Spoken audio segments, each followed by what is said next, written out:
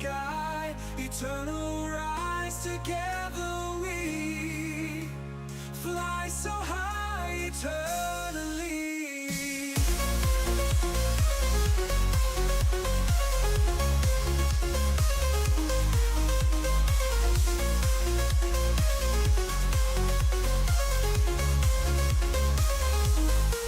Beats are pounding, endless drive. Feel the rush, we come alive. Infinite, the world we see. Close your eyes and just believe.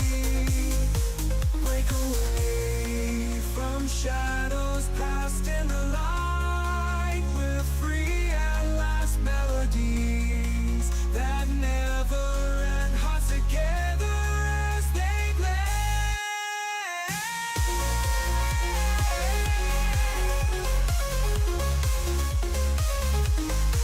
Up above we come alive, chasing dreams into the sky. Eternal rise, together we fly so high eternally.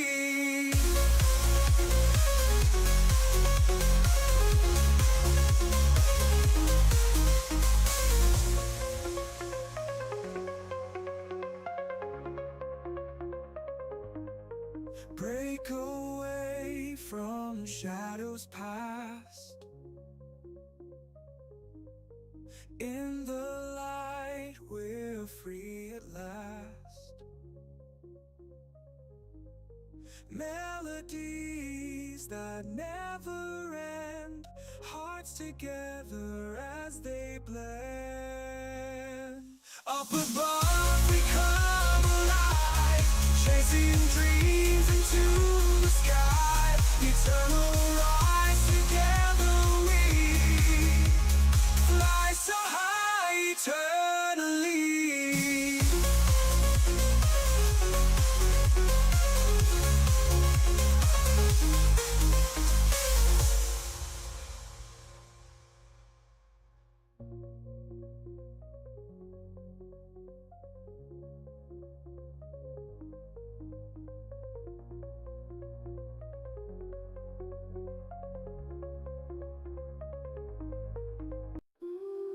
Fallen stars, shattered dreams, echoed cries, silent nights. Heart is breaking, tears keep falling. Nothing ends these broken pieces. Love is fading, can't stop calling. Need you now, but you're gone.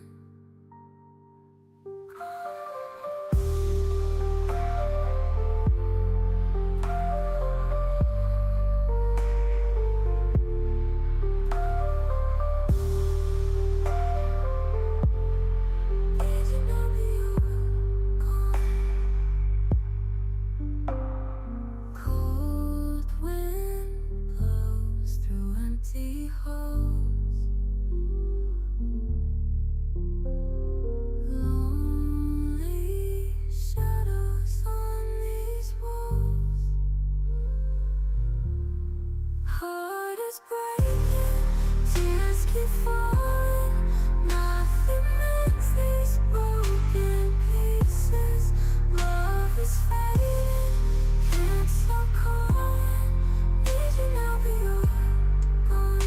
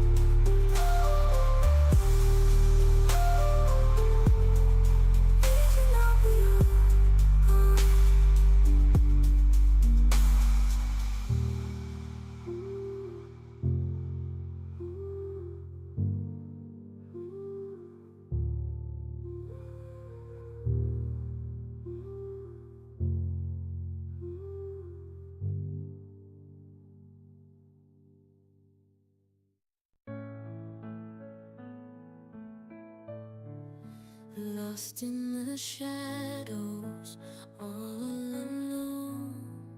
Silent tears falling, heart turned to stone. Whispers of love echo in my mind, faded memories, a love left behind. Searching for solace in the depths of despair, torn apart, emotions too much to bear, aching heart, like a fragile glass, shattered dreams, now only remnants of the past. I'll sing my sorrow in every note I play. Aching melodies carry me away. In the silence, my pain I'll release. Through the beauty of sadness, I'll find my peace.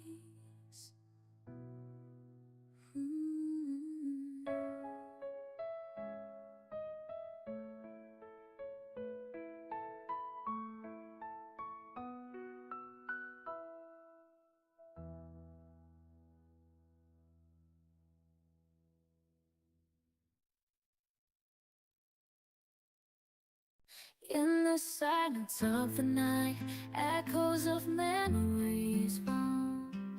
Whispers of your laughter, now just echoes in my home.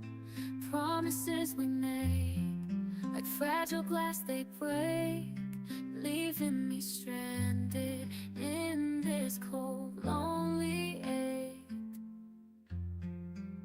So I'll sing this sad refrain for hearts that bear the pain of love lost in the rain, and dreams that couldn't sustain.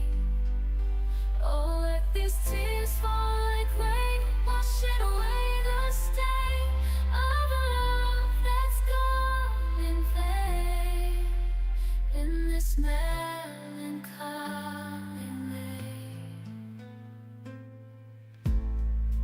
pictures on the wall, a reminder of our past. Moments frozen in time, but the feeling did last. Every note of our song now feels out of tune. In the silence of my room, I'm haunted by the moon. So I'll sing this sad refrain for hearts that bear the pain of love lost in the rain, and dreams that couldn't sustain. Oh, let these tears fall like rain, washing away the stain of a love that's gone in vain. In this melancholy lane, I'll gather up the shattered pieces of my heart and try to find a wake, a brand new start. But the echoes of your love will always remain, a bittersweet melody in this heartache's refrain. So I'll sing this sad refrain for hearts that bear the pain of love lost start. But the echoes of your love will always remain, a bittersweet melody in this heartache's refrain. So I'll sing this. So the stars glowing, lights are all around. Piano notes are flowing, taking us off the ground. Drums are beating loudly, setting the rhythm free. In this journey through the spectre, we will find our glee. Melodies are soaring, reaching for the sky. Electronic waves are roaring as we start to fly. The energy is surging, pulsing through our veins. In this journey through the spectre, no one can restrain. We're dancing in the light as the night turns into day. We're conquering the shadows, finding our own way. Together we'll ignite and let our spirits flame. In this journey through the spectre, we will never fade away.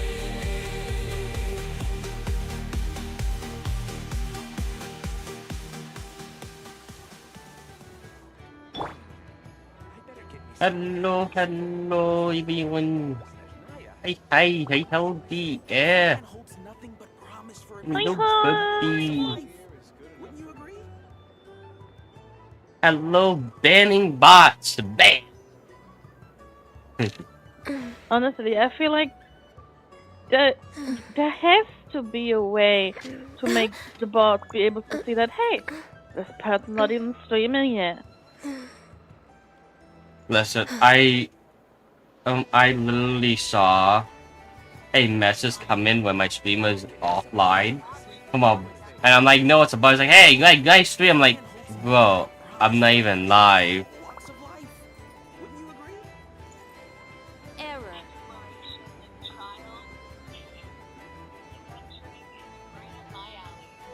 Honestly. Like, if you do bot fishing, at least put effort in.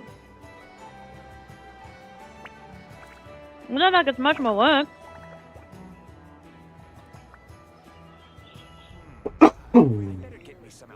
It's not. It's one single if statement. We're way behind Super schedule. easy.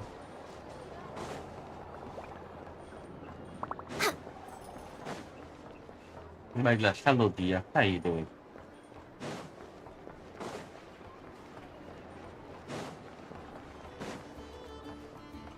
Yep, time to continue with the art conquest. Let's see. We are on Act 4 now. 4 more acts to go.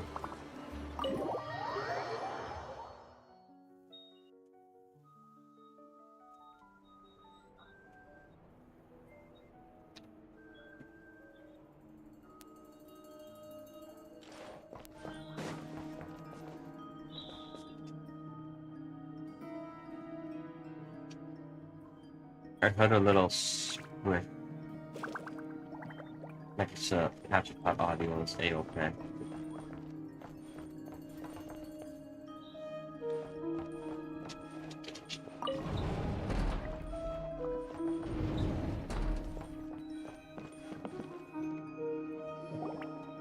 You a goober? Ah, Thank you for waiting. But are you goofy? No, he's goober.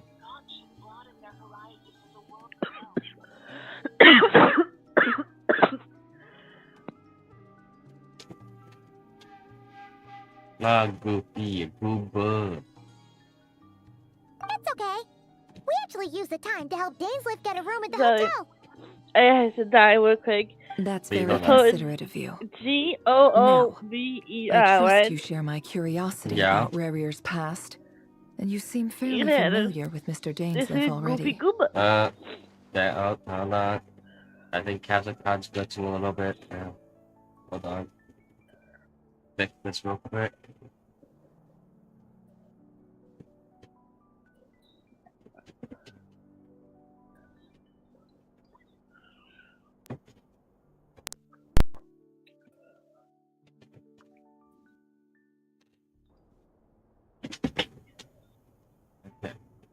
Okay, fine. I'll let you know. Okay.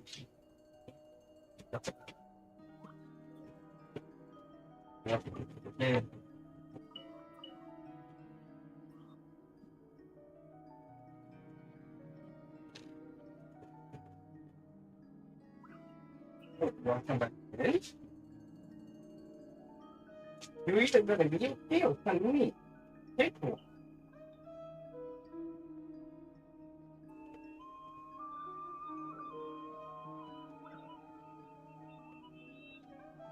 Finally, my door open. Put off my heat.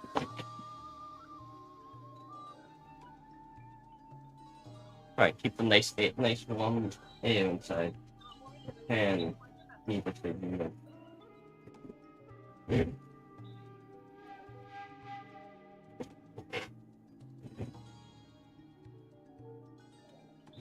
Oh, let me check out. Almost.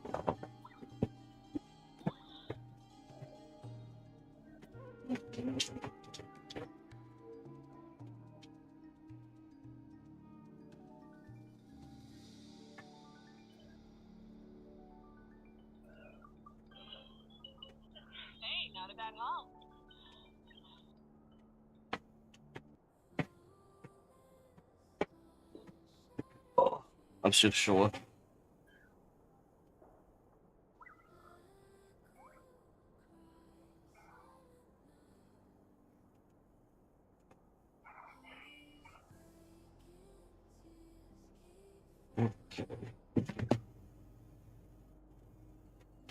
We spoke at some length after the meeting.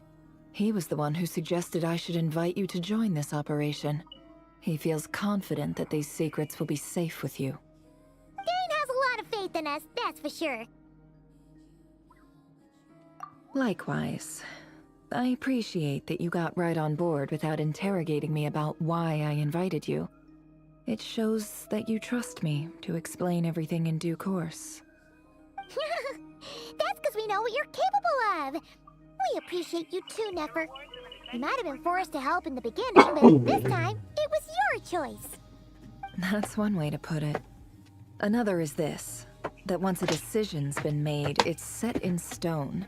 After that, my only goal is to see it through. Alright, so here's how it is. I'm going to access Rarier's thoughts again using my confidential method. Now, I'm sure you've seen things like this before on your travels, so you're surely well aware of how dangerous it can be. The reason I've gathered you all here is to ensure my safety during the proceedings. I plan for us to enter the fragment of his consciousness together, and once inside, I will focus on searching for information. Think of this as a diving expedition into someone's That's a cute brain. emoji. If I'm the diver, you are my safety equipment. It's a Task is gooba. keeping me alive while I'm under the surface. Once the ceremony begins, we will all be spying on privileged information. But in the interests of safety, you must remain absolutely silent at all times. We will discuss our observations after the ceremony has concluded.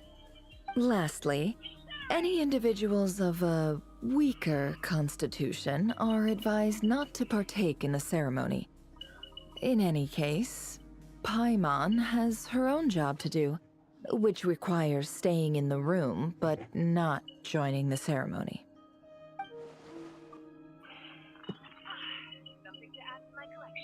Do you know what the portable bearings that you can find Nope, I just in pick them up. North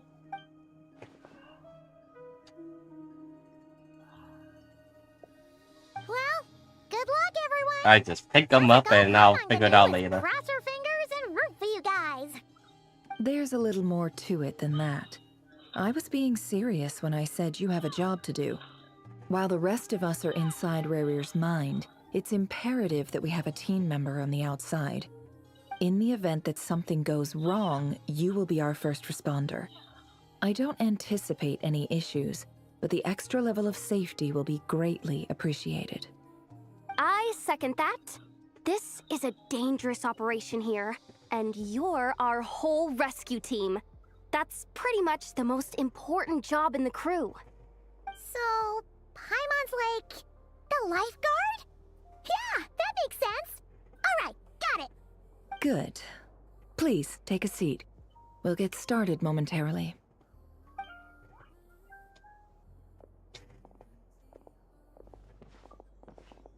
So, did Mr. Dainsleif tell you anything else?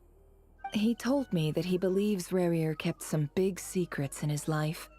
He's not sure that they were the cause of his eventual downfall, but he's asked me to uncover what those secrets were all the same.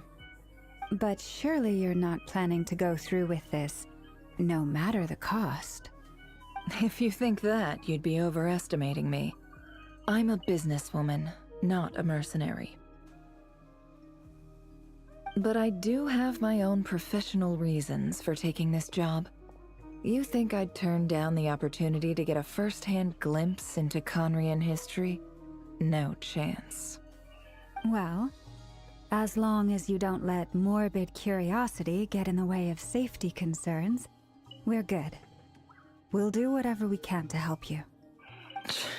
You're such a killjoy.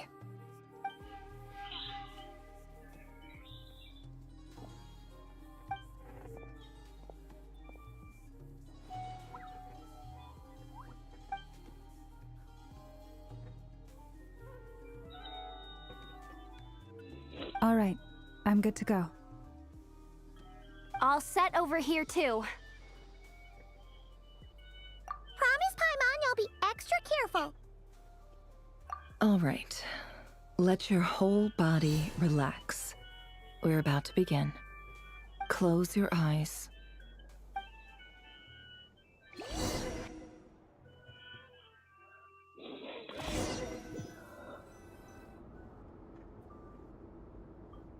Phew. Could this be his office? Pretty standard setup. Bookshelves, paperwork, files. According to Dainsliff, Rarier used to be an intelligence operative. Chances are there's plenty of top secret intel stashed away in this room. Is this where you keep your secrets, Rarier? Can't say I'm not looking forward to this.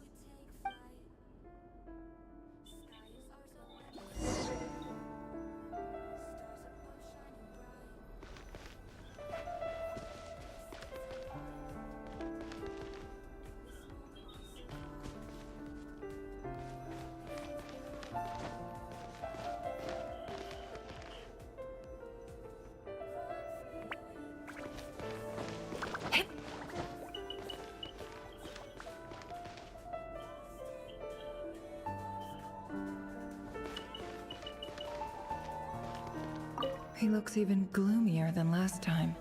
I wonder what's changed.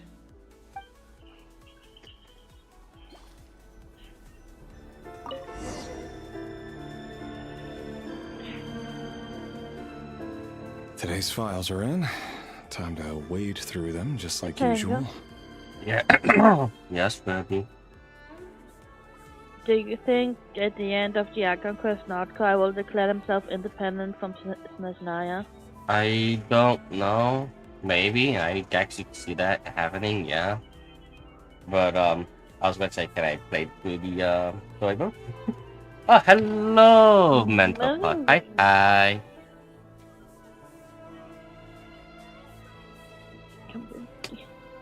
You said first year people.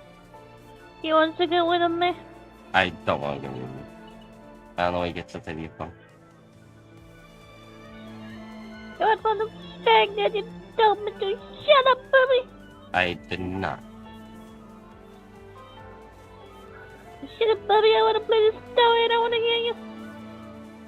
I did not say it like that. I'm trying. I'm just reminding you. Mwah. Also, I can hear you again.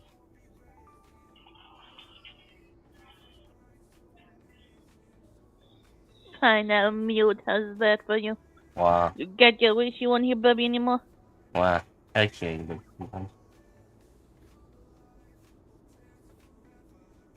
Anyway, love you, baby. Mwah. See, he even said thank you because he doesn't want to hear baby. Wow. Yeah, man. Yeah, about that.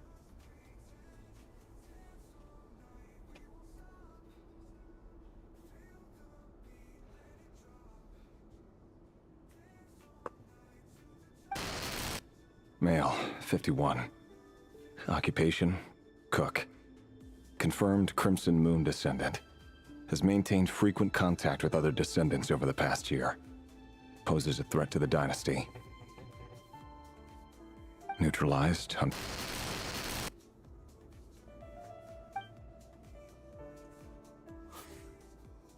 This one should be archived under purged targets.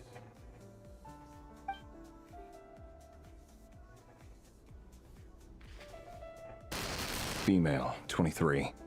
Occupation, office clerk. Confirmed Crimson Moon descendant. Has maintained frequent contact with other descendants over the past year. Poses a threat to the dynasty. Neutralized.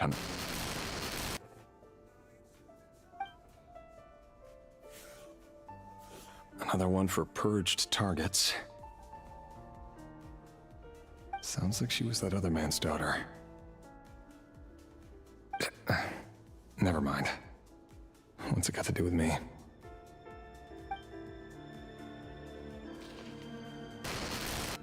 Male, 40. Occupation, teacher. Confirmed Crimson Moon descendant. Has been observed making contact with other descendants during the past year. Poses a threat to the dynasty. Neutralized on...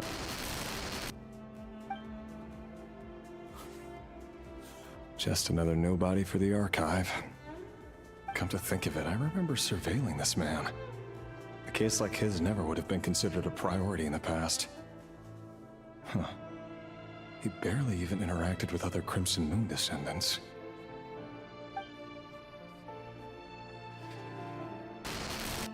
Female, 16. Occupation, none. Orphan and confirmed Crimson Moon descendant. Has been observed making contact with other descendants during the past year. Poses a threat to the dynasty. Neutralized on... Filed. I have no recollection of this girl. None whatsoever. She doesn't seem to be anyone important, but then again, how many of them really are?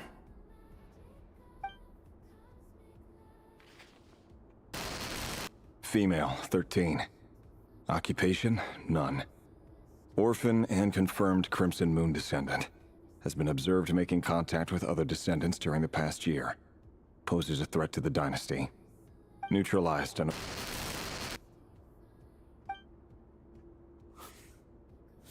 Filed.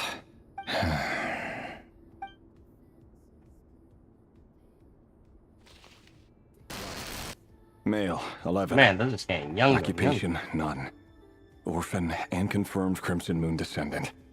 Has not been observed making any contact with other descendants during the past year. Poses a threat to the dynasty. Neutralized on...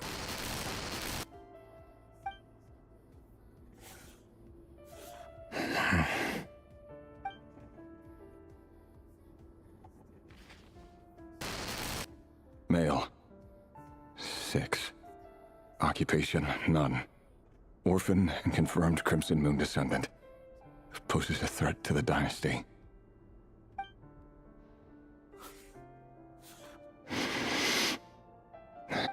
It's funny, isn't it? Your job is becoming both harder and easier at the same time, depending on how you look at it.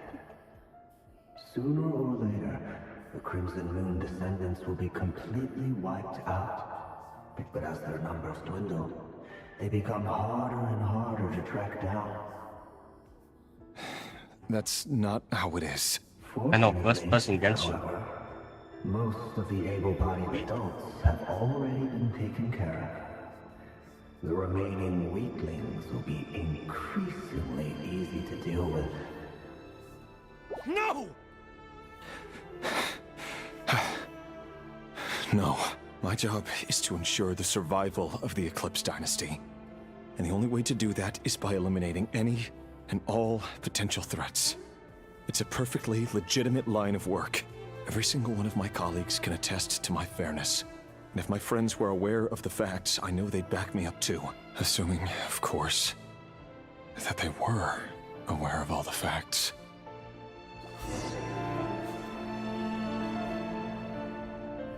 He looks even gloomier than last time. I wonder what's changed.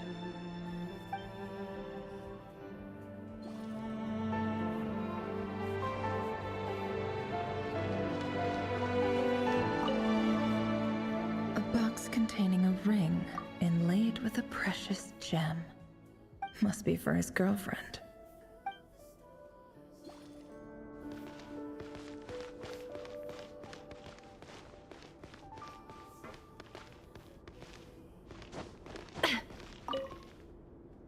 Bookshelves full of documents.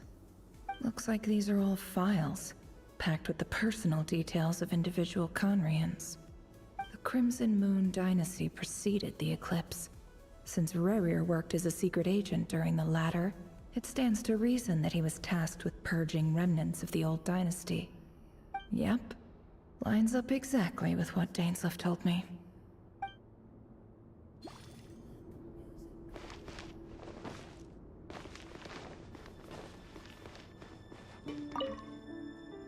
A file tucked inside a folder. The title reads, Dear Breakfast Shop Owner. It's a list of names. But at this stage, I have no idea who any of them even are.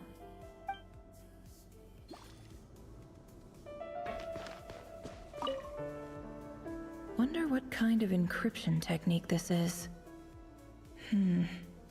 Seems like it has to be inserted into that camouflage device nearby. Aha! It's an audio recording. Please, hear me out. I can't shake this feeling that someone's been spying on our house. No, I'm not being paranoid.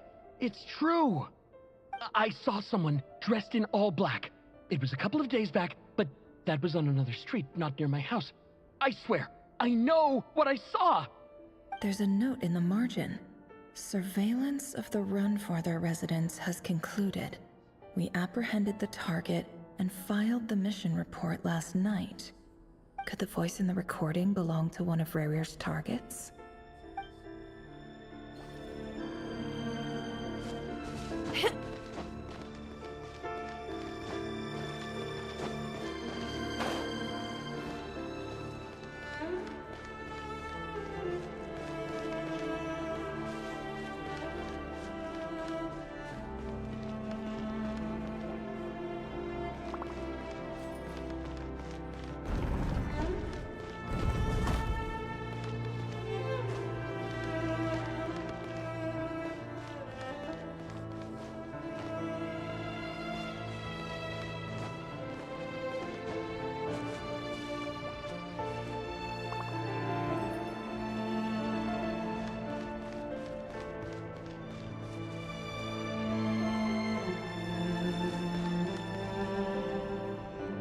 Mr. Vedifalnir?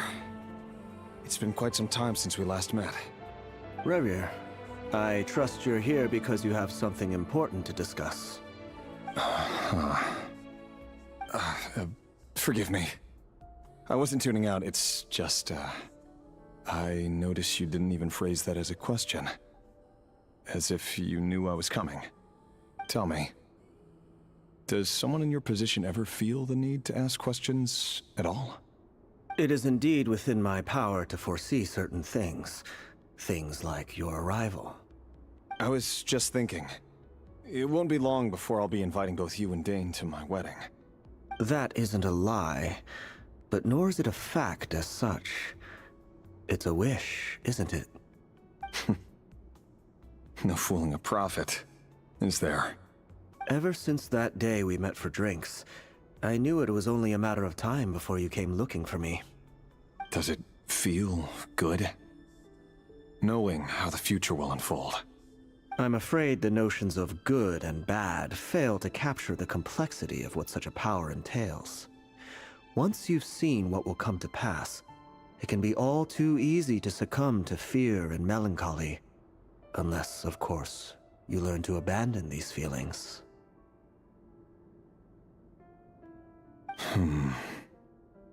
You fear my silence, and long to hear the words I left unspoken that day.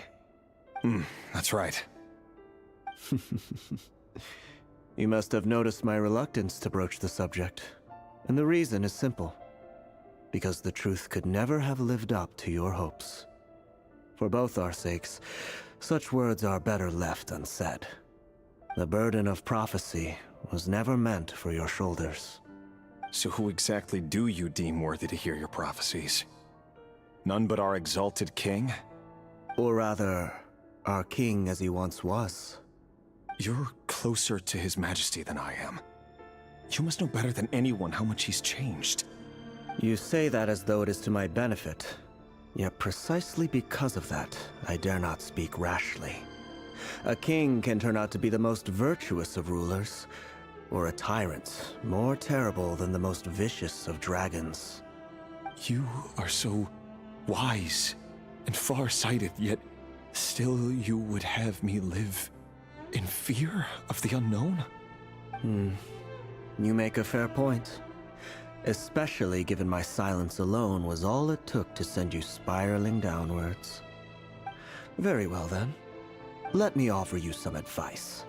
And I say this not as a prophet or a visionary, but simply as the brother of your friend. For many reasons, there is very little chance of your marriage ending in happiness. If happiness is what you seek, you should find another fiancé.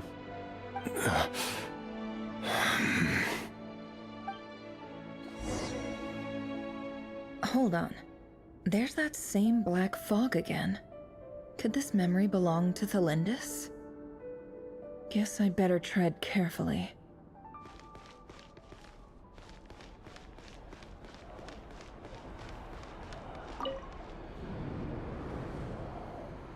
Wait. Hear me out. This time we finally got a clear look at his face and learned his true identity. His name is Rayrir, and he claims to be one of the king's guards. What did you say? A cruel irony, isn't it? The man you're set to marry leads a double life as a brutal executioner. Why are you telling me all of this now? Simple. It's because I want you to kill him. You are the only person he would never suspect. No, absolutely not. I would never dream of doing such a despicable thing. So you'll just stand by and watch him slaughter us to the last? Do not forget that the blood of the Crimson Moon flows in your veins too. The blood of the Crimson Moon? What does that matter now? The dynasty has long been dead and gone. You think that alone is reason enough for me to throw away everything I have? Why wouldn't it be? You two were once a child of the Crimson Moon, just like me. Don't tell me you've never felt so much as a flicker of fury for the way we were trampled into the dust. As long as you promise to abandon this pipe dream of restoring your dynasty, I can try to persuade him. Or have him persuade the Vinster King. Persuade the Vinster King? Do you even know why he's so obsessed with hunting us down? Why he keeps trying to force us to hand over our secrets over and over again? Or why we refuse to give up on restoring the dynasty? The Vinster King.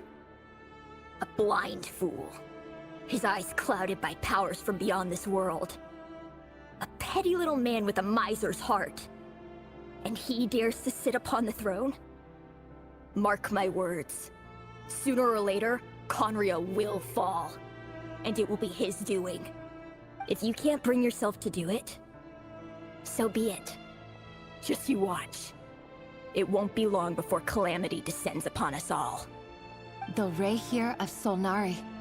That really is quite a secret you've been keeping from me, Rayrir. But who am I to talk? Am I really any better? I've kept my own past a secret this whole time too. Love should be built on honesty.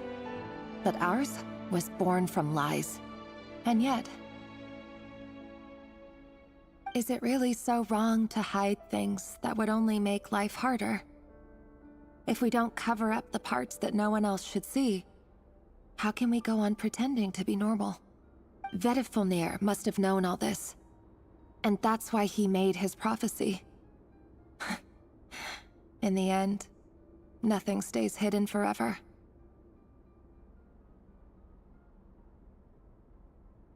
But I won't just sit by and watch this disaster unfold. I'll do everything in my power to protect what I cannot afford to lose. no matter who I have to face.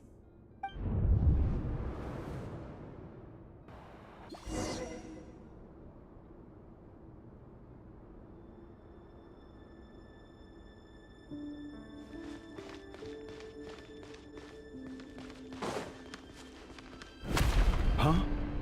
Was that Rerir who just walked past the window? Doesn't it give you the chills that he still takes the same road to work every day? As if nothing ever happened. Those people at the deli. Enough already. They're clearly pretty taken by their own disguises, so just smile and play along. Pull the rug from under beasts like that, and you'll risk having your throat torn out. Deli? Oh. They're talking about those people from the opposition. Right. I'd almost forgotten they used to run a deli. People of no consequence always vanish so easily. And no one even remembers them.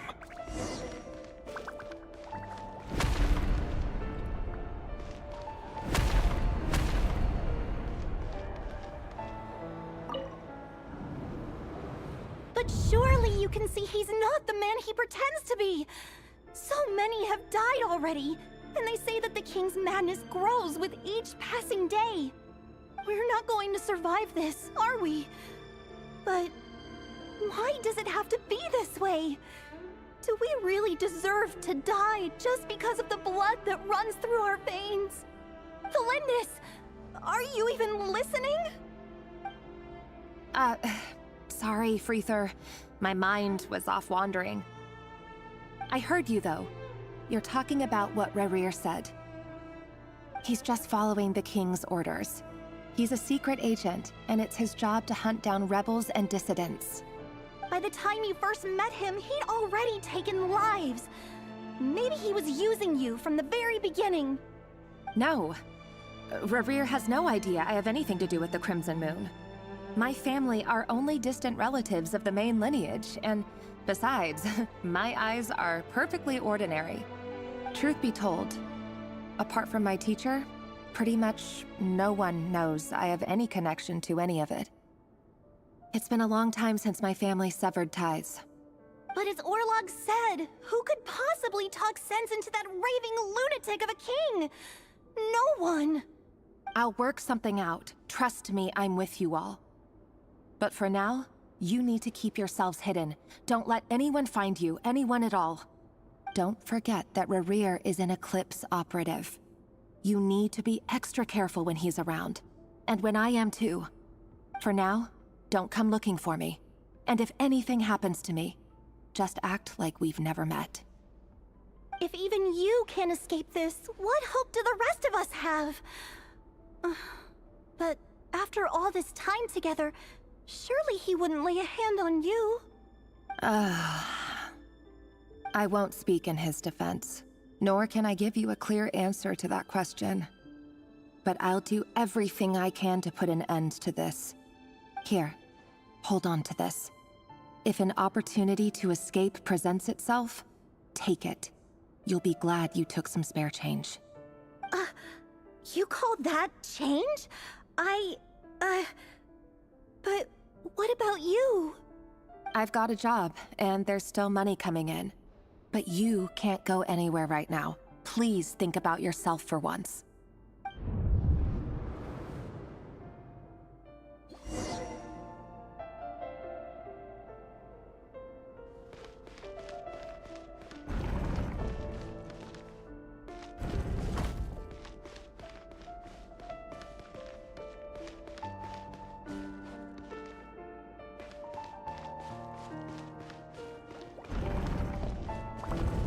Another day, another round of assassination training. Training ground is just beyond this hidden passageway. When you kill a person, doesn't it bother you when you end up covered in their blood? Why would it? Aren't we all just walking blood bags? But not everyone is accustomed to hunting down others like prey. You've been a hunter for so long now, you seem to have forgotten that most people don't just go around killing one another. Leave me alone.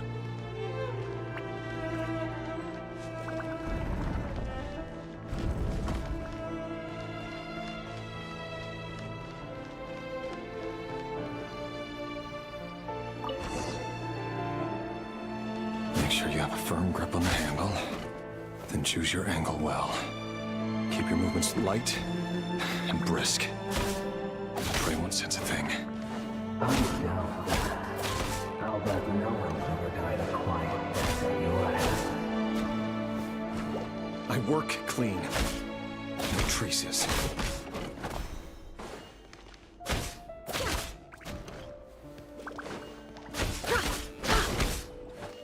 That doesn't make it open above board, though.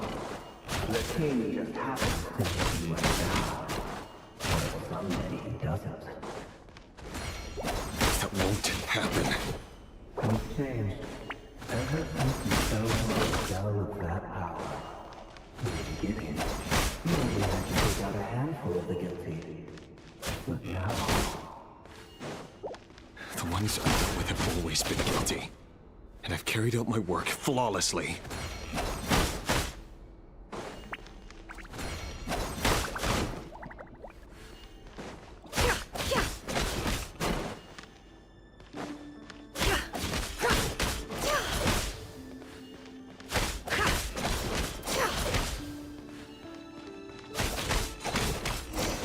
You know why Olympus didn't accept your proposal, don't you? Was it because you didn't trust you? Or something else? Enough!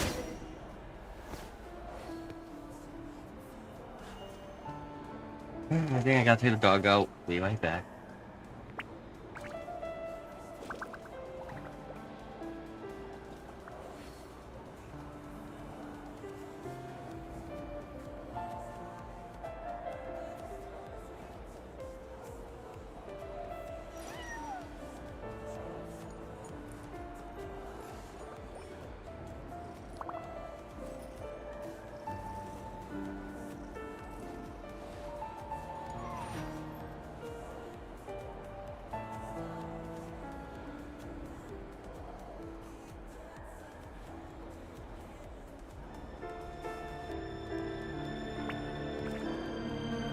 Emotions are like a raging torrent that surges through the mind. More often than not, if you try to hold them back, you'll be swept away by their unstoppable force. And if you try to ignore them entirely, you'll end up tearing yourself to pieces.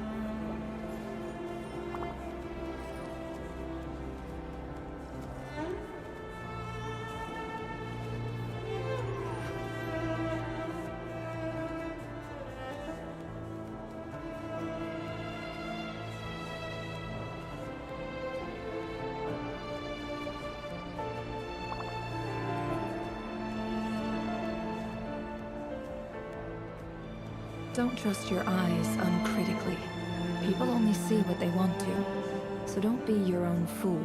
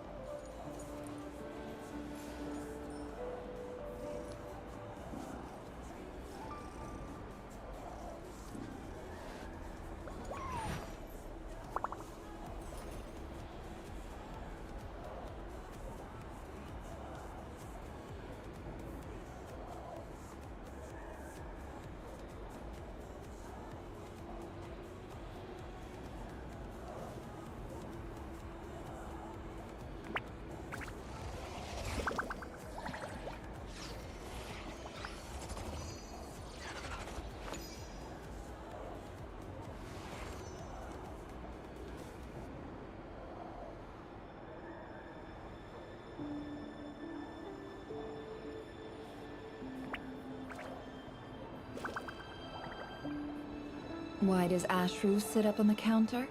To welcome our clients, of course. A kitty's gotta earn his kibble somehow.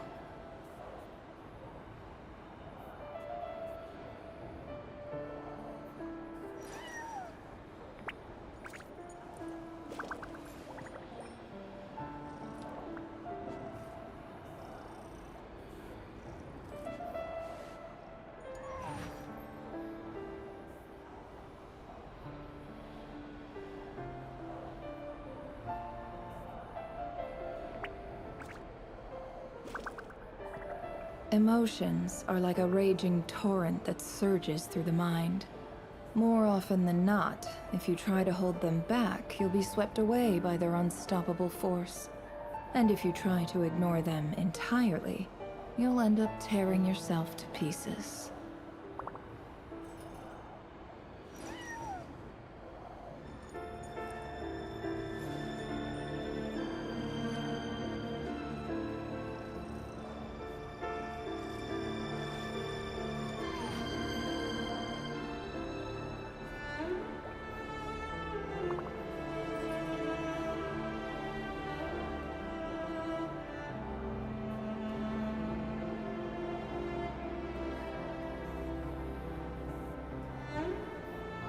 Why does Ashru sit up on the counter?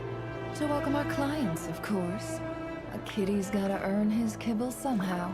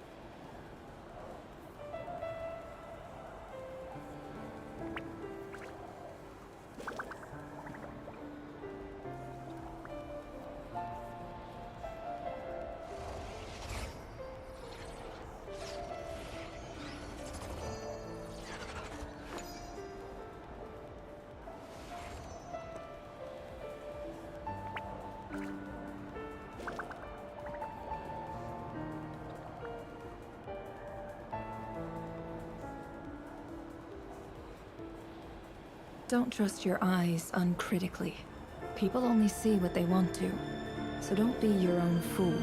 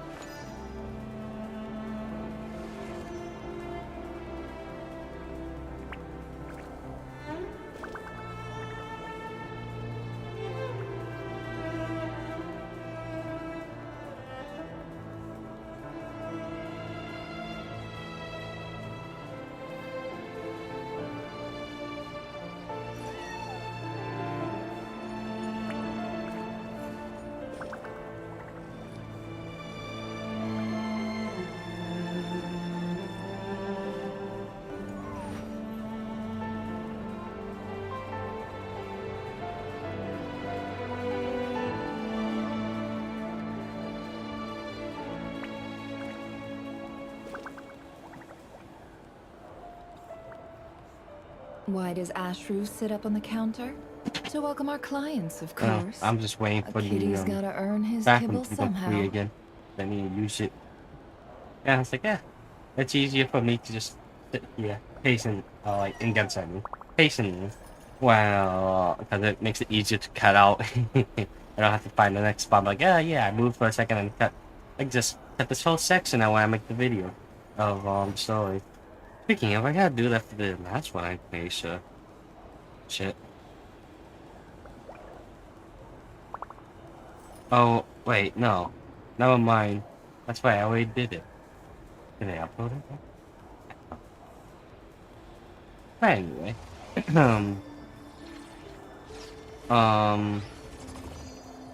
I saw that, my train sim, no commentary video, got a lot of views. I'm like, what? There's like hundreds of views, and I'm like, 100+ More views. often than not, if you Now try to that hold them back, is you'll be great. swept away by their unstoppable force. You're like, And if you 100 try to views is ignore not them that much, but entirely, you'll end that's up like the tearing first time I yourself to started seeing pieces. triple-digit views.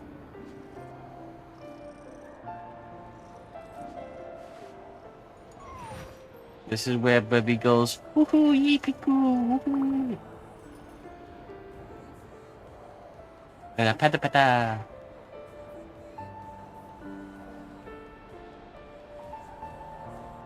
He's just silent. He's ignoring me. Where's my Bubby?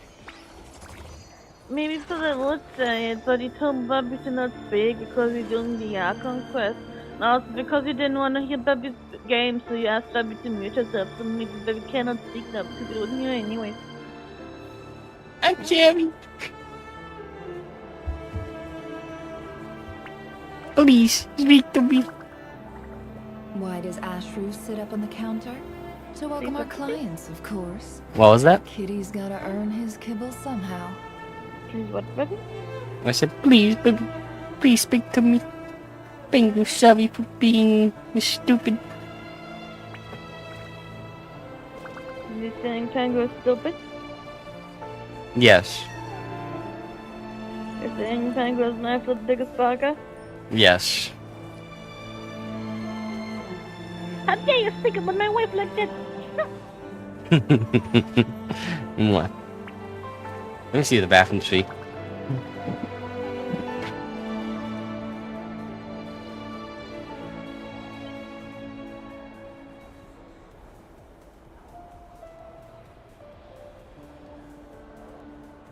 Don't trust your eyes uncritically. People only see what they want to. So don't be your own fool. Man, still? Huh. I see my camera also stopped at one point.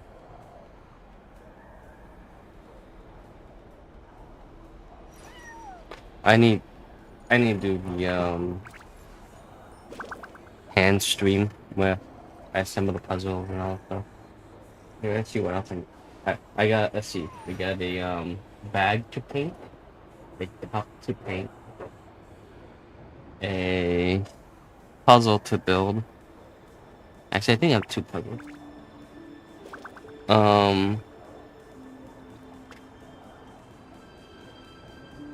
Why does Ashru sit up on the counter? To welcome our clients, of course. A kitty's gotta earn his kibble I don't have the soldering iron thing. I can't do that yet.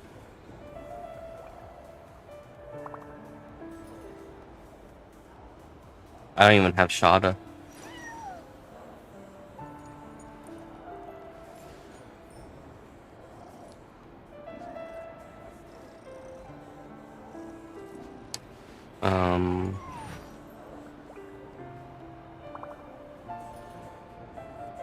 But yeah, I gotta at least do those other things.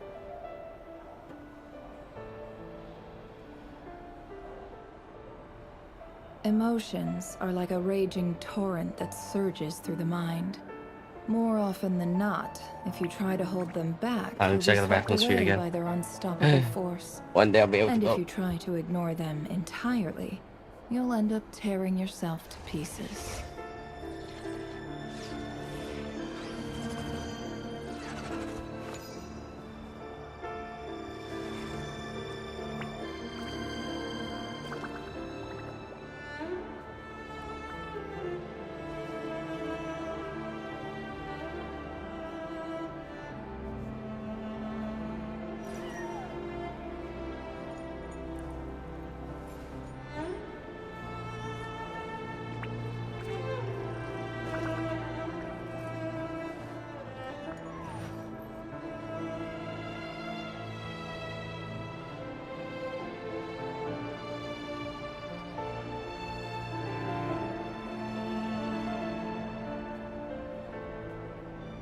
Why does Ashru sit up on the counter?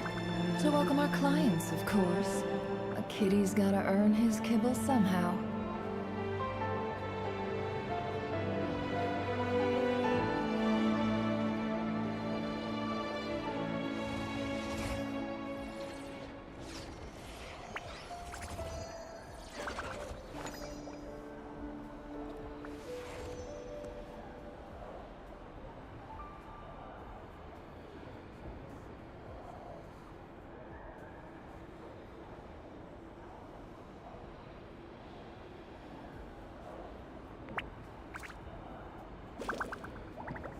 Don't trust your eyes uncritically.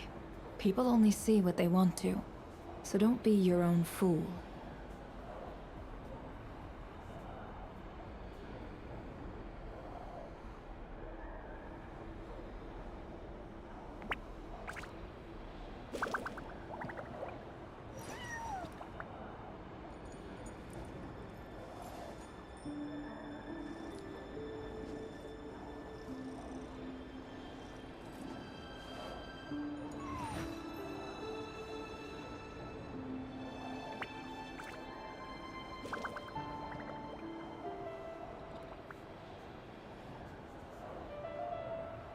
Why does Ashru sit up on the counter? To welcome our clients, of course. A kitty's gotta earn his kibble somehow.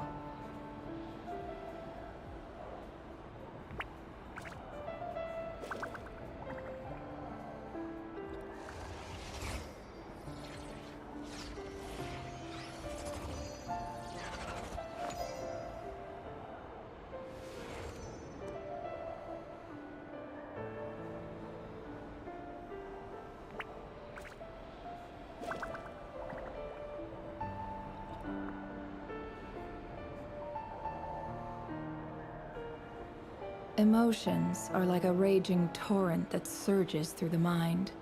More often than not, if you try to hold them back, you'll be swept away by their unstoppable force. And if you try to ignore them entirely, you'll end up tearing yourself to pieces.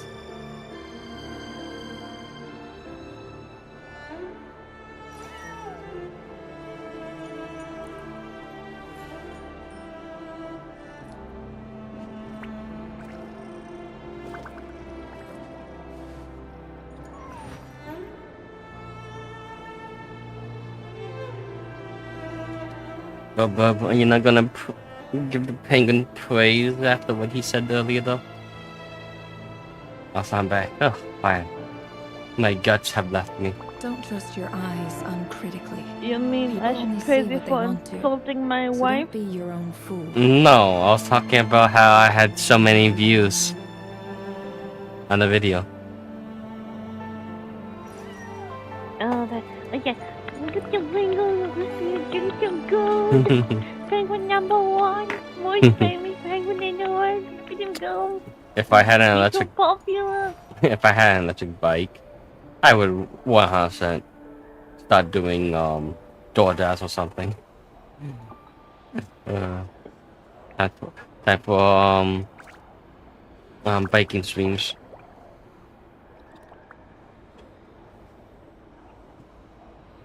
Emotions it's are funny like a people do it raging with a torrent non-electric that bike. surges through Yeah, the right. mind.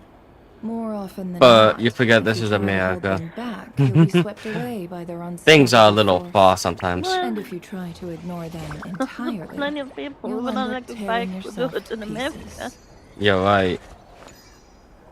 But I also haven't ridden a bike in a while, so at least the electric bike will help a bit to, you know, readjust to biking. No, man. That and might as well get an electric one.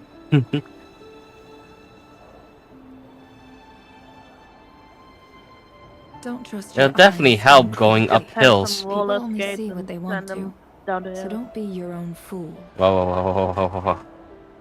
It's gonna be impossible for me to get back up the hill. I mean, you got your airbag pre-installed in you because you're penguin. It's like, you have nothing to worry about. Valindis, do you still remember Orlog?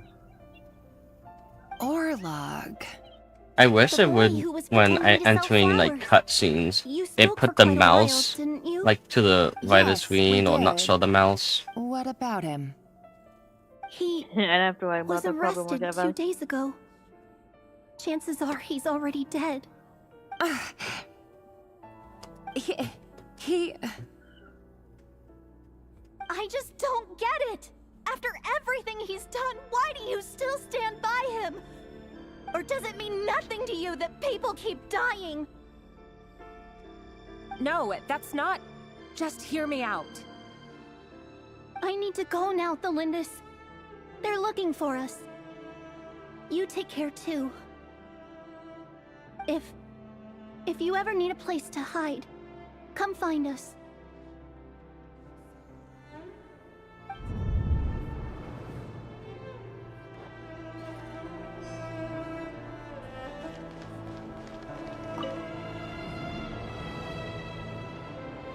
Author Thelindis. Over the course of this week, the research object was subjected to interference for a total of 47 hours for experimental purposes. The results are as follows. All subjects of observation that were sent inside have now... The situation within is proving more problematic than anticipated. No progress whatsoever. What now? Won't you give me even a glimmer of hope? Things are getting worse by the day. I have to find a way or we'll all be in danger.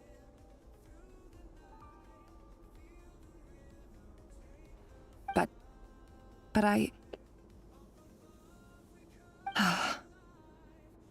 If all this research comes to nothing, what then? Sooner or later, it'll be my neck on the line. But could he really bring himself to kill me? No. Surely he wouldn't have the heart.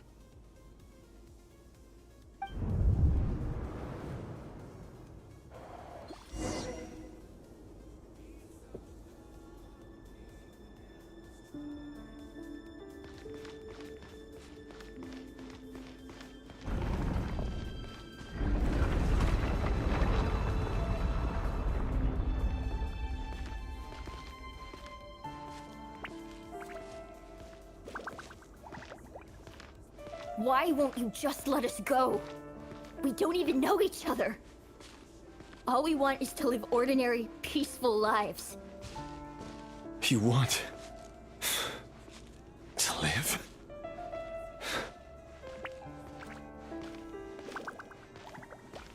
Yes. I just want to go on living. Is that really such an unforgivable crime? Yeah, I'm sorry. Living is a crime. You want to go on living. I want to keep living too. To keep living forever. That's why I have no choice but to continue on the path I'm on. If only some savior would suddenly swoop down and change the way the world is. Too bad that's not going to happen. Imagine that.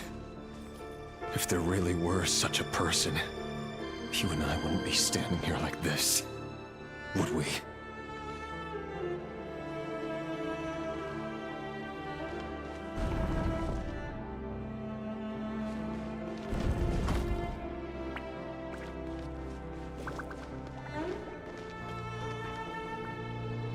One thing I don't These really files are in. understand Time to wade through is them just in like these usual. flashbacks to No, I Kanuya, don't get tired why of is it still such It's my a like job.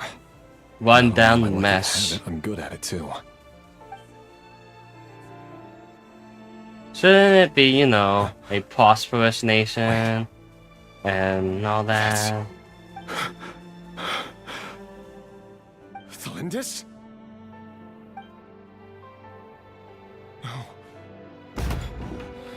No. No! Why? But you bear no mark of the Crimson Moon. How could you possibly have anything to do with them? It cannot be! A diluted bloodline. Carefully concealed. I see it now. You've been living in the shadows just like me. What a fool I've been. Numbing myself with talk of justice. Even imagining my friends would back me up.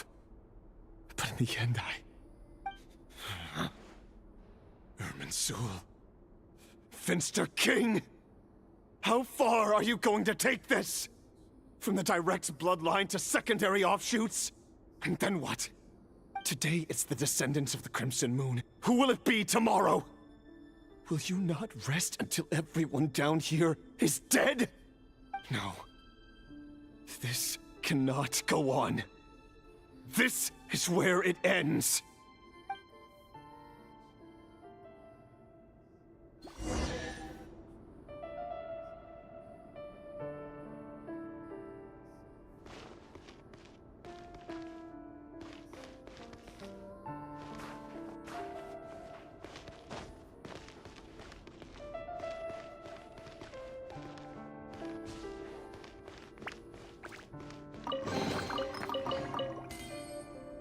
But as I was saying, I'm like, we're supposed to be in Conria, you know, past Conria, so why are there roots growing out of the floor here? Why are there plants over here? Why are all the walls, like, ruined? Makes no sense. This is something you find in, like, modern Tibet. Well, I guess maybe not, this big, though.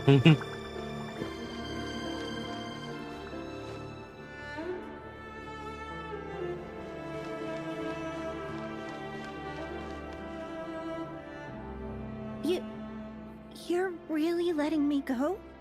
I am. As long as you can guarantee that no one will find you. Don't worry, I'll be extra careful. No one will know I was here. But what about you? Me? If you let me go, you won't be able to complete your mission, will you? Good point. In that case, maybe you should stay. No, please! I just want to see the outside world again. To... Go on living? Yes. I know you're a man of your word. So please, just let me go. If I let you leave, what will become of me? Just kidding. Go, now. But remember, don't let anyone know you were caught. We'll be seeing each other again very soon if you do. Even shadows in the dark must live by a code. But you can't save everyone. You've been whispering in my ear for days now, Vedifalnir. What are you trying to do? Break me down? I only say this because you long for an answer to your problems. Let her go, Rerir, or you risk losing everything. I will not abandon Thelindis. Then you'll need a little more vigilance and a lot more power. The world is changing, Rerir. Keep your eyes peeled for your moment of opportunity. That voice used to be so unclear. But now I know exactly whose it is. It's Vedifalnir. He won't tell me how to actually resolve any of this, but he keeps trying to manipulate me like a puppet. What's his game here? Tell me then. What will this moment of opportunity look like? And no answer. He's like a ghost. Always disturbing me when I'm on edge, but never answering when I need him most. So, the Eclipse Dynasty was purging, well, massacring the descendants of the Crimson Moon. And it seems like it was all connected to the Finster King's research. The King's obsession with abyssal power left the future of Conria hanging in the balance. No wonder every aspect of Rerir's life was so unstable. And it looks like this Thelindis, Rerir's would-be fiancée herself belonged to a sub-branch of the Crimson Moon Dynasty's descendants. It almost defies belief that a couple like them could hide the truth from each other for so long. If the Vinster King hadn't intervened in such a drastic way, they might have gone on deceiving each other for the rest of their lives. And why does Vedderfanir, Daneslif's older brother, keep talking in Rerir's head? This guy kept more secrets than I ever imagined. The human mind is like a vast desert of shifting sands. When you follow the flow of someone's memories, you only ever see the parts they're willing to let surface. Time for something a bit more creative. We've been inside Rerir's mind this whole time, building up a picture of his psyche.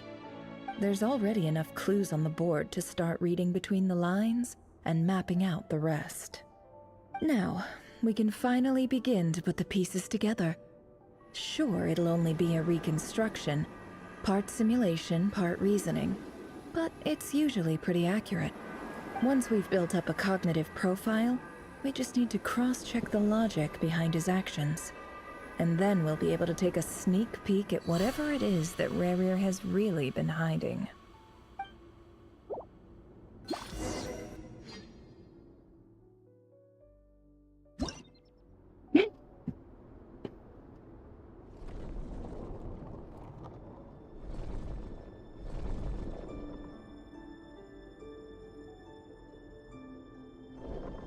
Rerir, are you there?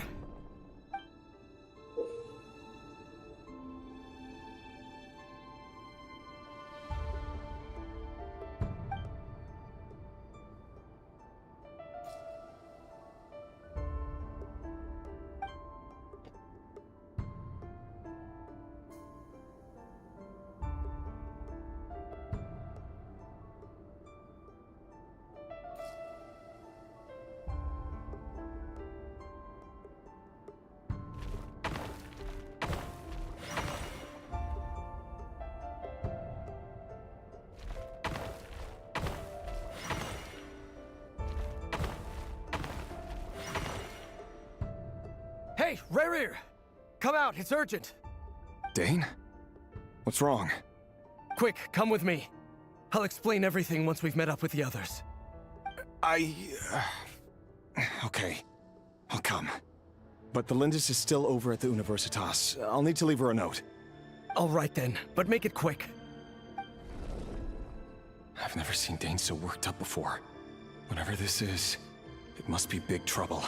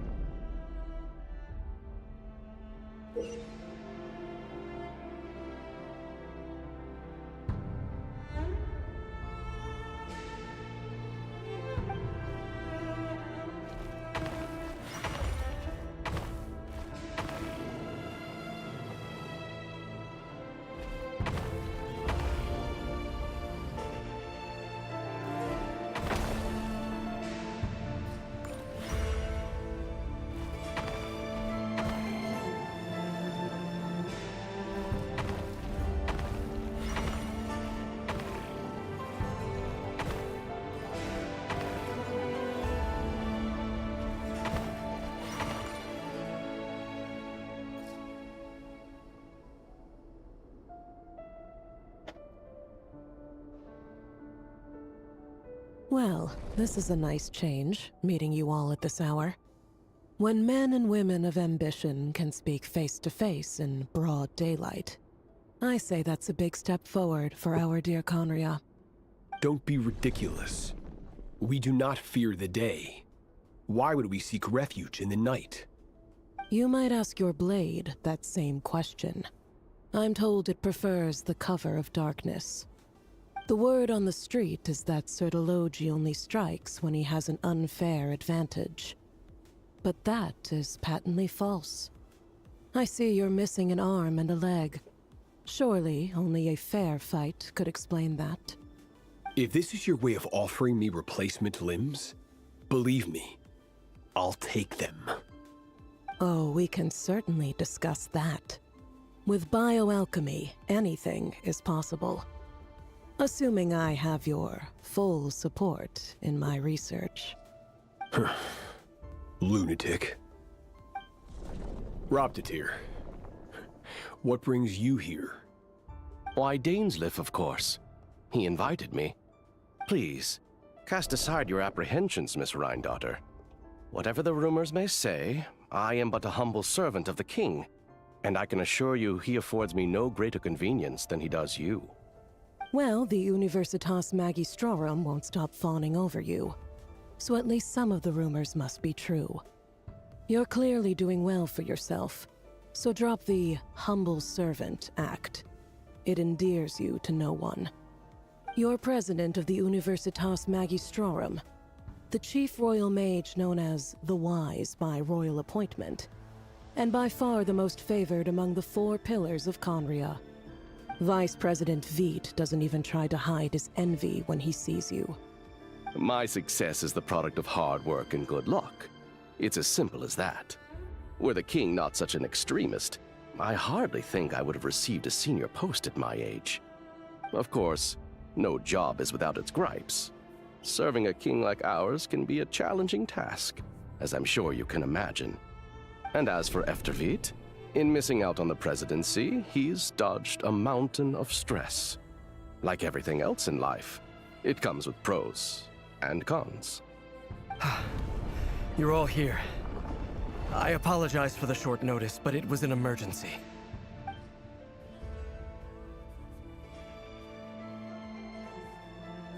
You must be Rarir. Mr. Sertologi. Yes, I handled your case file during your sentencing. Nothing personal, of course. I'm pleasantly surprised that you remember me. You're clearly a person of substance if you've been invited here. But Dainsleif, you'd better have a very good reason for convening this little gathering. It's my brother, Vedofenir. After he spoke at the court this morning, the king was so infuriated by his words that he had him blinded in both eyes and thrown in prison. Vedofenir in prison? Strange. I thought the king trusted him and Horoptatir more than anyone else in the world. Does this mean the king's circle of trust just got even smaller? It has nothing to do with trust. It's about what the king wants, which is as clear as day to anyone paying attention. I simply appease him, because it's in the best interests of the Universitas Magistrorum. And also because you're slimy. Vedofenir, perhaps less so. But still, a visionless visionary? It rather inclines me to think that qualifications are not what get you ahead in Conria. Do you honestly think this is an important discussion to be having right now? Dane, what are you planning to do? Rescue Vedofenir, I assume. Correct. It will mean storming the palace by force. Tonight. I need all of you on my side. That's far too dangerous. And don't forget, Dainsleif, you're captain of the Royal Guard. You swore an oath to the throne. You've been planning this for a while, haven't you? I have no desire to commit treason. But whatever critique the king may have of Vedofenir, disfiguring your most loyal subject for putting the best interests of his court and nation first, this is not the conduct of a wise ruler. My blade will force the king to see the error of his ways. So, Vedofenir's prophecy enraged the king. I'm sure it wasn't what he wanted to hear, but if he won't take counsel even from the visionary, that is deeply troubling news. The extent of His Majesty's madness is now all too clear. The question is, how does a man like me get out of this situation unscathed? You have noble ambitions, Dane, but I'm afraid they don't do much for a guy like me. I'm not interested in saving the world. All I want is a letter of pardon. A letter of pardon? For whom? Thelindis? The chances of the Vinster King issuing a pardon for anyone connected to the Crimson Moon seem vanishingly slim.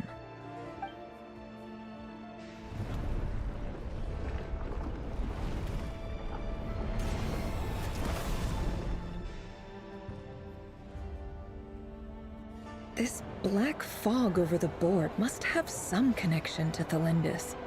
But why is it taking this form? Does it have something to do with Rarir's past? Another mystery I'll need to unravel.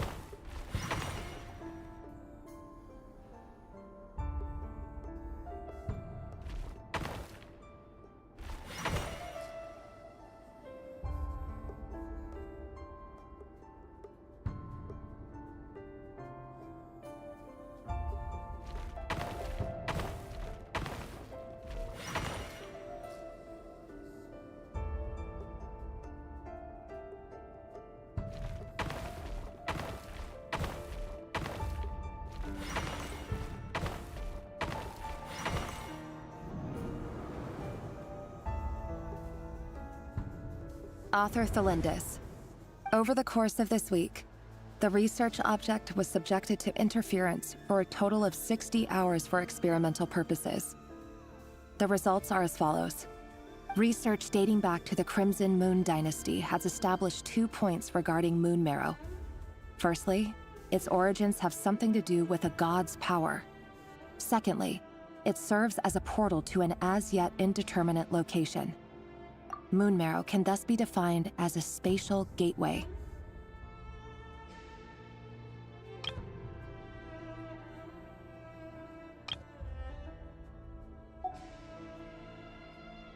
However, there are a number of hurdles to overcome before we can answer the question of where it leads to. To start with, opening the gateway requires a specific power source, which the relevant literature indicates. An enormous amount of power is then required to keep the gate open. Currently, the total power output of our instruments remains in the single digits. To make matters worse, I am now the only staff member remaining in the Moon Marrow lab. The Universitas Magistrorum recently decided to move most of its personnel into abyssal energy research, which has stymied all Crimson Moon-related projects. This is not a wise move. I have always maintained that placing all our hopes in a single source of power is risky, especially one as poorly understood as this. As well as making ourselves overly reliant on a single resource, we are neglecting other promising technologies. I apologize if this comes across as disrespectful. But as a Moon Marrow researcher, I desperately want to see the world beyond the gateway. If we really made it there one day, what would we find? And how would we go about taming the unknown? My imagination is endlessly fueled by questions such as these.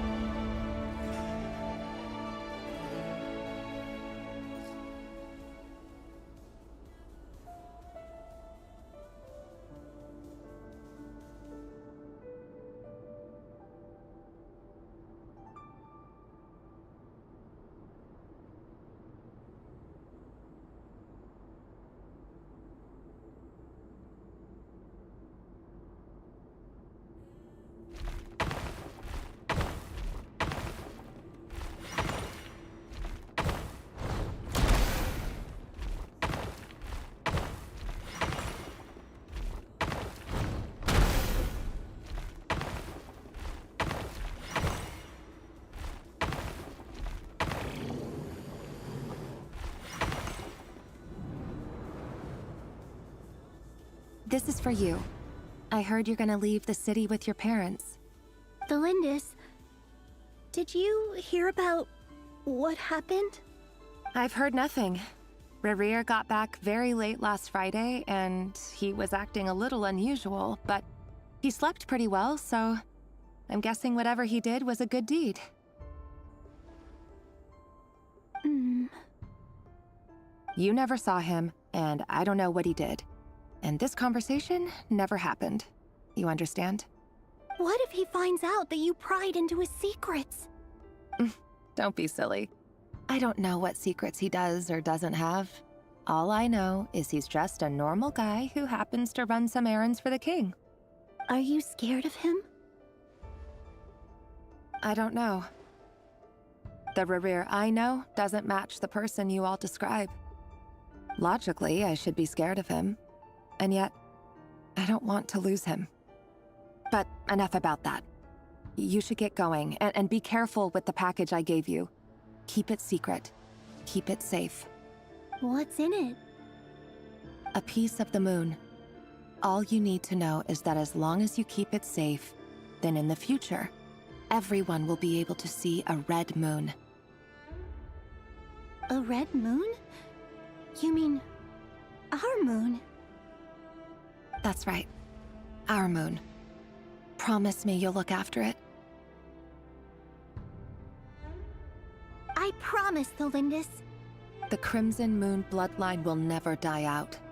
Its light, the color of blood, will become like a fire that flows in our veins, no matter how long it takes.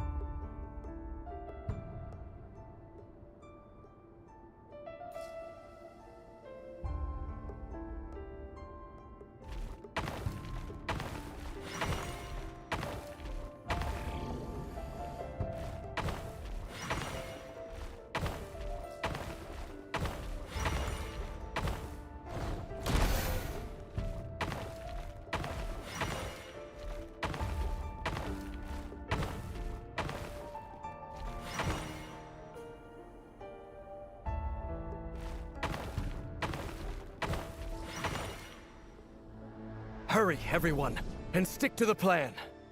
Sir Dainsleif, what are you? Is this treason? You know what happens to those who betray the throne. Please, don't do this! It is the king himself who has betrayed the throne. He has betrayed all of Conria. If you have any love left for justice in your heart, you should join me. It's showtime. Dane and his group will handle the troops in the palace. Then Hraptatir and Rhindaughter will disarm the security measures. My job is to enter the prison and rescue Vedifalnir. Stay safe. Wish me luck. Look after my brother. Draw your blade. It is time for justice to prevail.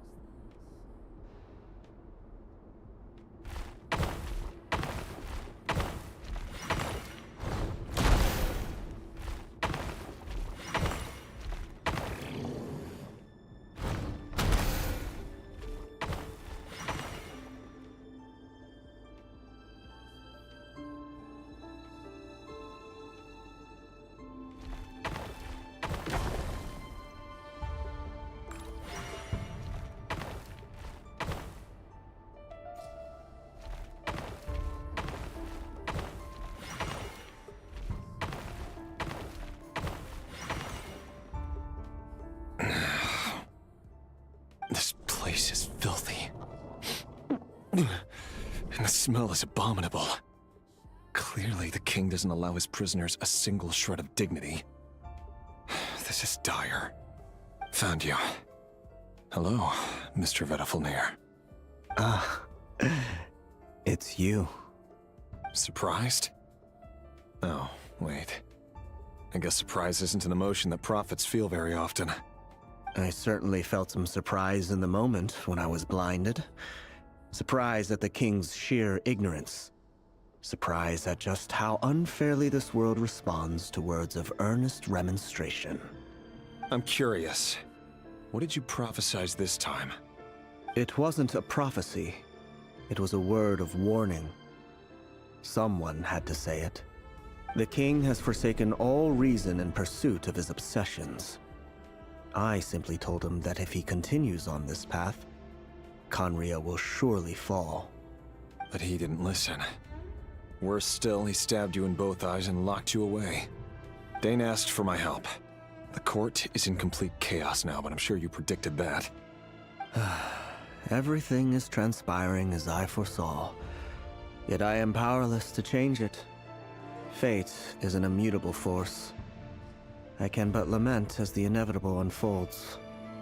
I do wonder whether giving a man the power to see the future does nothing more for him than slowly crush his spirit. Forgive my curtness, Vedafilnir, but the king did not suddenly turn on you today.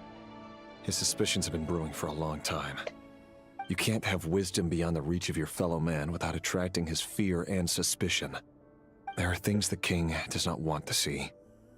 So, he doesn't want you having visions of them either. He blinded you because he thought this would make the visions stop. He wasn't entirely wrong. I did indeed lose my power to see the future. Right up until... Until what? Just now.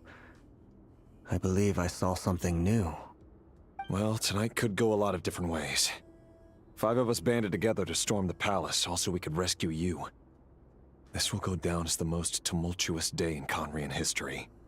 I sense hatred in you, but also hope. A desperate hope that with the tyrant deposed, that will be the end of the story. But this is not the end.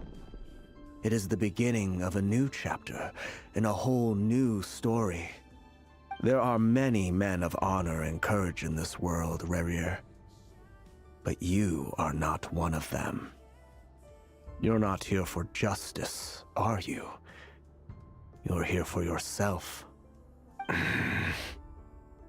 Is that a dagger? Interesting. Why not the polearm? It was always your weapon of choice. With your abilities, I don't doubt that you were able to recover some of your sight. But I also doubt that you want to make an enemy of me right now. Of course not. We're on the same side, aren't we? We could be. But I need you to be honest with me, Vedafilnir. At this point, you're my only hope for the future. You mean your future? With your beloved, Felindis? Yes. And I know there are bigger things at stake here. A dynasty, a nation, maybe the entire world. But forgive me, I care first and foremost about myself. I can't abandon the one I love to save myself. I just can't do it. But you see a broader picture of the future than I. You see the solutions to the biggest problems of our age. So tell me, what is my solution? What's the answer? In matters of fate, answers are either right or wrong. What will be and what will not. Maybe you are willing to pay a certain price in the pursuit of happiness, but unfortunately, fate does not negotiate. That is the cruelest thing about fate. It is unmoved by your sacrifices. That can't be true. I know it's your voice that I keep hearing in my head, urging me to see how the world is changing, to seek more power, so I can protect the things I love. You show me disaster, but you won't show me how to avoid it? Why? Why are you doing all this? My voice. In your head.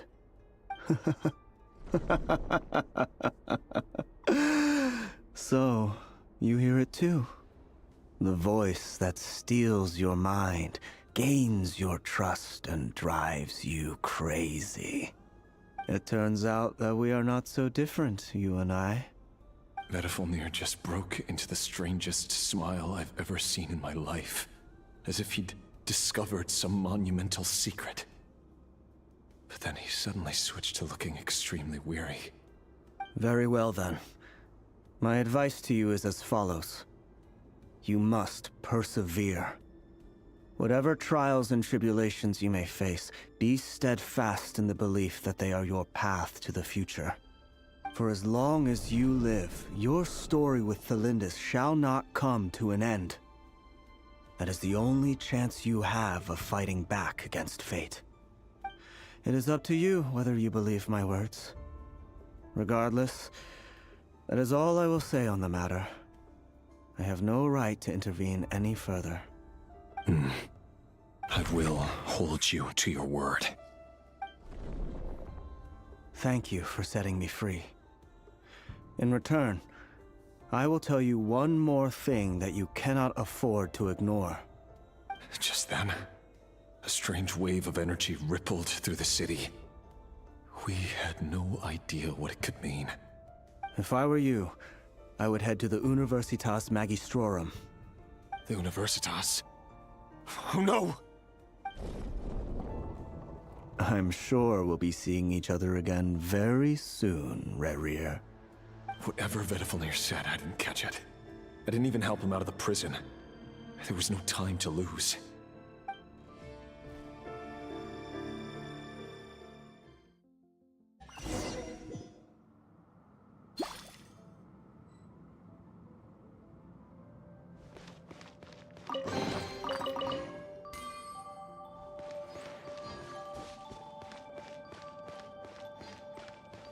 As I was saying, like you're even going to the king's chamber and like the big university or whatever, and like these big prominent places, but it's all ruined. Why is it ruined? This is memory. Like this is supposed to be past, Tanya, not present. It's not supposed to be a ruin, but why is it a ruin? Who thought this was a good idea? Because knowledge is stupid, only sticks and stones live forever. Oh, hello, Sawyer, welcome in.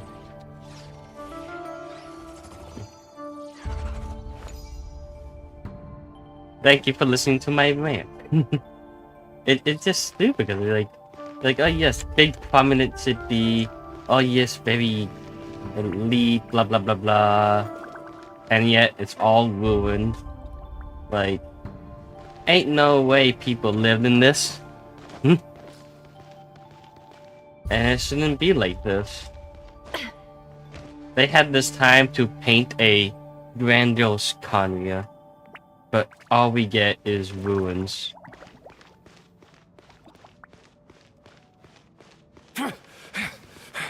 Monsters?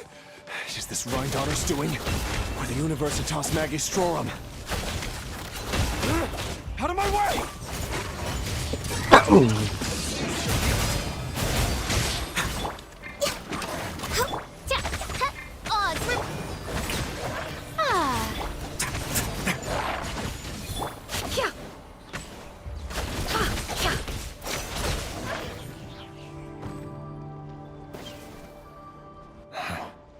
The Universitas. That reminds me of a rumor I once heard. Allegedly, the king installed secret mechanisms in the palace and around the city.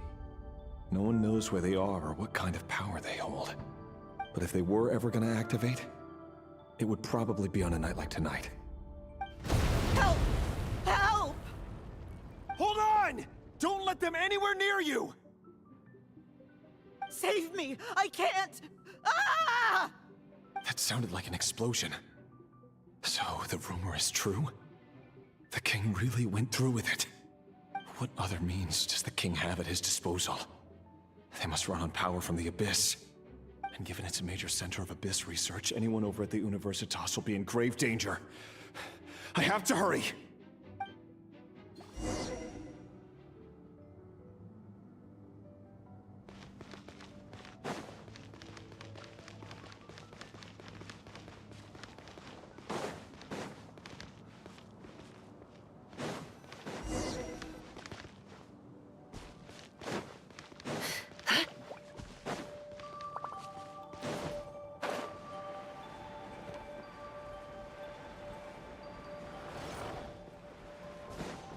No more lies. Mein Fräulein, should you fall... May I present? Access denied. Let's begin.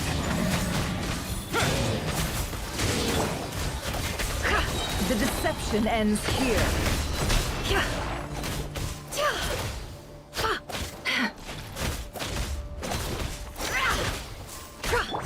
A moment, please. How are you doing, Sawyer? How are you?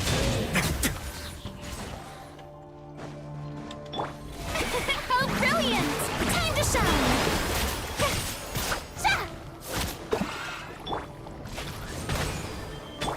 Born of ice and frost. Get a little chilly. Let's begin.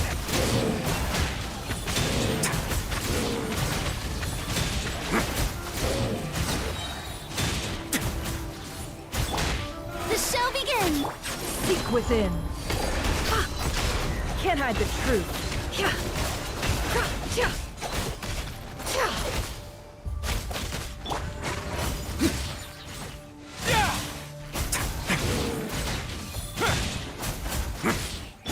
Oz, reveal thyself!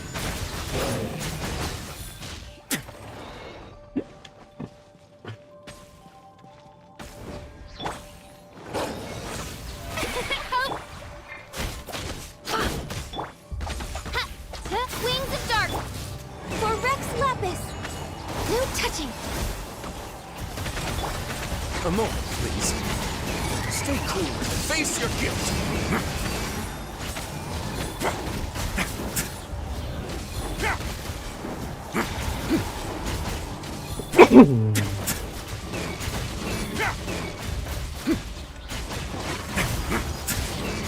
No more lies.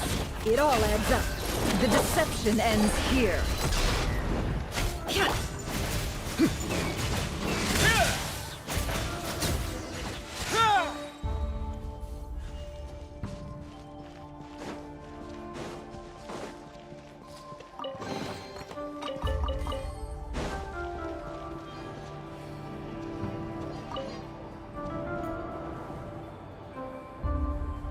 Monsters.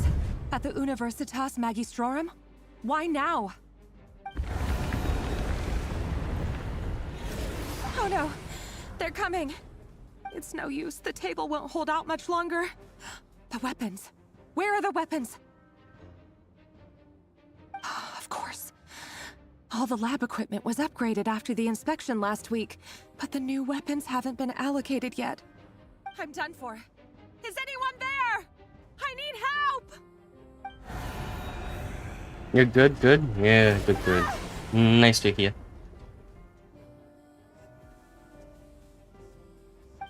Stay back! Please stay back! Please!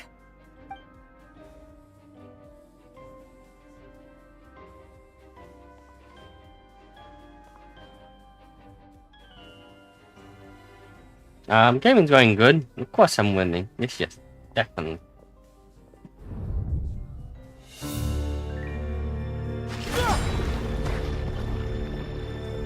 What's that? Reverie! So the rumors about your work are true. What? No! Listen, something happened at the palace tonight. We have to leave! You don't need to lie to me anymore.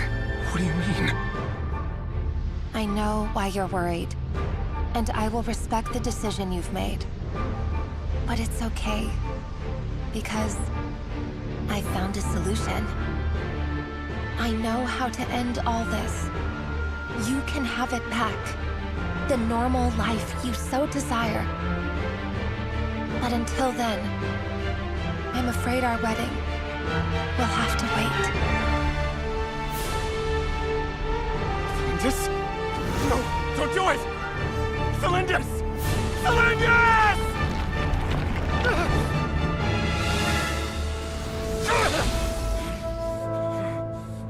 I told you, Reverie. Let her go. You will find someone better. No! No, I won't do it! I have to save her!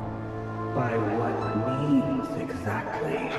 A lowly pawn. You lack the power and the strength of will. Do you know a way? Tell me! Come to the palace. Join us.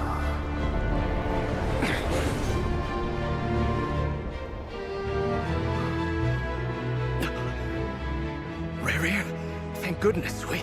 Step forth and take your share. You made it. Not you too.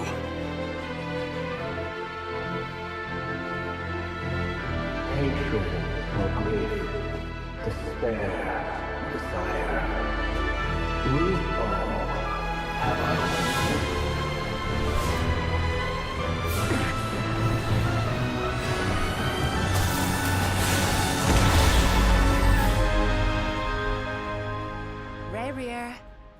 Reverie. Cylindus? Were you daydreaming?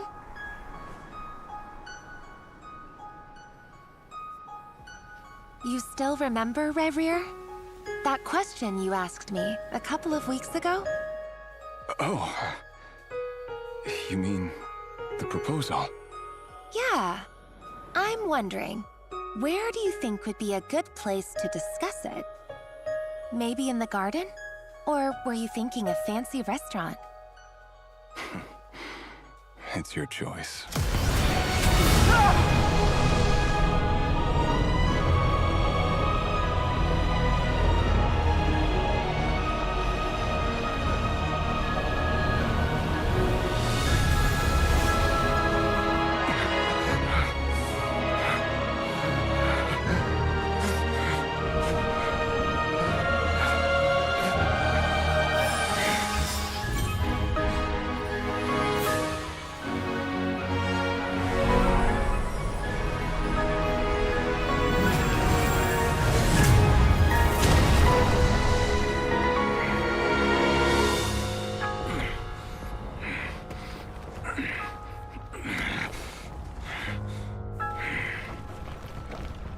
I will find you. And then... you can give me your answer.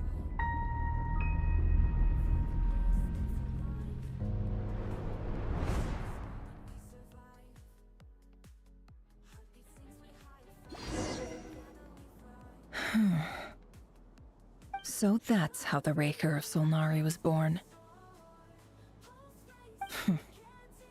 A monster created by circumstance is a monster all the same. Viewing other people's thoughts for too long can get uncomfortable. Right now, I'm feeling a strong sense of loathing. In a nutshell, the story of Conria is what happens when the truth falls by the wayside. Everyone tells little white lies, and before long, you have a huge pack of lies that destroys everything. Phew. Time to get back. His past is filled with sorrow, but the tale of any fallen civilization is one of endless tragedy. Cruel as it may be, that was Conria's fate.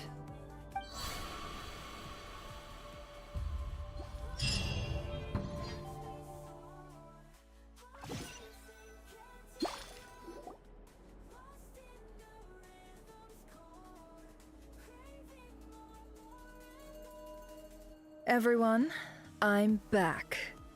Can I get a standing ovation? Never! How are you holding up? Feeling okay? She's fine. Boss is a pro. Yes, I'm fine. You will have seen the events of Rerir's life through my thoughts. It's now clear that he is just a regular nobody, driven by personal tragedy, as he said himself. I mostly agree. There's only so much we can know about him from his memories alone, but they did give us a clear glimpse into his life in Conria. However, I would not consider Rerir to be a nobody. He was deeply involved in the events of that era. Yet, when the catastrophe of a generation strikes, nobody is safe. Sounds to me like you're speaking in riddles again. Is this you urging me not to abandon the people of Nodcry in their hour of need? That's not what I meant. Although I do hope you choose to remain a part of the plan. Without you, the mission ahead will be all but impossible. Then try to remember that I respond better to the carrot than the stick. And I don't appreciate being bossed around. Now, as for you, Missy, you were excellent. You stuck to the rules of the ceremony and kept your mouth shut the entire time. Bravo. Cool! So, can you fill me in on the deets now? Most of what I saw went right over my head. Patience. You'll hear the whole story, don't you worry. But let's meet up with the others first. It will save me narrating it twice. Yehoda? Yes, boss! Let me get that door for ya. That's more like it. For a moment there, I was worried you'd forgotten about the first clause of your employment contract. Forgive my curiosity, but what does the first clause say? It says I gotta do the annoying stuff that boss is too lazy to do for herself. Like opening the door, pouring the tea, yada yada. Is that right? If something is in the contract, it's because she willingly agreed to it. Rest assured that the Curatorium abides by the very strictest of labor policies. You don't seriously think I'm cruel enough to treat her like my slave? In any case, I've hardly shied away from my share of the work today. Hope I don't catch Flintz and Varka lounging about in their chairs, enjoying a leisurely cup of tea. There's nothing I dislike more than other people enjoying themselves while I'm hard at work.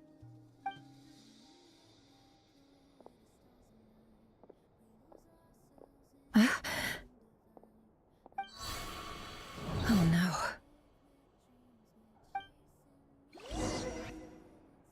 Oh no, what happened? Sorry to disturb you, but we seem to have run into some trouble.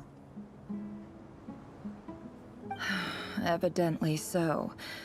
Don't worry, I'm not about to leave you to fend for yourselves. I'm not that kind of boss. And it would go against the Curatorium's labor policy. I'm sorry? What did you hear me say? I wasn't talking about labor policy. Wait. How long have I been standing here? Not long. You just appeared by the door a moment ago.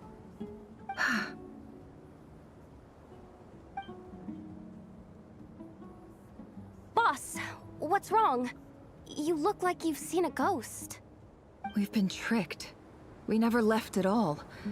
Somehow I hallucinated that whole scene back inside the office. Hallucinated? But how? How indeed. This place should heed my will alone. All thoughts and actions that occur in here are just a result of pawns moving across the chessboard in a carefully calculated manner. And nobody has access to this chess set but me. So you control everything in here? More or less. But yes, it's a special technique of mine. Has anything like this ever happened before? Only once. It was the first time I used the chess set. Is there any similarity between what happened then and what's happening now? I suppose my thoughts are a little turbulent, which was also the case my first time. Is there anything I can do to help? The first clause of your contract clearly states that I only need your help with things that I'm too lazy to do myself. Meaning, you're not feeling lazy right now?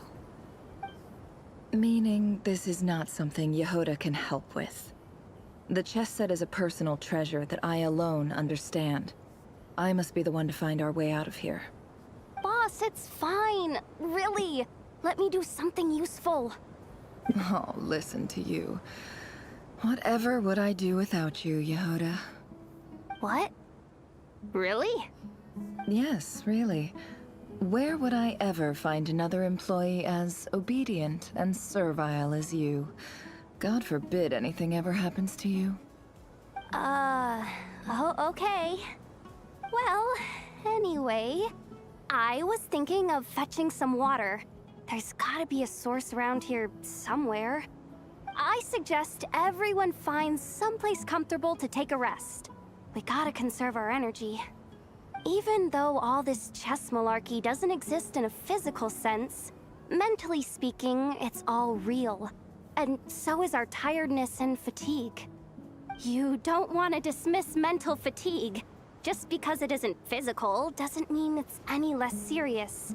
But anyway, I got your backs, so don't worry about a thing. Don't I have the best employees? Jealous much? If we can find a suitable time, I'd love to borrow Yehoda for a day to help out at the Frost Moon Scions. Would you be amenable to that, Boss Nefer? Oh, Lauma. Have I ever told you just how pretty you are? Beauty runs from the tips of your antlers to the depths of your imagination.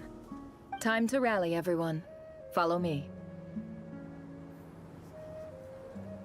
As we continue our journey, the same rules will apply.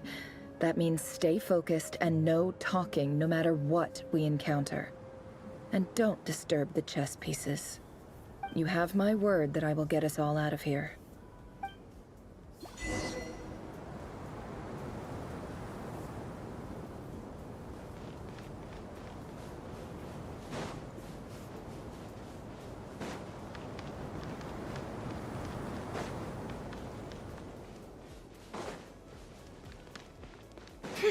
This place looks familiar.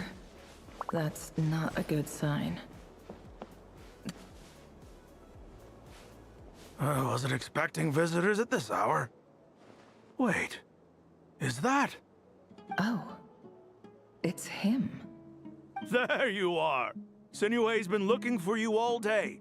I think he has some news for you. Oh yeah? What were you doing just now, Uncle Retinue? Hiding away some more loose change? I know I saw some Mora. What do you mean, loose change? Oh, come on, I'm too old for this. Just pretend you saw nothing.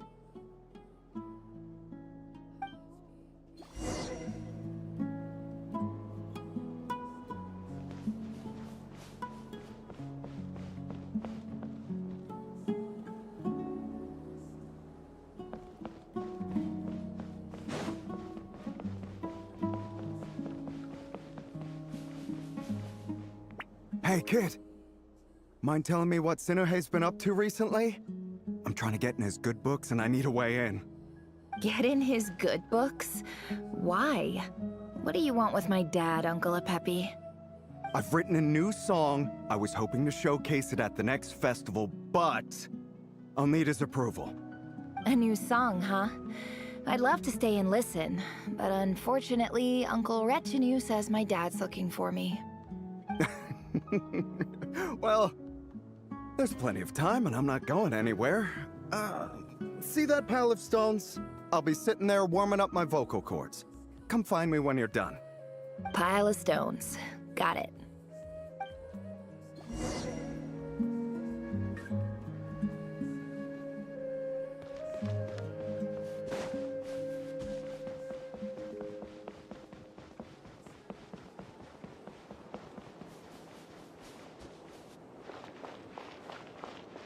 Hi, Dad.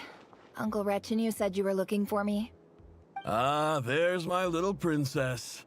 If you'd gotten back just a little sooner, you could have shared the spoils of war with me. Spoils of war? Who were you fighting against, Dad? It was just a figure of speech.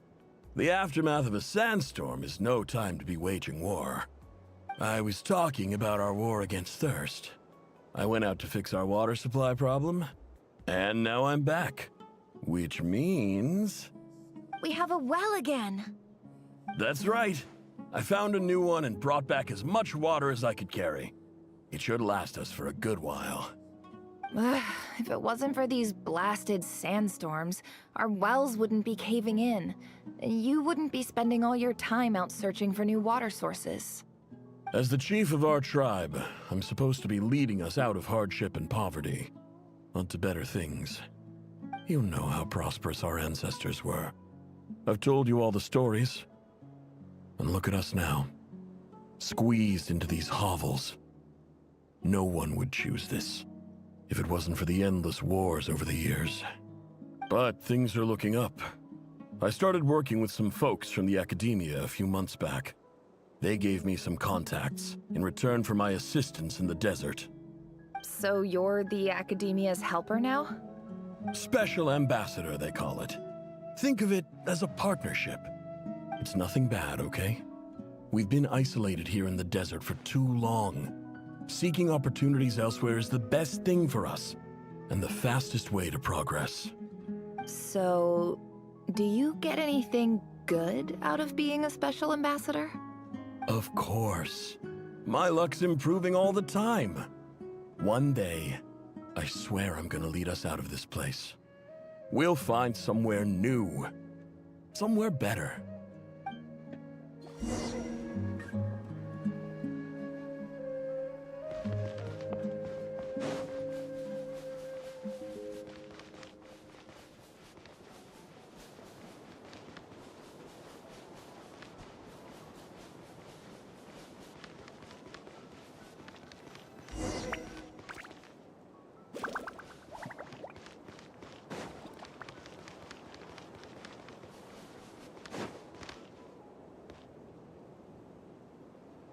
That's our well, and you know it.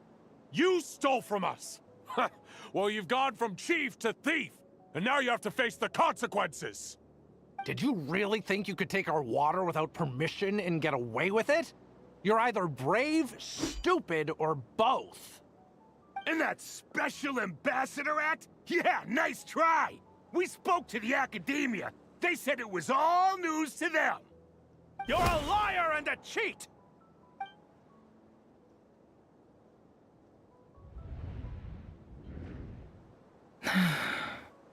I heard Yehuda gasp, but I don't blame her. Most people are terrified by the sight of blood. Corpses strewn across the ground. The wounds are clearly from scimitars and daggers. The desert dwellers' weapons of choice. There's a handwritten note on the ground. Let's see what it says.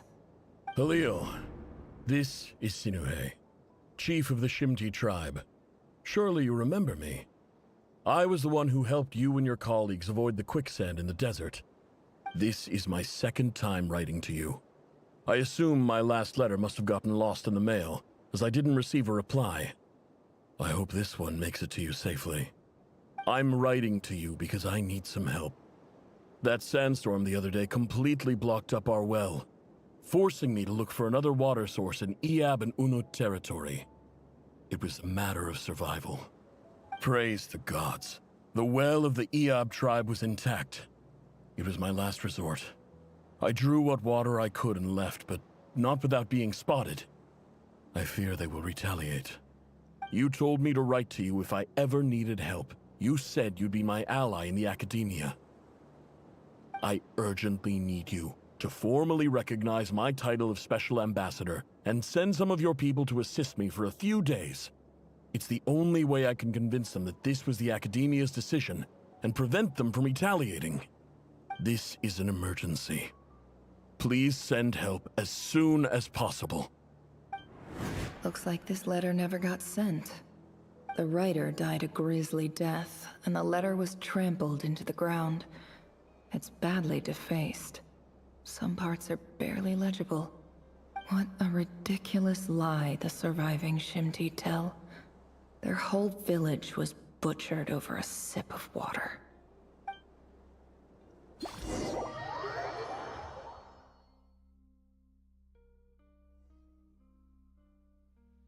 Ah, officer. Welcome. Welcome to our humble village. I thought you would at least have the courtesy to provide some respectable libations. This is the finest wine Aru village has to offer. I promise.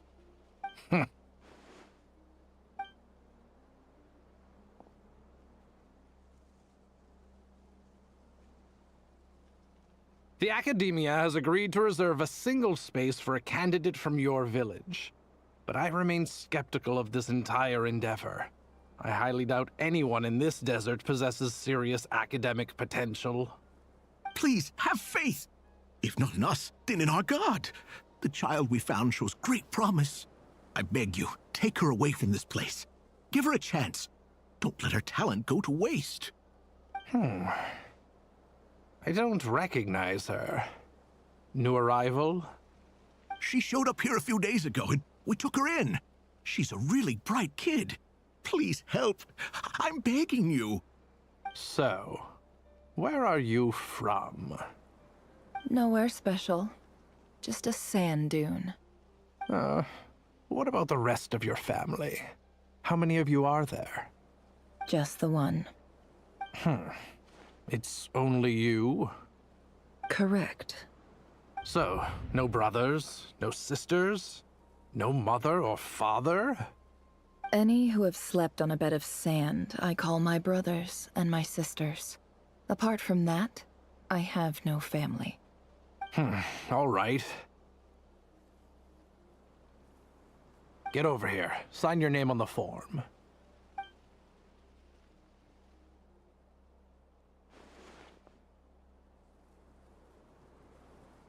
Never?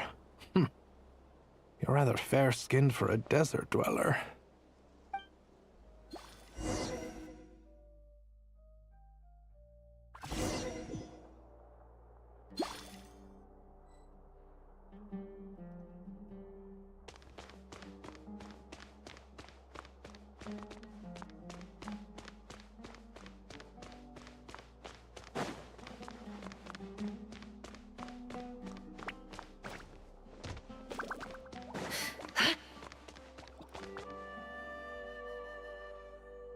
Nefer, this term's assignments have been issued already. Please read through the materials thoroughly, conduct your own additional research, and then write an essay on the topic. Yes, Professor, I'm aware.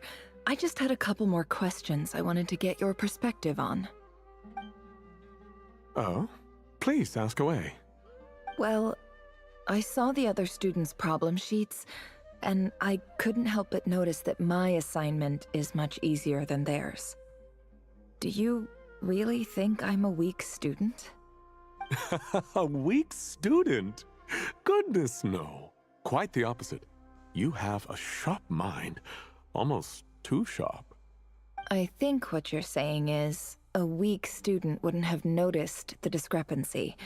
And if they did, they certainly wouldn't complain about the lighter workload. You see, sharp as they come. You see things the way they are, and I'm sure you know why they're like that. Because of where I come from. Because I'm different. I'm sorry, Nefer. I don't like it any more than you do. It's just... Anyway, you said you had a couple of questions. What's the other one? I wanted to check. If someone sent me a letter to the academia, where do I go to collect it? Ah, your family wrote to you. Well, as long as they put your name on the envelope, someone should hand it right to you. Not exactly. It's not even a recent letter. I was just curious where the mail would end up if no one collects it. The House of Dana, I expect. I know there's a box for unclaimed mail somewhere in there, probably sitting on a shelf. Whatever you're looking for, that'd be the place to start. Okay, got it. Thank you, Professor. Oh, don't mention it. Honestly, I feel like I failed you. I'm supposed to be your teacher, but I haven't taught you anything. Hey, don't say that. You're a great teacher, and you do your best for all your students. But the rules are the rules. You're not allowed to teach students like me. It's not just the academia either. The whole world bends over backwards for the successful, and leaves the losers to suffer and die.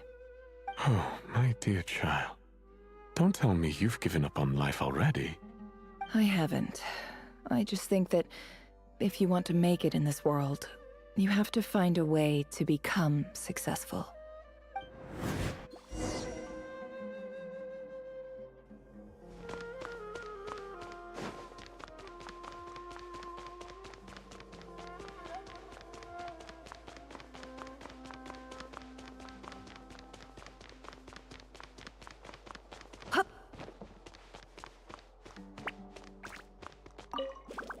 This must be it. A big cardboard box full of unclaimed mail. And probably some letters that ended up here by mistake, too. Let's take a look.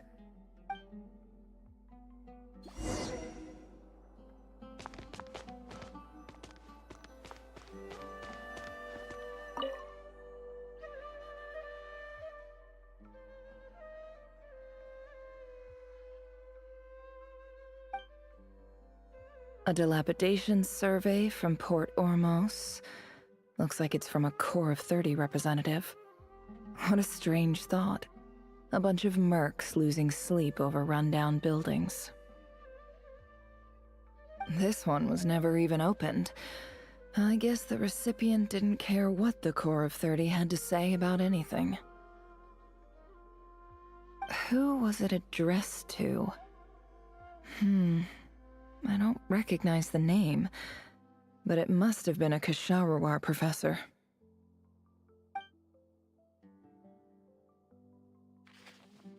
This one is addressed to the Immorta Sage.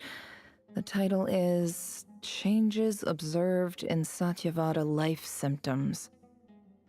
Why do all these letters read like full-blown dissertations?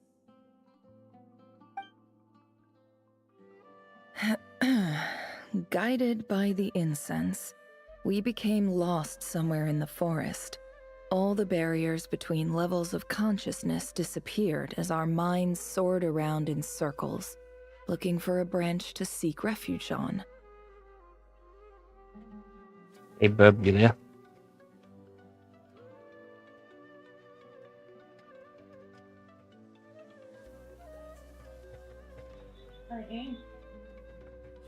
It's food time. I think your thing disconnected. I heard myself.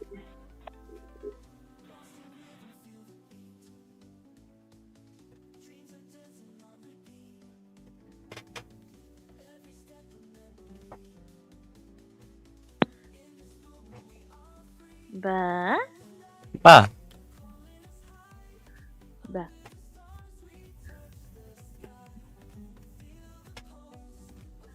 So you want to make food? Yeah. What should baby make? You know, what do you have to make? Well, as you know, I have ramen in plenty of varieties. I had crispy chicken I could make. I have honey barbecue wings I could make. I have pasta I could make with various sauces.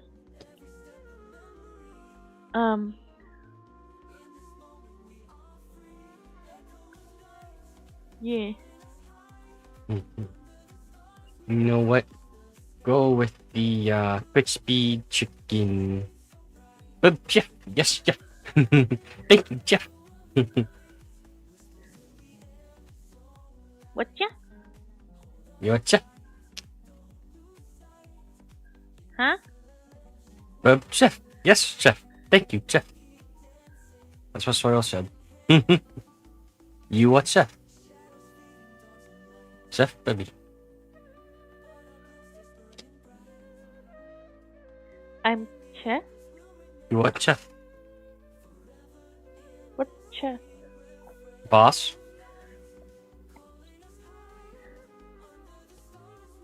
You know, chef? Chef? That's what I said, chef. No, you're saying chef. Chef, it's chef.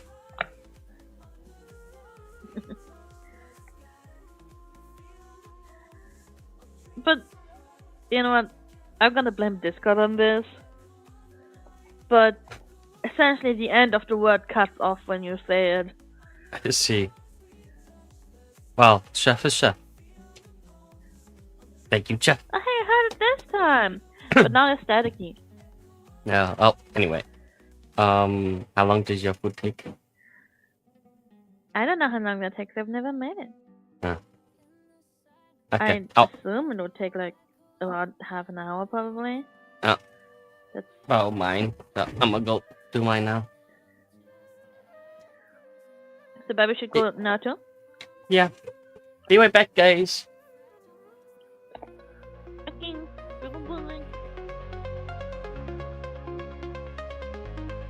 Sunlight, call and feel the fire. Touch the sky, now hearts are higher.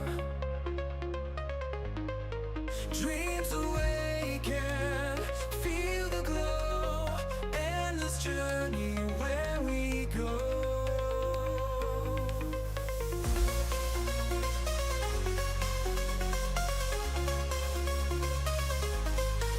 Rising waters, waves of sound. In the moment, lost and found. Echoes calling through the night. Feel the rhythm, take the flight. Up above we come alive, chasing dreams into the sky. Eternal rise, together we fly so high eternally.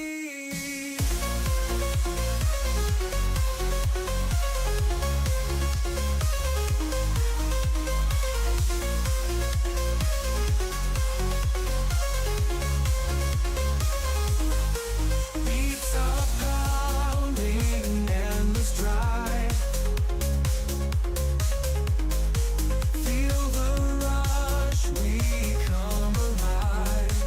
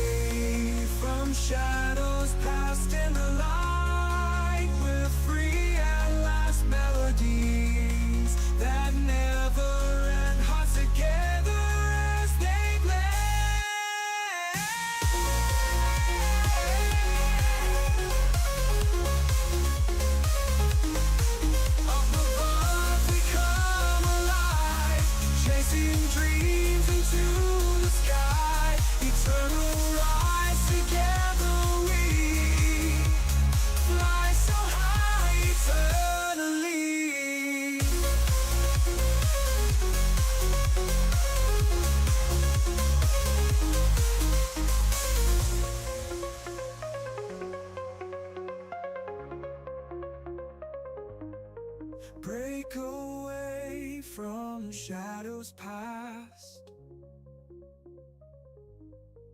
In the light, we're free at last. Melodies that never end, hearts together as they blend. Up above we come alive, chasing dreams into the sky. Eternal rise, together we fly so high eternally.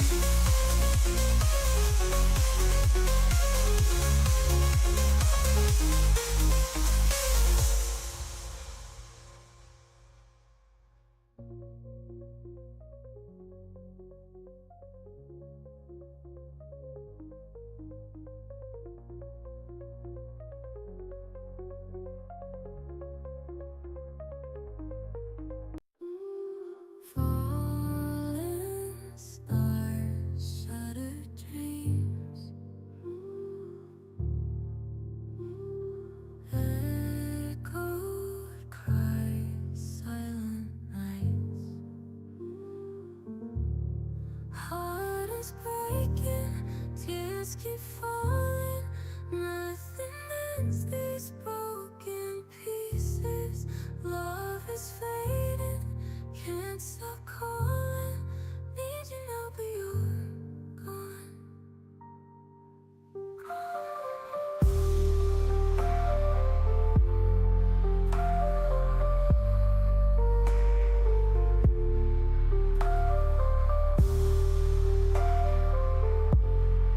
Need you now, but you're gone. Cold wind blows through empty halls. Lonely shadows on these walls. Heart is breaking, tears keep falling. Nothing mends these broken pieces. Love is fading, can't stop calling. Need you now, but you're gone.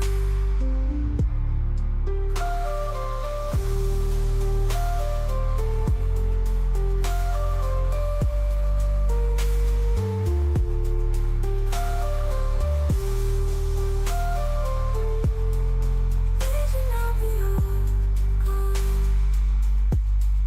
Cold wind blows through empty halls. Lonely shadows on these walls. Heart is breaking, tears keep falling. Nothing mends these broken pieces. Love is fading, can't stop calling. Need you now, but you're gone.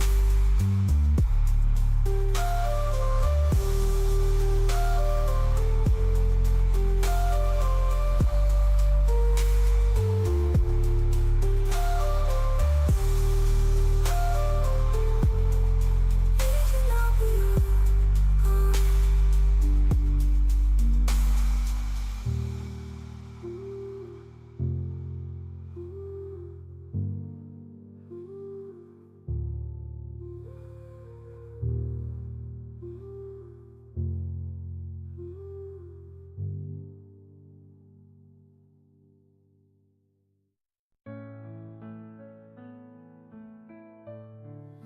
Lost in the shadows, all alone. Silent tears falling, heart turned to stone. Whispers of love echo in my mind. Faded memories, a love left behind. Searching for solace in the depths of despair.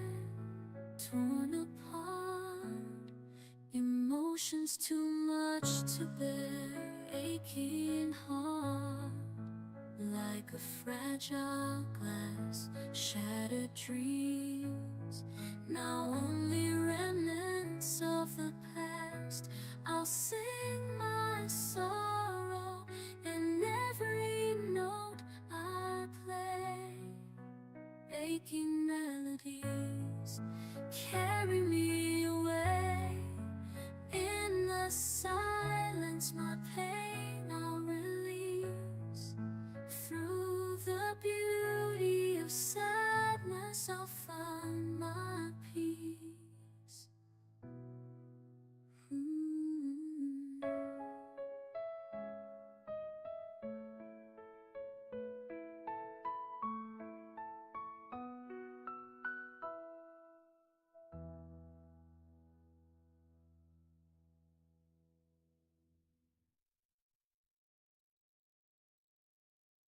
In the silence of the night, echoes of memories roam. Whispers of your laughter now just echoes in my home. Promises we made, like fragile glass they break, leaving me stranded in this cold, lonely ache.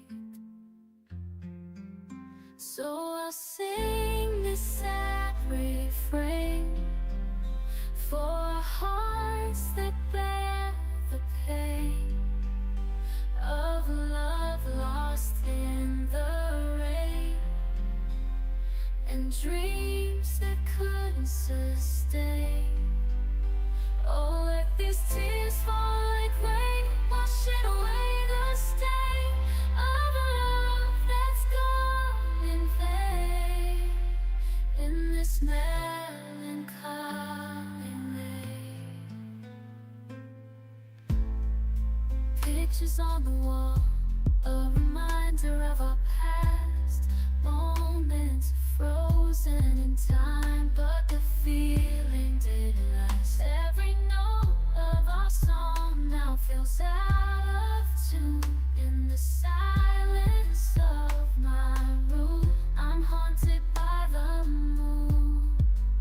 So I'll sing this sad refrain for hearts that bear the pain of love lost in the rain, and dreams that couldn't sustain.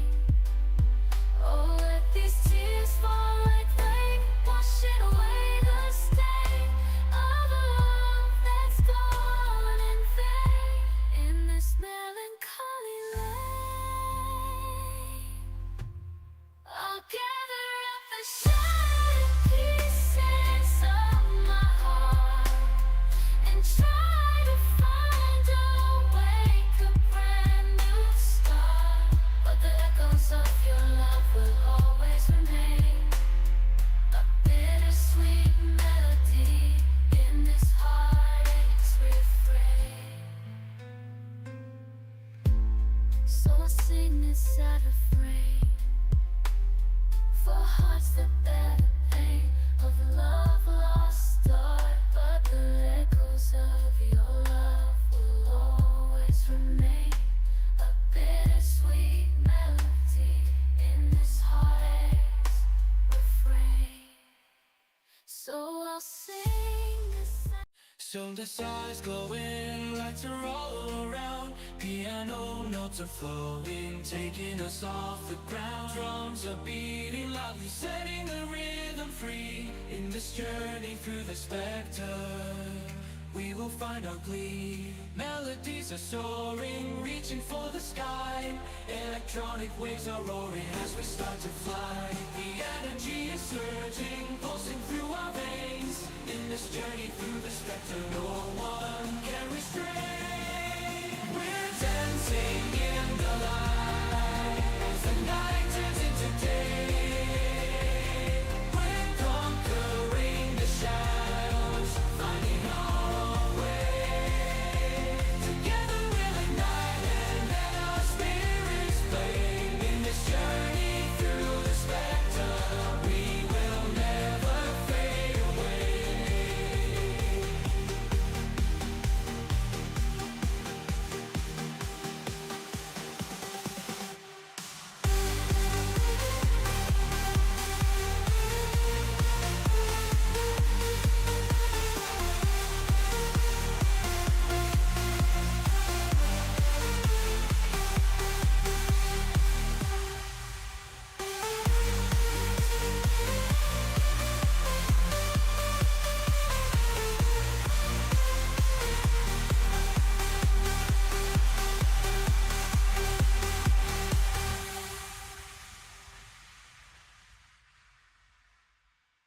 In the midnight glow where the stars align, we lose ourselves in the rhythm divine.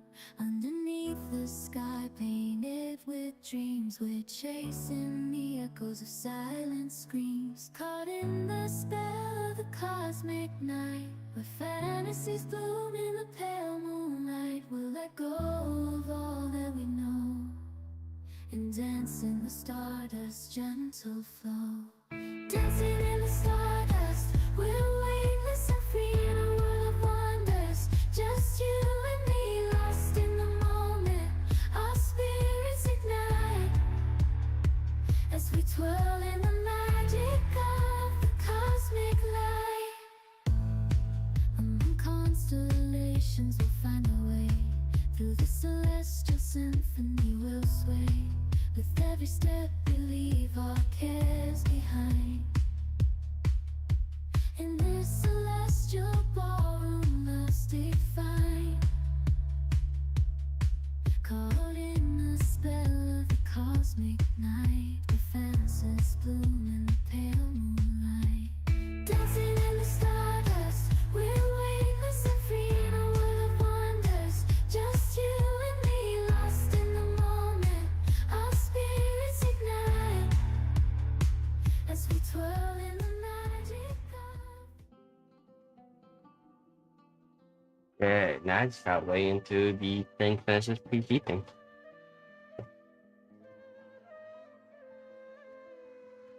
I'm back. In clinical terms, these symptoms fit the description of incense poisoning. The Immorta Darshan strictly prohibits the use of hallucinogenic substances, but I believe there are still people getting away with it. For example, my neighbor who always breaks out into song and dance after using incense. This seems like something the academia would want to know about. Why wasn't it collected? Wait, what's this written on the back? It's so small. The note says, "The sender authored this letter while under the influence of mushrooms. I would send it back, but no return address was provided. Stamped by the Grand Conservator of the House of Dana."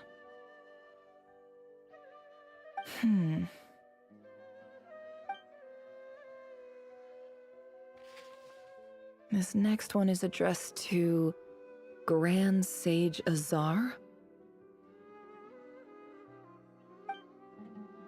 A few words of protest regarding recent changes in Sumeru's educational policy. In recent years, the academia has taken on a small number of students from the desert region, as per the policy to this effect.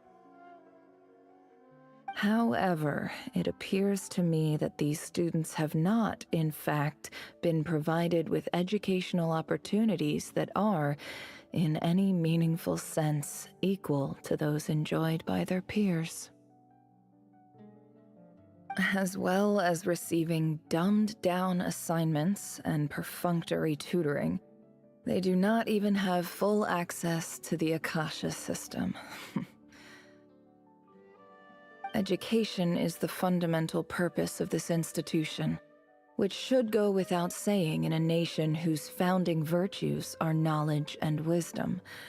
I ask you, is the lip service we pay to the policy of education for desert students truly the standard of pedagogy to which the academia aspires? As Grand Sage, policy decisions are your prerogative, but do not forget your roots. You and I were once students too, as was everyone else in this institution. I do hope you will give some serious attention to this matter. I encourage you to discuss issues like this with myself and others, and listen to some alternative opinions. Great letter. Shame it didn't get to where it needed to go. And the sender is... Huh? Sage Cyrus of Spantamad. I didn't realize anyone else even knew how bad students like me have it in this place. So this is where letters from the Sage of Spontamod end up? Nice one, Grand Sage. Really enlightened leadership.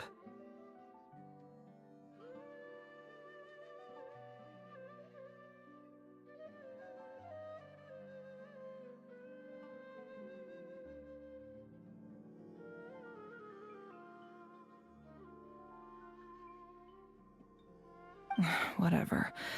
This isn't what I came here for. Moving on. I'm not exactly holding out hope that a letter sent from the desert would even make it here. But if it did, where else would it end up if not in this box? I can't believe how much discarded mail there is. Must have been years since someone last went through it all. And this is just one box. The whole House of Dana is boxes on shelves.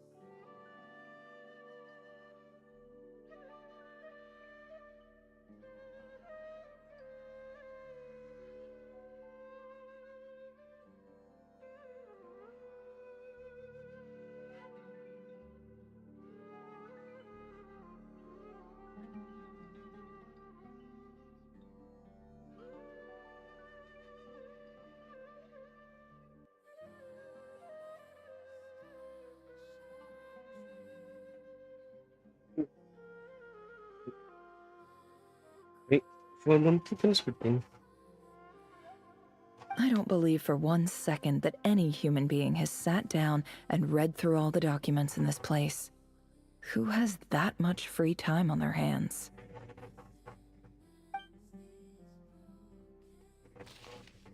Wait, could this be it?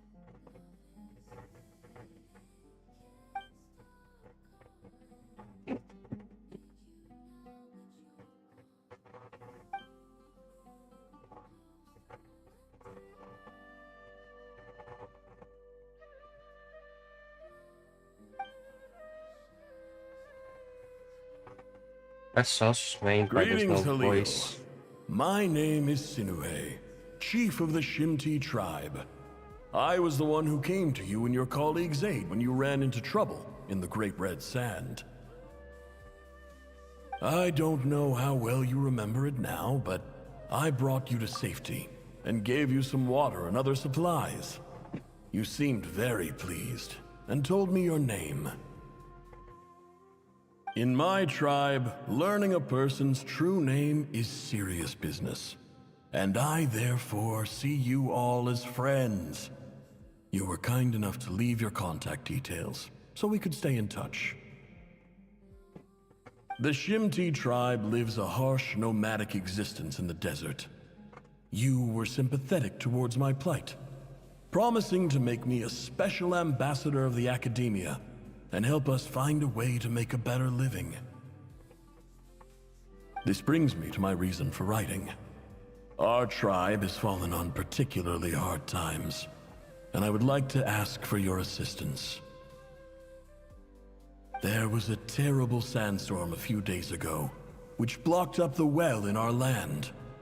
To ensure my people's survival, I had no choice but to venture into Iyab and Unut territory in search of an alternate water source. The Iyab and Unut are descended from the Thamudians. While we trace our ancestry to Tulatala, we worship the Lord of Flowers and have had relatively good relations with our fellow tribes up until now. I found a well belonging to the Iyab tribe. They declined to help us, but I really had no other option, so I took some water to keep me and my tribe alive. My actions are certain to incur their wrath. When we met, you assured me that you would be my ally in the Academia.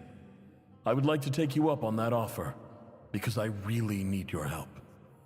I wonder if you could send an Academia representative to meet with me. That aside, the last time you were here, you mentioned that the Academia had started accepting students from the desert, and I told you a little about my daughter, Nefer. We have next to no resources here in the desert. and my power and influence are limited. Would you consider enrolling my daughter at the Academia? She is a smart girl. I know she won't disappoint you. From the outset, the Academia never took you seriously. Those things they promised were just empty words. I doubt they even remember the name Sinuhe. And you were so emphatic that your luck had finally changed for the better. You swore you'd lead us to a better place one day. You spoke with such conviction, like you were the most powerful chief in the whole desert. You liar. You lied about everything. You promised the world and delivered on none of it. And who fell for it? Just me, by the looks of it. Despite your best efforts. Which makes you a pathetic liar. You weren't even any good at it. I think I'll take over from here. Let me show you how it's done.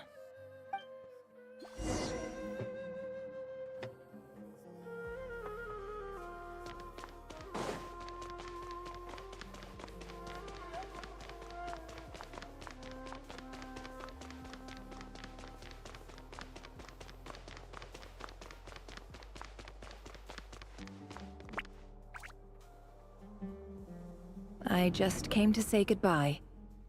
Thanks for everything you've done for me in my time here. Nefer? You packed your bags. Where are you going?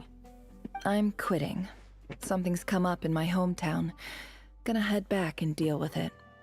Huh? But this was a hard-won opportunity for you. You know that better than I do. It was. But it doesn't matter. I have more important things to deal with, and they can't wait. Oh, and I didn't want to overfill my bags, so I left some incense on your desk.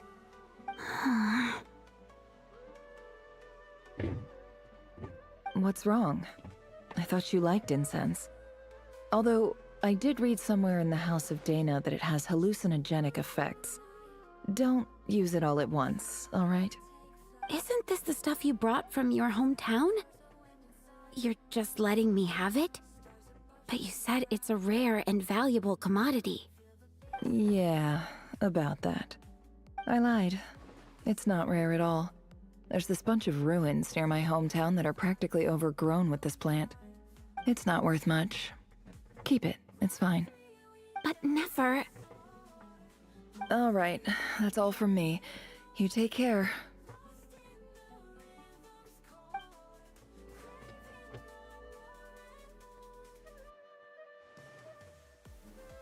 Don't forget me, okay? I mean, we're more than just classmates, right? We're friends.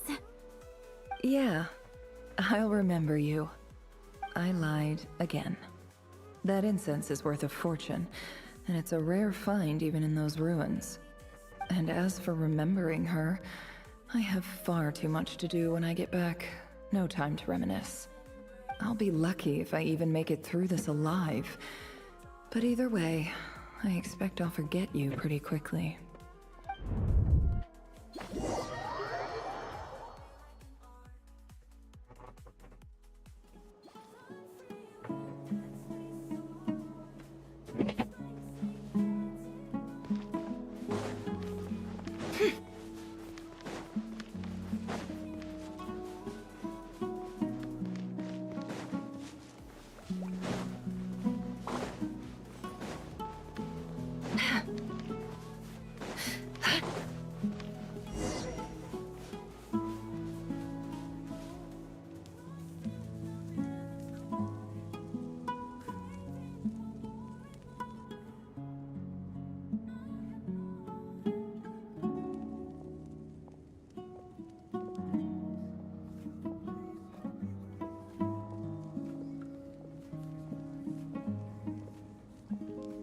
It's a pleasure to meet you, Mr. Arif.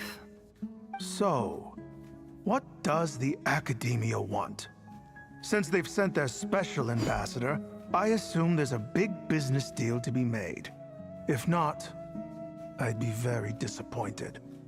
Please, sir, lower your blade. You're lucky I'm the one they sent. Not all special ambassadors share my admiration for the Eab people. The ever-shifting balance of power in the desert reduced the once great civilizations of this region to rubble and sand.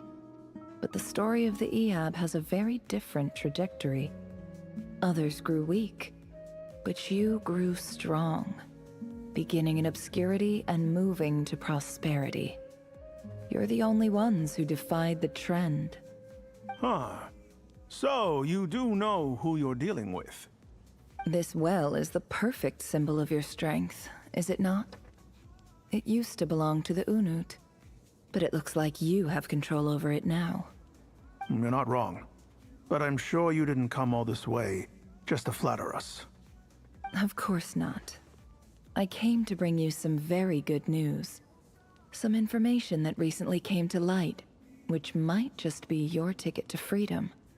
Records uncovered by the Vahumana Darshan show that a certain well currently under Eab control is built on top of some ancient ruins. These ruins are of great archaeological interest to the Academia. I checked the map carefully on my way over here, and I'm confident that this is the well in question. The Academia is offering 50 million mora in return for excavation rights. Time to go deal with my food. Be right back, guys.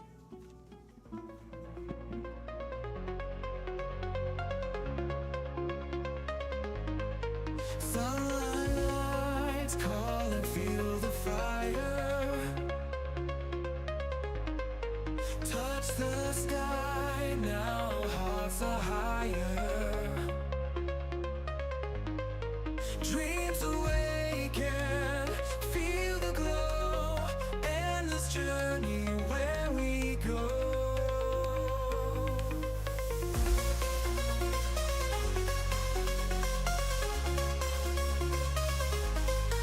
Rising waters, waves of sound. In the moment, lost and found. Echoes calling through the night. Feel the rhythm, take the flight. Up above we come alive, chasing dreams into the sky. Eternal rise, together we fly so high eternally.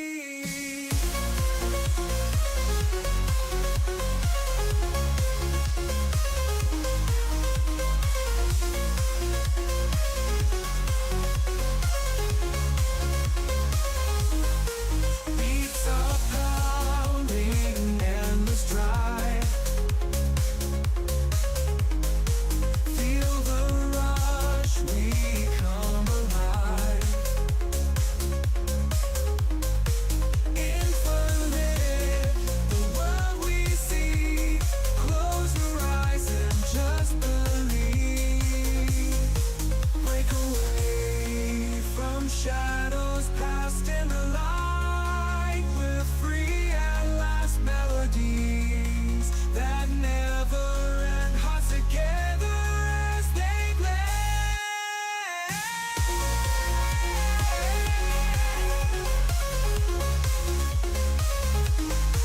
Up above we come alive, chasing dreams into the sky. Eternal rise, together we fly so high eternally.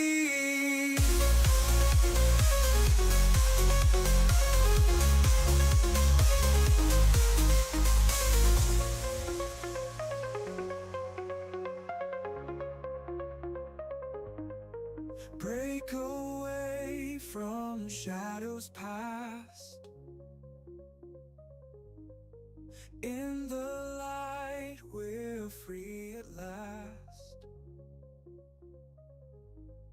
Melodies that never end. Hearts together as they blend. Up Up above we come alive, chasing dreams into the sky. Eternal rise, together we fly so high eternally.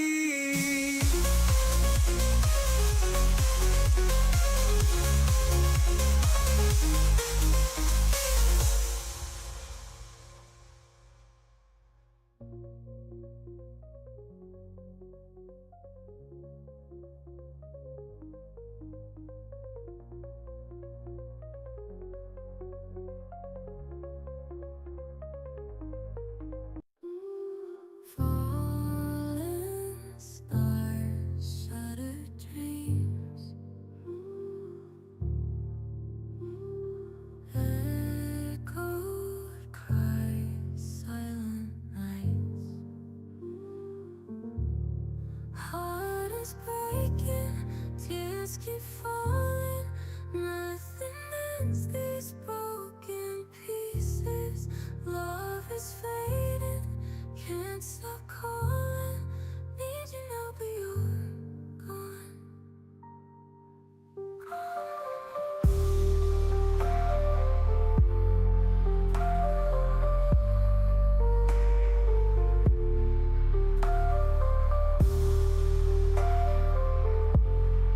Need you now, but you're gone. Cold wind blows through empty halls. Lonely shadows on these walls. Heart is breaking, tears keep falling. Nothing mends these broken pieces. Love is fading, can't stop calling. Need you now, but you're gone.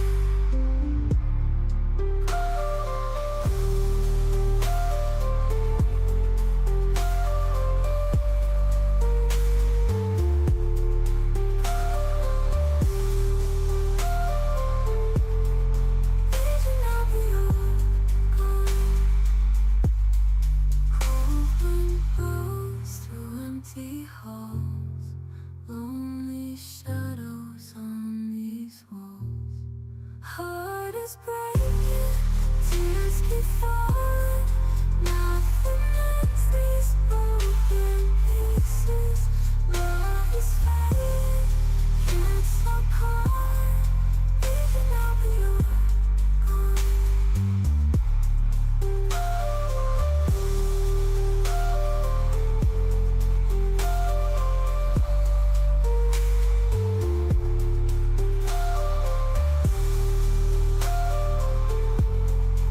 you now, but you're gone.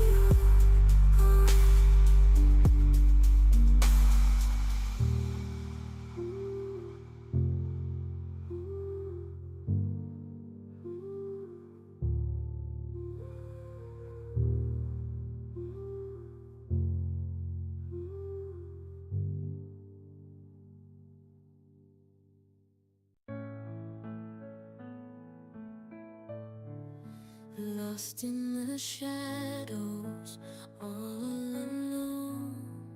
Silent tears falling, heart turned to stone. Whispers of love echo in my mind. Faded memories, a love left behind. Searching for soul. Okay, I'm back. And I got my food. Now we just free on boob. 50 million? No, wait.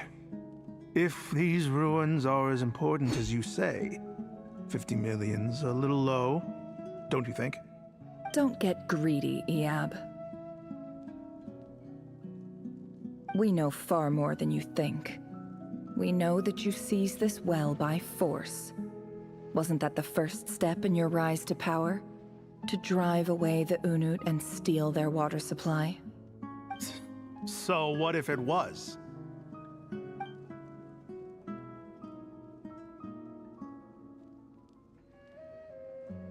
Don't worry. As unscrupulous as it was, it's something we're willing to overlook. The Academia is only interested in dealing with the de facto power holders in the region. I hope I am making myself clear. And I hope your words are the truth. If I find out the Academia is trying to play me, I'll hunt down every one of your people and make you watch as I cut their heads off one by one. I assure you, Chief, that would not be in your long-term interests. You don't want to make an enemy of the Academia. You see how I'm dressed, don't you? I appreciate that you've never been to the rainforest, but surely even you recognize an ambassador's attire when you see it. And what does a barbarian like you have to lose anyway? You really think the Sumeru Academia would bother to come all this way just to lie to you? We have more important things to worry about. All right, I take your point. The Academia is the highest authority in the land. I'm sure you're trustworthy people. In that case, we have a deal. We will sell you the excavation rights. I'd like to thank you, Ambassador. This is good news indeed. Excellent news. In fact, it calls for a celebration. Would you do us the honor of staying a while and enjoying some EAB hospitality? Gladly. I am partial to wine myself, and I trust you are as well. So let's indulge in a few drinks together, in celebration of this momentous occasion.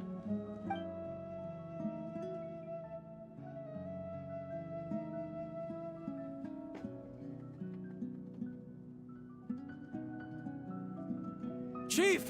Chief, it's an emergency! It's the Unut. They've taken the well. What? Well, don't just stand there. Take it back. Yes, Chief. I have every confidence in the EAB's military superiority, and yet... What is it? The Unut's response was alarmingly fast. The day after we reach a deal, they seize the well. This can't be a coincidence. Perhaps there is a traitor in your midst. I don't think so. I am obliged to remind you, Chief, that the Academia will only deal with the de facto power holders. If you cannot regain control over the well, I'm afraid you won't see a single mora of that 50 million. No! Please, Ambassador, just give me some time. I swear the Unut will not get away with this. That well is ours, and so is the mora. Glad to hear it. I will wait here for an update. If there is a traitor, I will find them. In the meantime, make yourself at home. I'll report back as soon as I have an update. Much obliged. Wow. All it took was a few words and I've got him wrapped around my finger. What an amazing feeling. So, in summary, Ambassador, the Academia would rather negotiate with our tribe instead of the EAB, yes? The EAB are ruthless murderers who don't listen to reason. And now they have the gall to interfere in our research projects in the desert region. So let me ask you, Chief. If you were the Academia, what would you do? Kill them all, of course. Precisely. The Academia does not tolerate those who stand in our way. The EAB have held back our academic pursuits for too long, and our patience is wearing thin. At the same time, there is simply no way that the Academia can be seen to be intervening in desert affairs. I'm sure you understand where I'm coming from. We have our own rules out here. If the rainforest dwellers raised arms against a desert tribe, it'd start a bloody war. Right. We can't confront them ourselves, but we can support their enemies. The Unut have always had strained relations with the EAB, which makes you our natural allies. Natural allies. Weren't the Eab your allies once? You were quick to send them after us to protect your interests back when we stole that water. And now look at you. You're at each other's throats. Let me be clear. The Academia wishes to collaborate with the legally recognized rulers of the desert in this matter. We are asking for excavation rights to that well, and our offer is 50 million mora. Say no more. I believe we have an understanding. Good. Then I suggest you get to work. Get us access to that well, and the mora's yours. You see, Dad? Lying is easy when you know how. People will believe anything.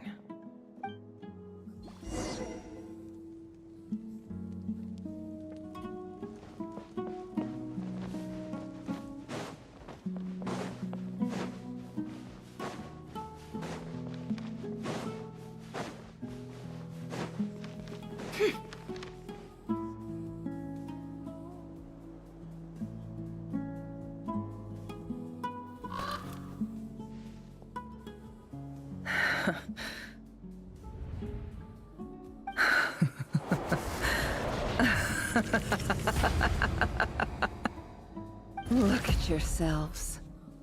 You may be vile, savage monsters, but your butchered bodies bleed like any others. You're no different. You're nothing special at all. The monsters who destroyed my home, they're just ordinary, petty human beings. What a joke. I think we're even now. Maybe I've even done the desert a favor. It's a better place without all these people around. Oh, Sinuhe, my gullible fool of a father. Perhaps if you'd been as ruthless as I was today, our tribespeople would still be alive. In this dog-eat-dog world, a chief needs to be tough to survive. But you couldn't do what had to be done. So I did it for you. Nefer, it's okay. All of this is in the past now. I believe I remember you promising to remain silent. Yeah, but even so... Yehoda, is there anything you can do to ease the tension?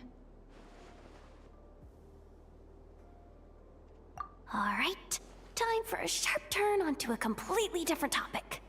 So, anyway, that's enough of that. When are we getting out of this place? Feels like we've been walking forever. I'm getting pretty tired. Oh, Lauma, you tired? Yes. If we can find somewhere to sit down, I could certainly do with a rest. It's not far now. There should be a temple just up ahead.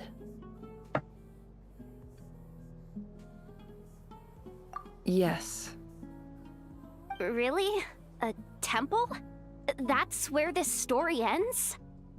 I guess that's how things go in the desert.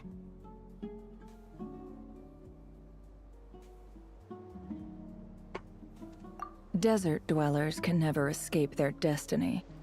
Or so everyone says. I never wanted to believe it, but looking back now, I'm as desert as they come. You mentioned a temple. What's waiting for us there? My biggest trade secret of all. Ah. Then I'm guessing it's where you got your power from.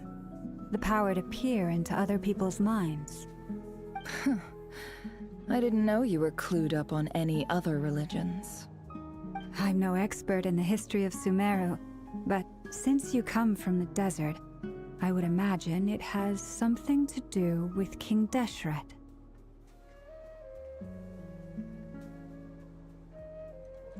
Sounds impressive.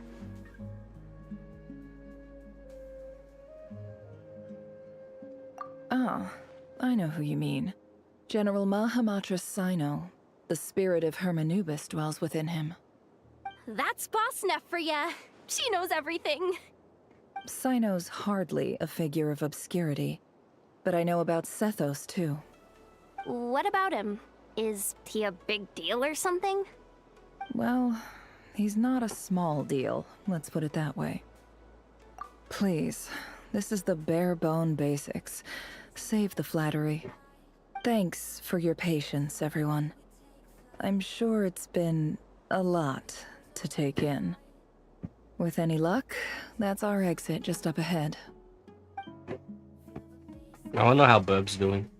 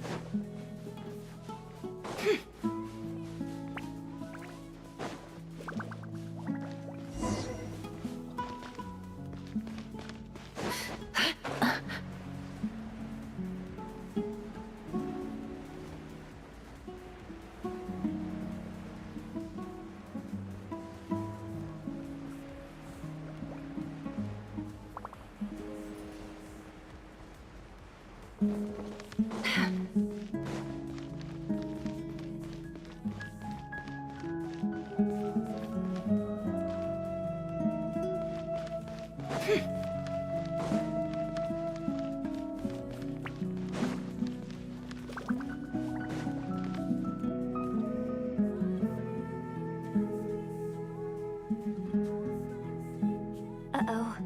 Uh-oh. Uh-oh. I'm totally out of my depth here. I don't have anything to add about any of this stuff. Like, look at that statue, for instance. I want to do the whole name-dropping, this girl knows her stuff thing too, but I've never seen anything like it before. A statue with the head of a bird.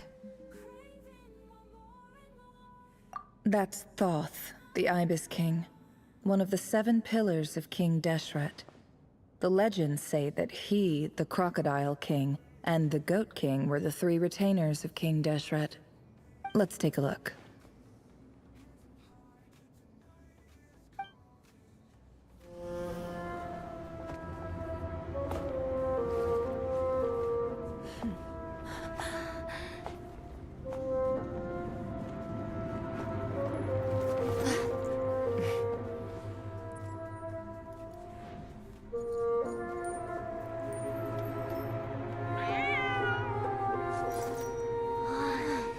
It's just Ashru. So, all is well?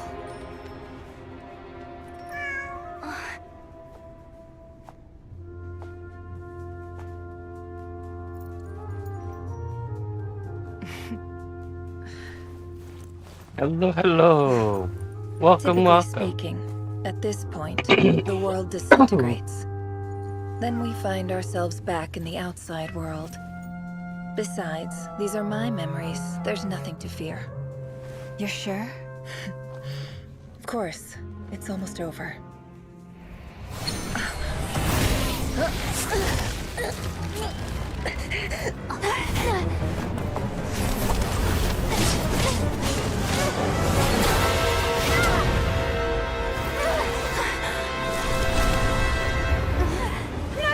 Hold on!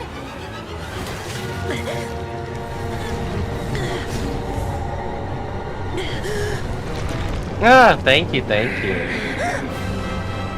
Knowing too much is beep, always beep, beep. a Hello, death bub. sentence. Bon appetit. Oh, that's static. Oh, ouch. I mean, why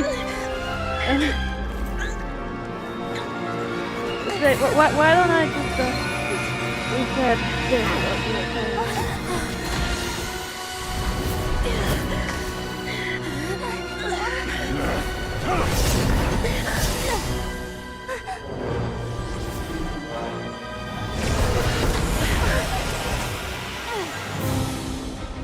How repulsive. Oop. Oh. Oh, yes, let me try again.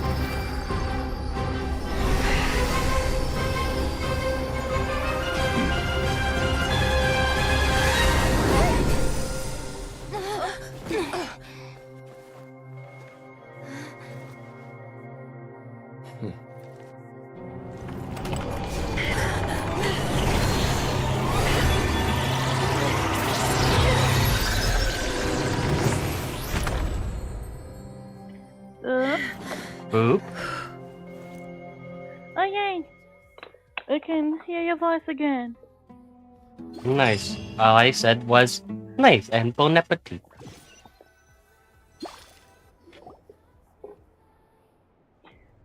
Timed that pretty You well, have your food? didn't I? Yep, like I said, bon appetit.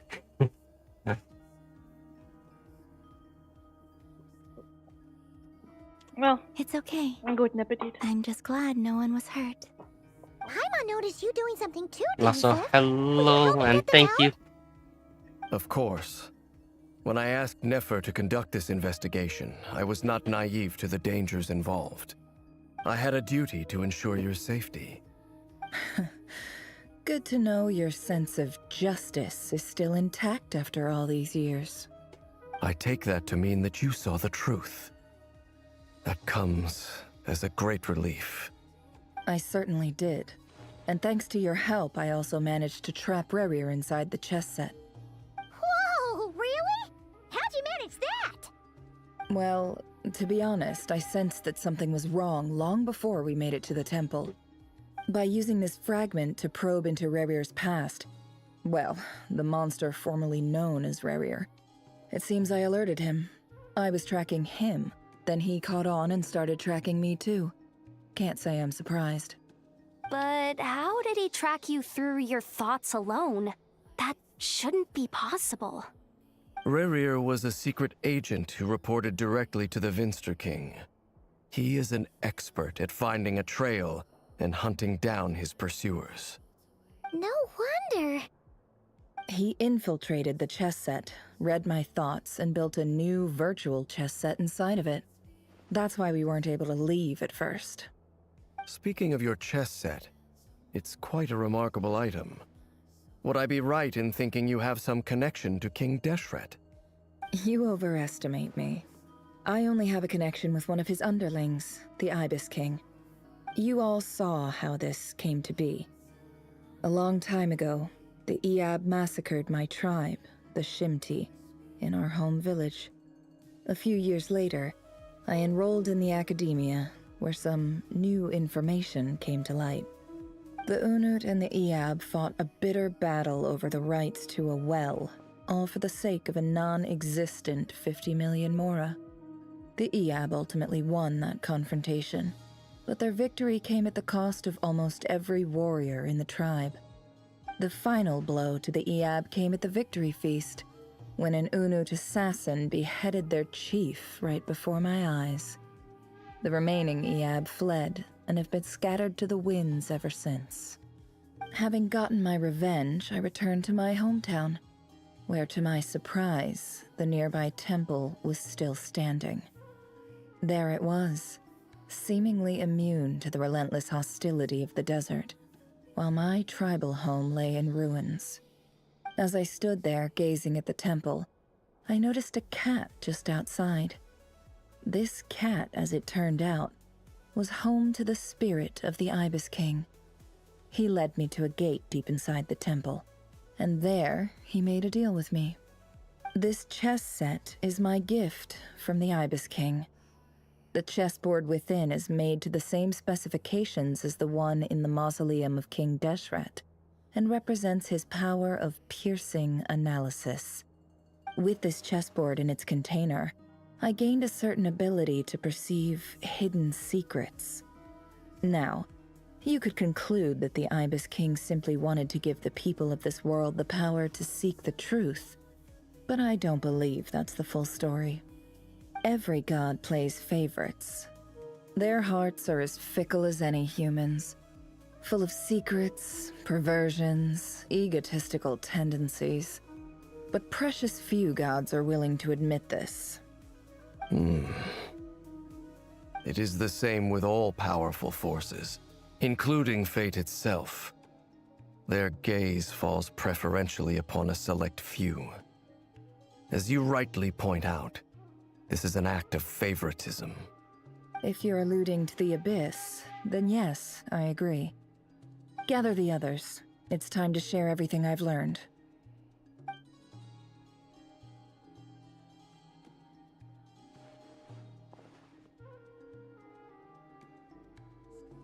Thank you all for being here. As promised, I did some further investigating into the Raker of Solnari's background.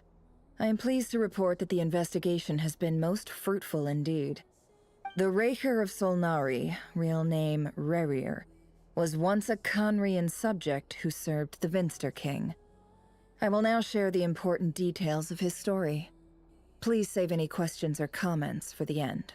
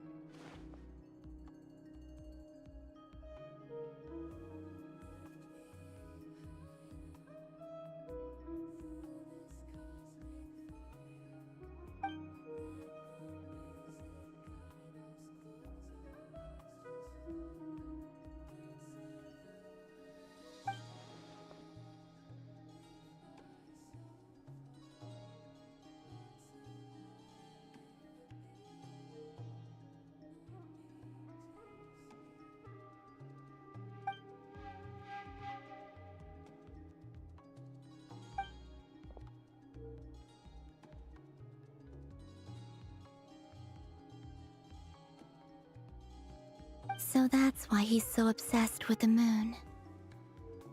A tragic tale, to be sure. But it does not excuse his many transgressions. No matter how much Rerir suffered in the past, the fact remains that he is what we know today as the Wild Hunt, wreaking havoc upon innocent lives in Notcry. He becomes more dangerous with each passing day. If left unchecked, it is simply a matter of time before all of Tevat suffers the consequences. This is a threat that the Knights of Favonius cannot ignore. A question for Miss Columbina.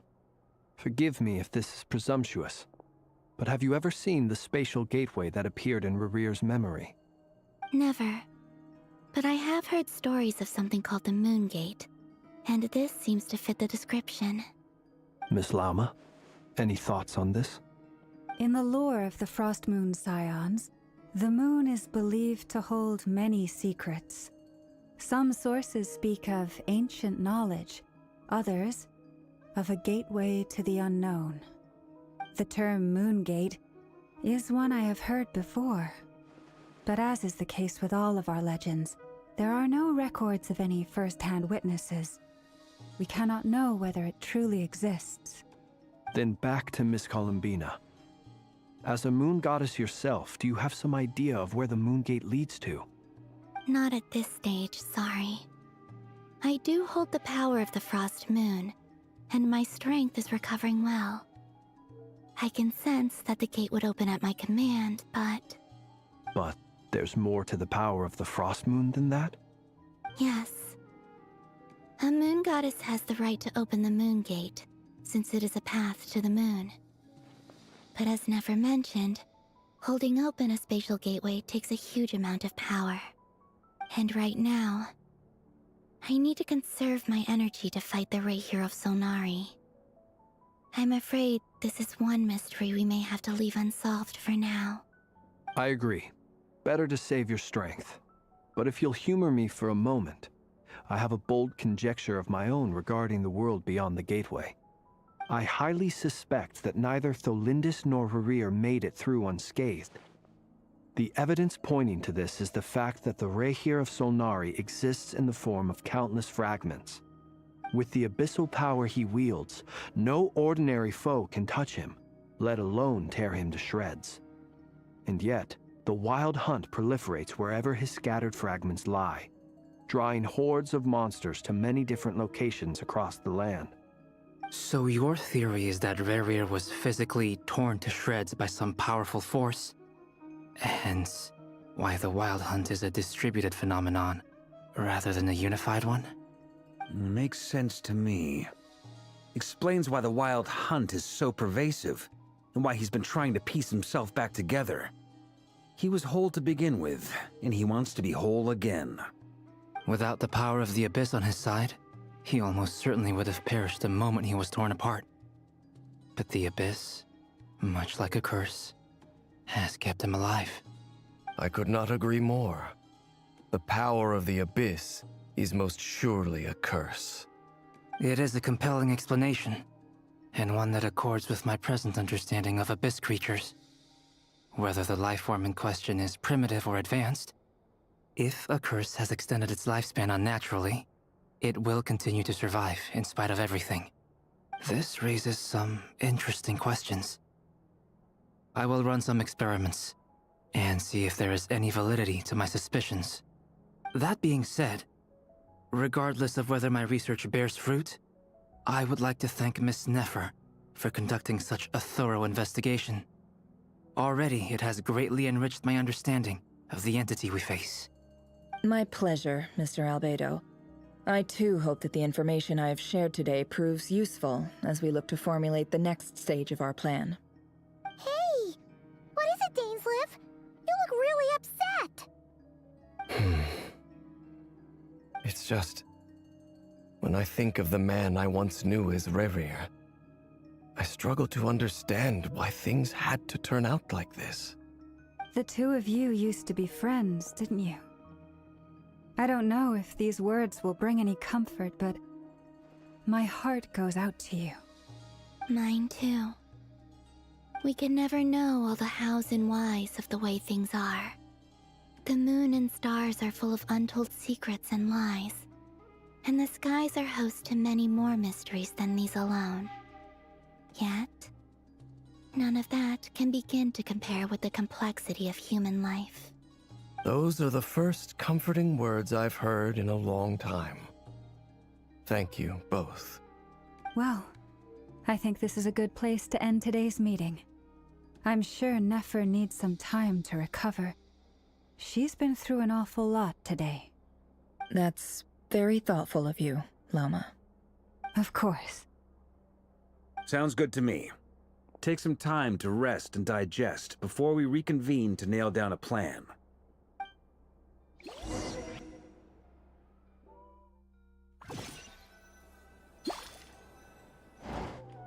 Hey, is this a bad time? Hope I didn't kill the conversation.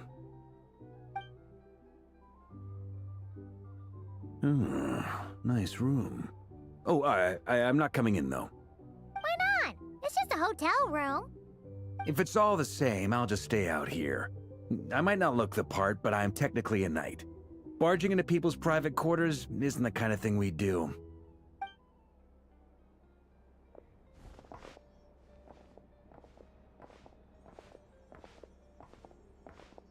Anyway, Nefer went back to the curatorium to get some rest. But before she left, she shared some things with me that I thought you should be aware of. Firstly, although she managed to trap the Raker of Solnari inside her chess set, there's no guarantee that the power of the Ibis King is any match for one of the 5 sinners.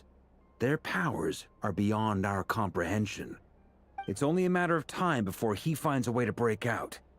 We have to come up with a plan and take care of him before that happens. Honestly, my mom figured that might be the case. So, how long have we got? Well, I asked her that same question. She talked for a long time, but for the most part, it seemed like she was trying to convince me how precious her chess set is. What a long and storied history it has. It felt like some kind of sales pitch, you know? The kind where you end up handing over Mora against your will? Anyway, after all that, she finally answered the question. 2 days, at most. 2 days? Holy moly! Can we even recruit enough help in that time? That remains to be seen. Which brings me to the second issue. Dainsleif is obviously conflicted about this whole thing. But given how little time we have, there's no way we can pull this off without his help. Man, You have some Clay Spice is history so with him, good. right? Do you think maybe you could talk to him for us? Excuse me. Great. I appreciate it. All right, on to item 3. So, Albedo, Durin, and I put our heads together and came up with a plan. Can't promise it's gonna work yet, but at least it's a start. We figured we'd bounce the idea off you first. We'll explore it further once everyone's recovered. Oh, Paimon's dying to hear this. All right, so here's what we're thinking.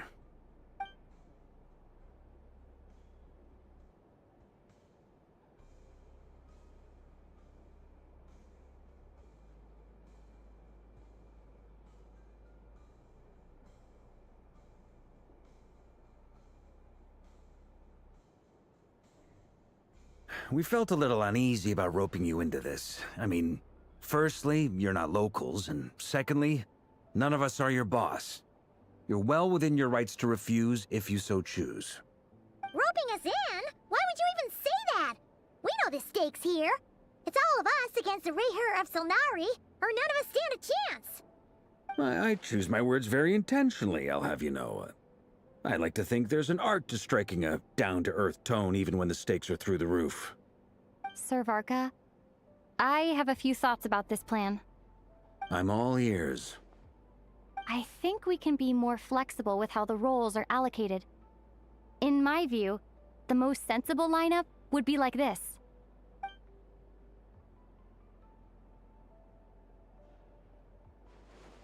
I see your point, yeah. But if that's how we're going to approach this, you'd better make sure you're ready. To be clear, I don't doubt your abilities. Far from it. I just want to make sure. Are you really willing to take all this on? I want to do everything within my power. The Rayher of Solnari is a truly fearsome opponent, and if I do my part, it'll greatly reduce the risk for everyone else involved. Well, that tracks with what I've heard. Jean's mentioned in her letters that you're so diligent it's almost abnormal. As in, most people weigh up the risks and rewards in situations like this. But you seem to just march towards danger without a moment's hesitation. Of course, everyone appreciates a fearless pioneer. But all that aside, I'm the Grand Master of the Knights of Favonius, and you're our honorary knight. I want to make sure your courage doesn't come at the expense of your safety. Thank you, Sir Varka. I should be the one thanking you. It means a lot to have you on board. I'll give some serious thought to your suggestions.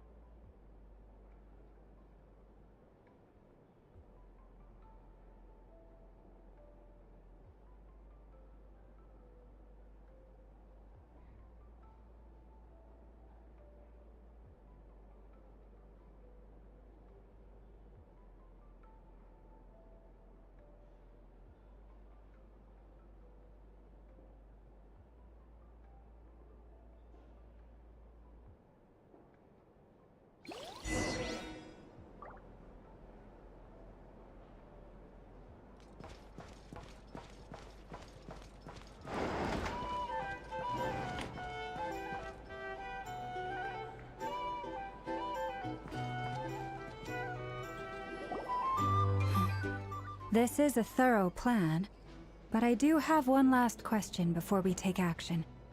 How can we be sure that our enemy won't leave the designated area? Great question. Albedo's been hard at work analyzing Rayher and the Wild Hunt's behavioral patterns. His conclusions are as follows. Firstly, from the earliest known confrontation until now, Rayher has never displayed any ability to manipulate the dimension of space. So it's unlikely he has any power in that domain. Secondly, he seems to have a particularly strong vendetta against our group.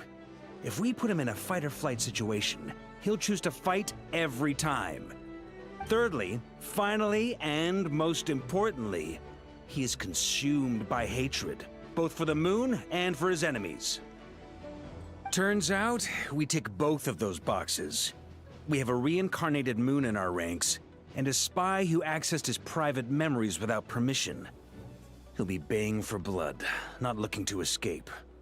As someone who's had their fair share of interactions with the Wild Hunt, those all seem like valid observations to me. Understood.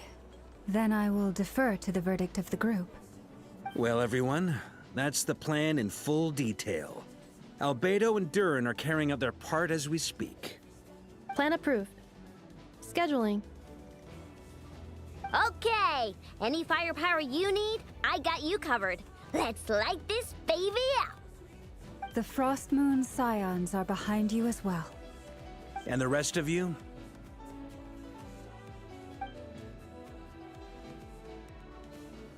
No objections? All right, then it's settled. This is the plan we're going with. Next up, an old tradition of mine. Anyone who wants to back out, now's your chance. Wait, we can still back out of this? Everyone says things they regret, right? I don't want anyone feeling trapped because their mouth said yes before their brain had time to think things through. A very people-first approach. I hear that's common practice in the Knights of Favonius. Heh. Who'd you hear it from?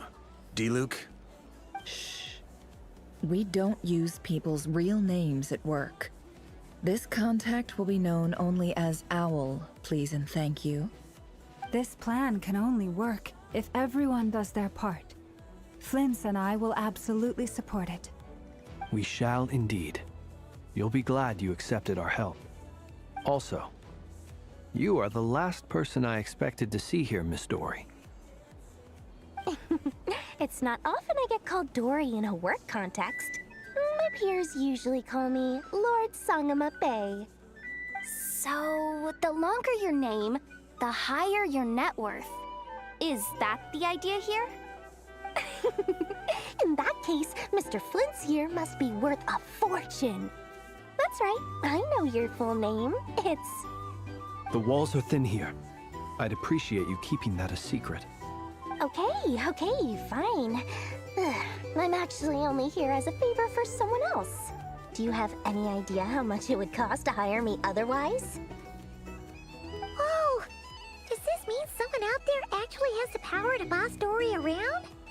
It most certainly does not. We have a long-standing and mutually beneficial business partnership. She's actually the mom of a friend of yours. Said mom supplied me with a great little trinket, but now that lady's ruined everything. If I don't start building a little goodwill now, my whole business in Notcry is gonna go down the drain! Okay. So what exactly is so special about this pendant? It's a lucky charm that a great mage made for me. We have a business relationship, and she was worried that something bad might happen to me. So, she wanted me to have something that can store power to protect myself with. I finally got it all fully charged up with Kuvaki, and then never went and used it all up at once! Never lost so big in my life! You're right. It was all my fault. I didn't mean to drain all the Kuvaki in the pendant, but I'll make it up to you. You will?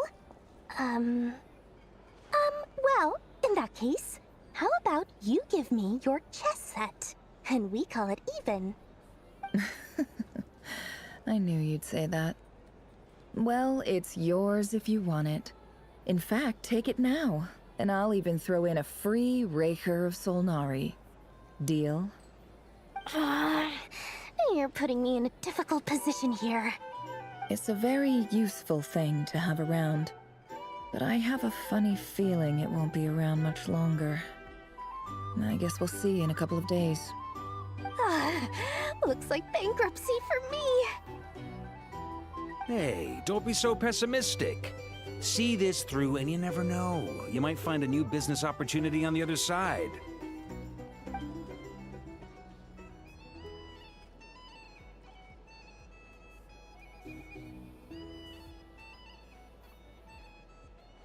There's only one maid, well, I guess a group of mazes strong enough to make a super powerful, all-important amulet.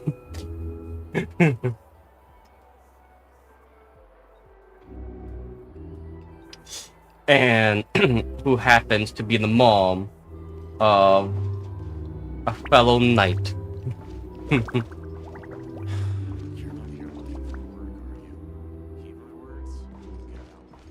It's pretty clear who made the amulet. Dory! How are things going? Feeling ready? Oh, I was born ready. We only have 2 days. You think Lord Sangamabe would let an opportunity like this slip by? Don't forget, when something's in high demand, the people with the goods on hand get to charge the highest price of all, even higher than the sellers taking advance orders. Ta-da! See? It's right here! Oh, it's so pretty! Did you make it?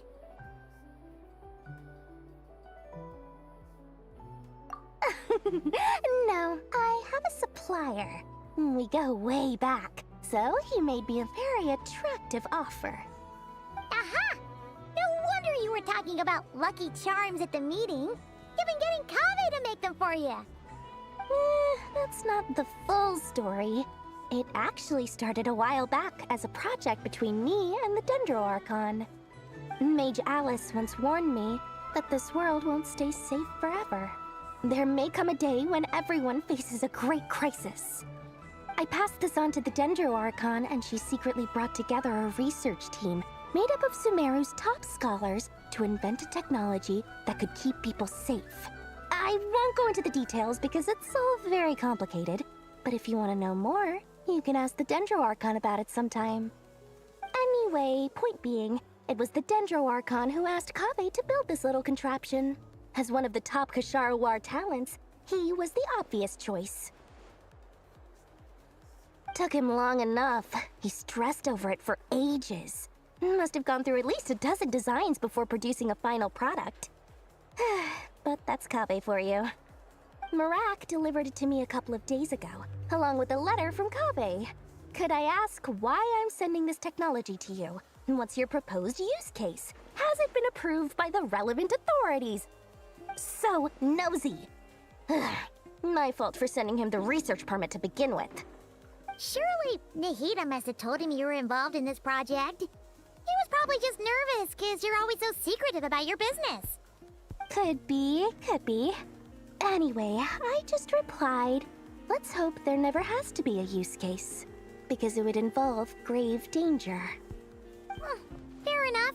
But it sounds like he was just being cautious. He probably felt responsible as the one who made it. Or maybe he was asking as a favor for his housemate. He's done that before. Not sure why, though. His housemate doesn't seem to really care that much about this kind of stuff. Either way, all's well that ends well. I'm just glad to finally have my hands on the product. I wouldn't want to be without it, given the potential dangers that lie ahead. Huh? What does that look mean? Paimon's just super surprised. This must be the first time we've ever seen you actually get serious about something.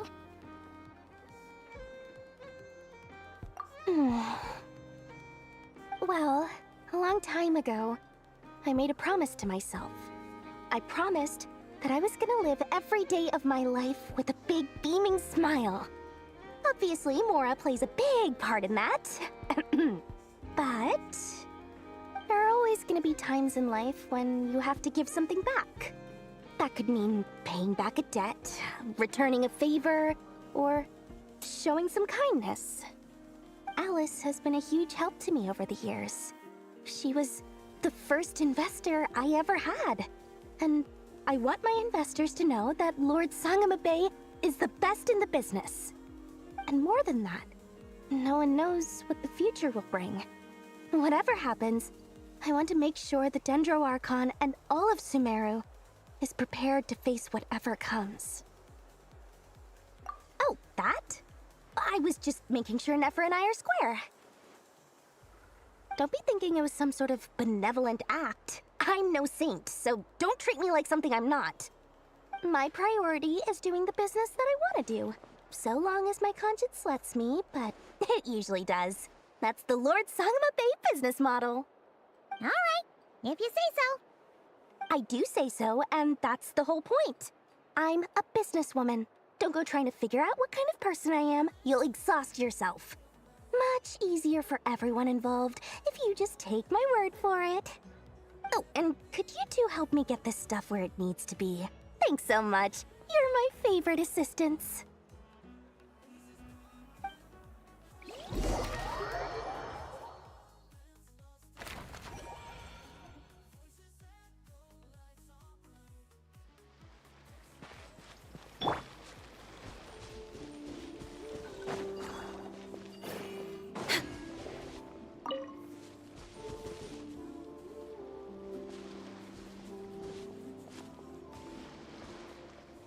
Traveler, Paimon. It's good to see you. Everything going smoothly over here? Sort of. As you're probably aware, Varka, Durin, and I captured some abyssal creatures from the Wild Hunt. Per the plan, we dissected and analyzed some samples of these creatures. The process went very smoothly. The findings, however, come with some troubling implications. What? You can actually dissect the Wild Hunt? That depends on your definition of Wild Hunt and dissection. Harmless, lifeless. These words are accurate descriptions. The Wild Hunt is an interesting phenomenon. In and of itself, it doesn't seem to possess anything akin to a human personality. But taken as a collective, the medium through which the Wild Hunt is summoned does appear to have a soul. Master griped a lot about the wise Horoptotire, and seemed somewhat fascinated with the foul Certology. But she barely mentioned Rerir at all. I don't think that was because of his lower social standing, though.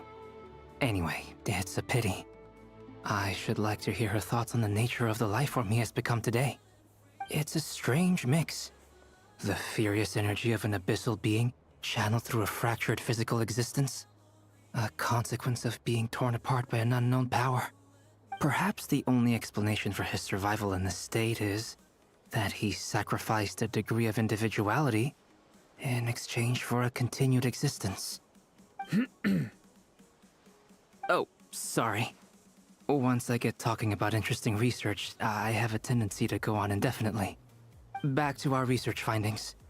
Understandable, Essentially, they confirm Albedo. my hypothesis. I've done that Revir's to corpse Bub. is completely contaminated by the abyss, and the effects are irreversible. You You've could done think what? of this as Rerir in mutated form. Talk, But in my talk, view, talk even about that would be something. inaccurate. In reality, Usually something his about being has been engineering. consumed by the abyss. Yeah. In other words, he is now nothing more than a manifestation of abyssal power. Unfortunately, On that at question, you present, say, we less have no means of I completely have done this eradicating in the abyssal past power. and more of Hence, we cannot I do fundamentally this destroy all the the Reir of time. Solnari either. That's terrible news! So, that's it? We can't defeat him? Not even if we get the power of the Three Moons? Miss Columbina's situation is a difficult one. She can never achieve wholeness when the world does not accept her presence. It's as if her creator banished her to a place she can never be accepted. It means she spends most of her energy just on her own survival. Given the circumstances, it's only natural to despair. But we must see this plan through to the end. Time to kick off the backup plan. Oh, Paimon almost forgot! This is for you. Dory asked us to bring it. Ah, how wonderful. Well, thank you for making the trip. Durin and I will be heading off shortly. I'm sorry I won't be there to protect you in person this time. Please be careful. All right then. Stay safe.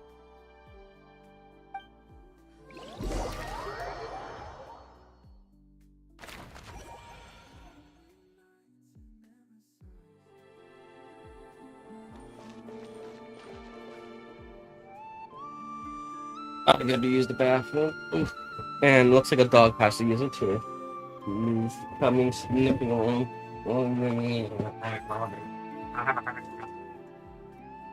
I'll be back. Ooh, there's my guts.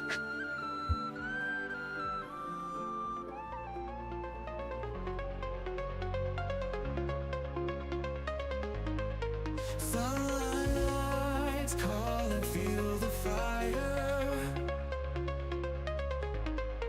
Touch the sky, now hearts are higher. Dreams awaken, feel the glow, endless journey where we go.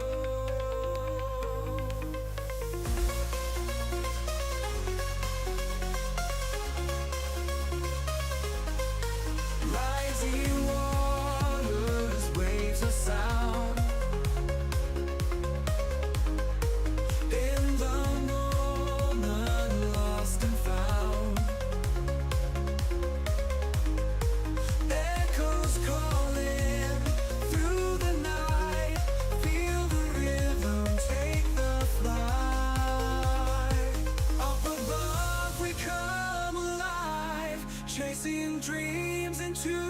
the sky, eternal rise. Together we fly so high eternally.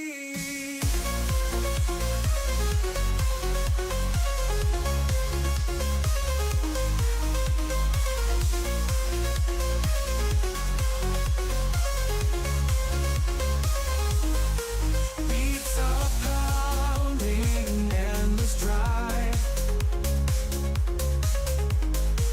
Feel the rush, we come alive. Infinite, the world we see. Close your eyes and just believe. Break away from shadows past in the light. We're free at last, melodies that never end. Hearts together as they blend.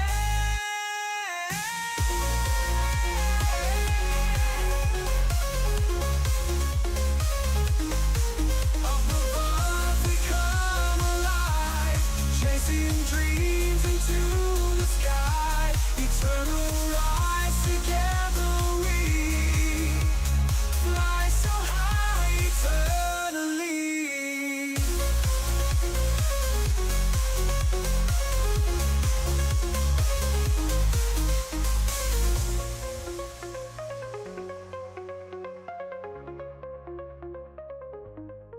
Break away from shadows past.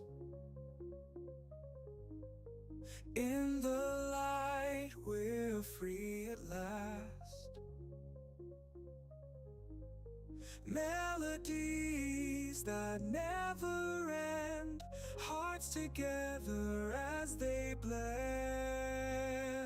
Up above we come alive, chasing dreams into the sky. Eternal rise, together we fly so high eternally.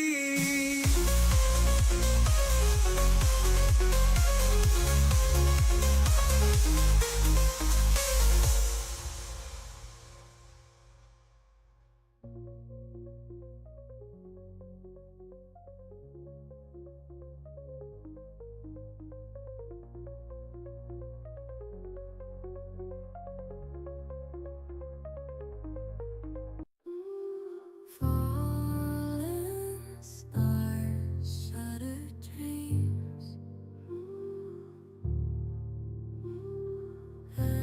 Echoed cries, silent nights.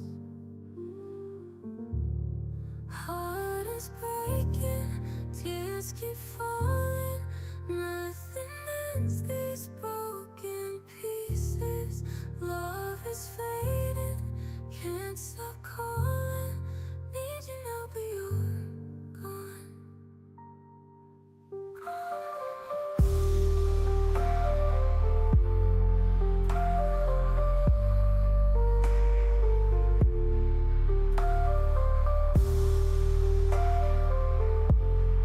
Need you now, but you're gone.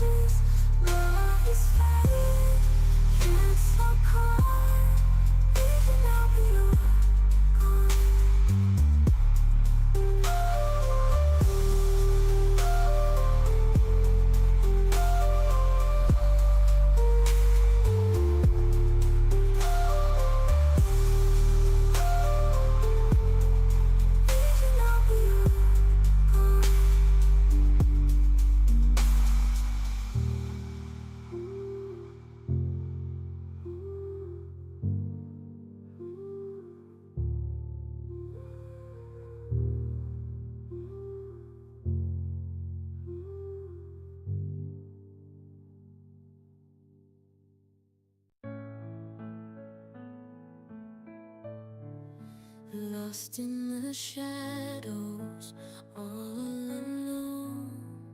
Silent tears fall and heart turn to stone. Whispers of love echo in my mind. Faded memories, a love left behind. Searching for solace in the depths of despair. Torn apart, emotions too much to bear. Aching heart, like a fragile glass, shattered dreams. Now only remnants of the past. I'll sing my sorrow in every note I play. Aching melodies carry me away.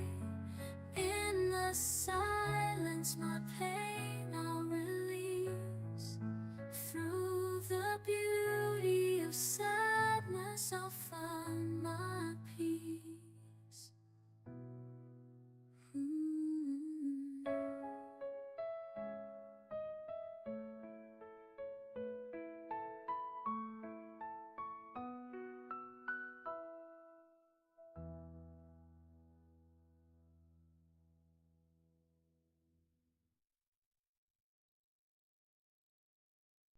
In the silence of the night, echoes of memories fall.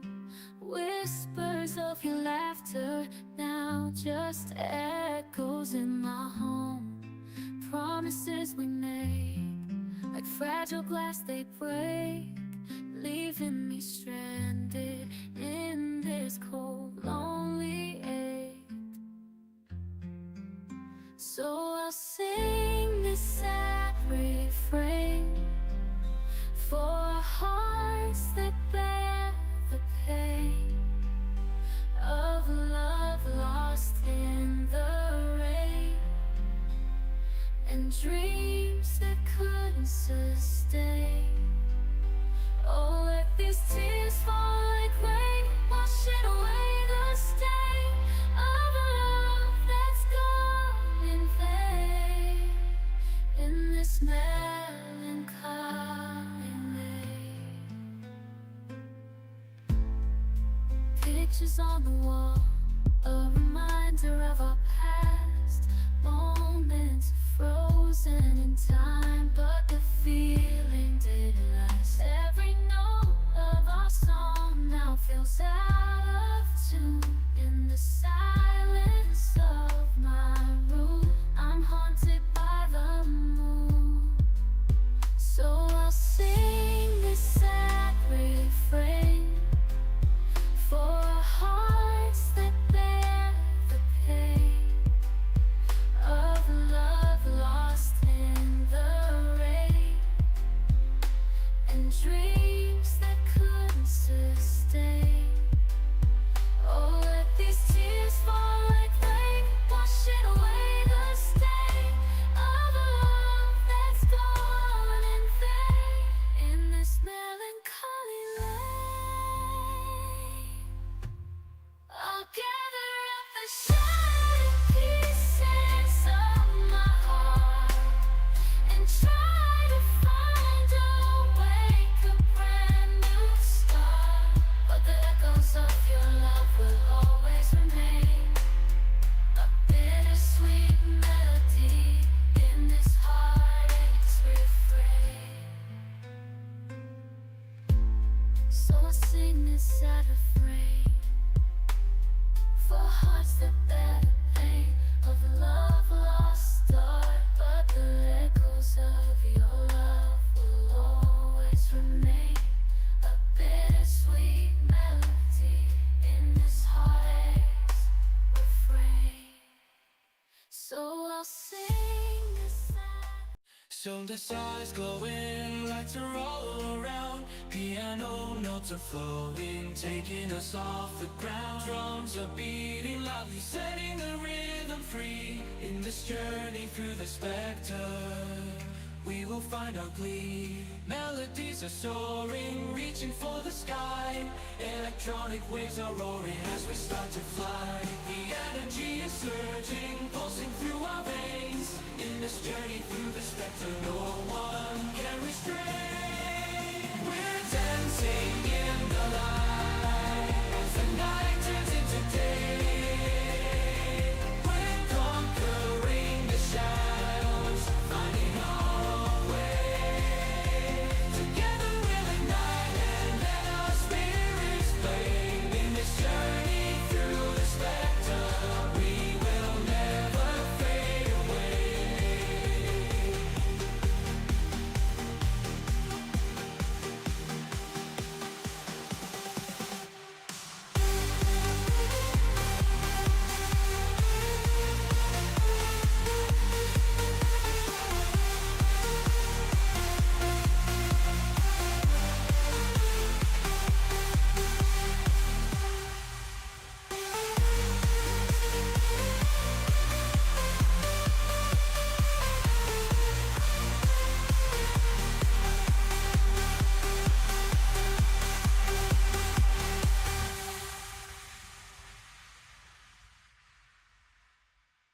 In the midnight glow where the stars align, we lose ourselves in the rhythm divine.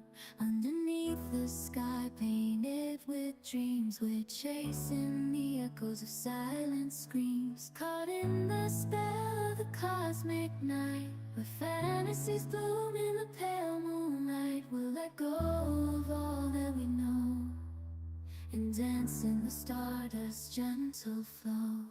Dancing in the stardust, we're weightless and free in a world of wonders. Just you and me, lost in the moment. Our spirits ignite as we twirl in the magic of the cosmic light. Among constellations, we'll find our way. Through the celestial symphony, we'll sway. With every step we leave our cares behind. In this celestial ballroom, love's defined. Caught in the spell of the cosmic night, where fantasies bloom in the pale moonlight.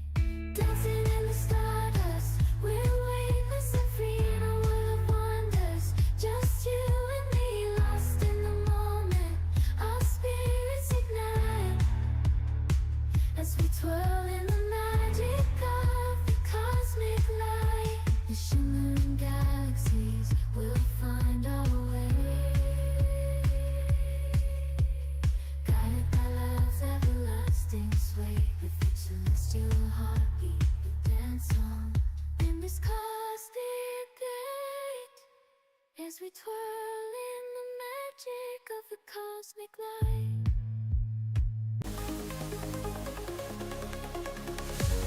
Lights in the dark sky, feel the beat inside. Heartbeats match the fight, lost in this electric tide. Dancing to the sound, frequencies surround. Echoes lift us up, waves can't come down. We're flying high tonight, in a world so bright. Before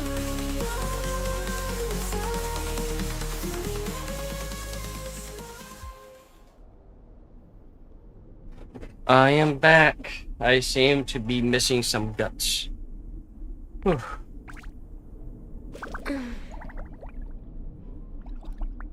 How dare you? I'm sorry. They seem to have liquefied and You know just that left. I'm very disappointed in you, I'm sorry. and you will be making things up for me. I'm sorry. Please forgive me.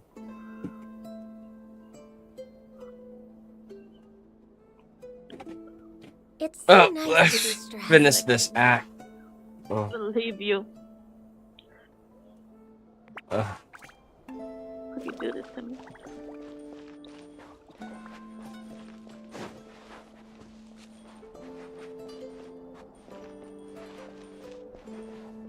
We're way behind schedule.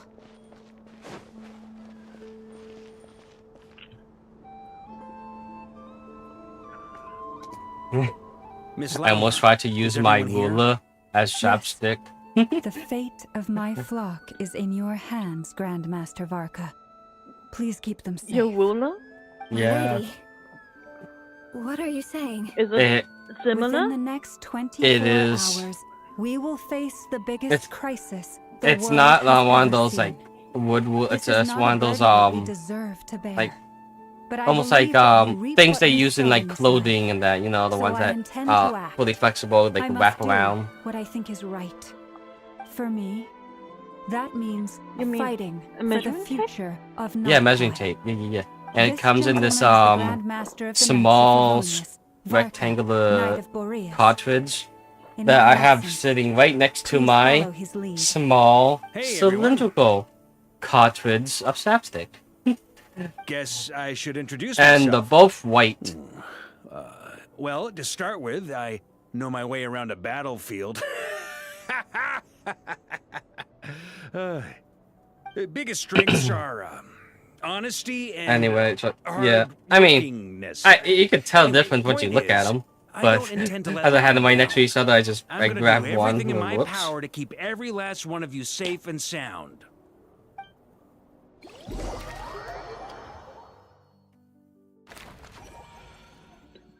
I see.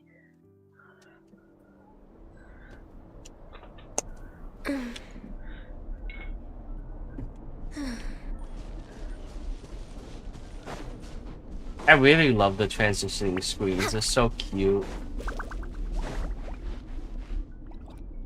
Wait, was it this chest I just missed? You mean the ones that have like I did miss the a little chest. gadgets? Yeah. I just missed that chest. I Columbina, hope was it? that won't come to bite I me in the believe dust. that's how the others addressed you. That's right. Names Depends, are you in a funny domain? things. No. Have you always been called Dainslev? Then you should be able Yes. to come back for it, no? I take it your I hope. own name has a more complicated history. I don't know where I am. I have a different relationship with names than other people. You don't know where you are? To be honest, Nope. I'm not even sure that Columbina is my name.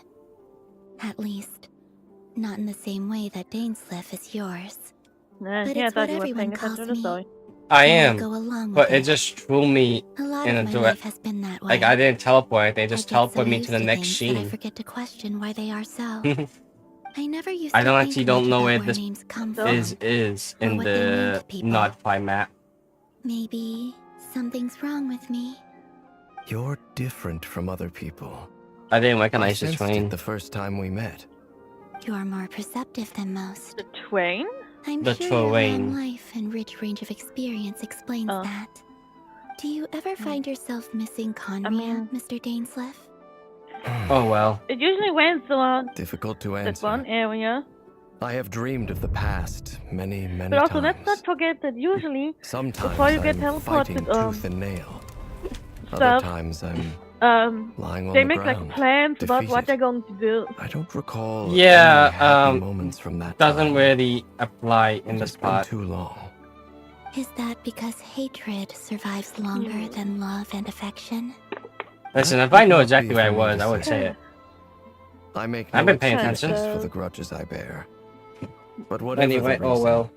I remember so. little that was beautiful or sentimental. Thank you for your help with the Rerir situation.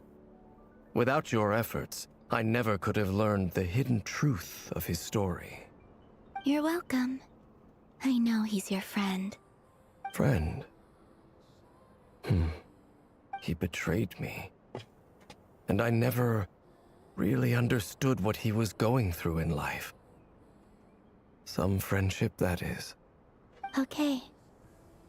So, do you plan to fight him with us?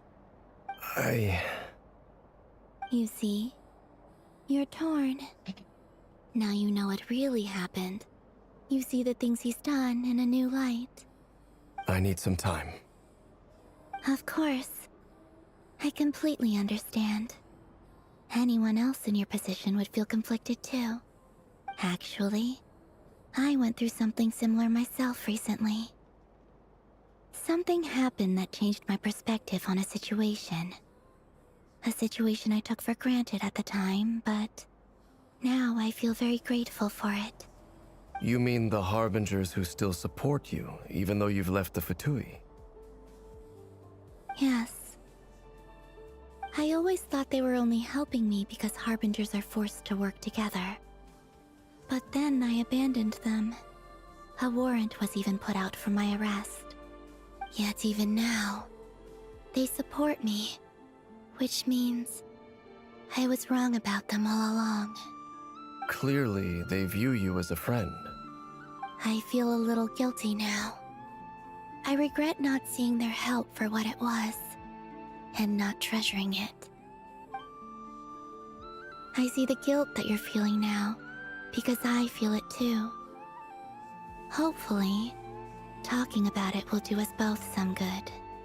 Have you noticed that the Traveler and Paimon are over there? I think they've been listening. Huh. Shall we say hello? Sure. Hello. Man, Yehoda really is not a good judge in character. Oh, then you get to the part where she and Dory are like, she's like, hey, Dory! I apologize for making you worry. No doubt Oh, you you wish mean to where know she's where like, I oh, that stand bitch on the plan to shady take down at all! She just the showed up rapier of right when I Solnari. needed her to! I'm afraid I need a The little exact time, thing that I needed! but I will seriously Because consider I joining did knew, who she was talking about. The fact that she was like, yes, to Marion. My They boss, needn't be. and the nice merchant who sold me This treasure was contest. something that I was going Like, to have oh. to face up to you're talking about eventually. Yo, they Dory. got scammed. That doesn't She matter got to them. scammed.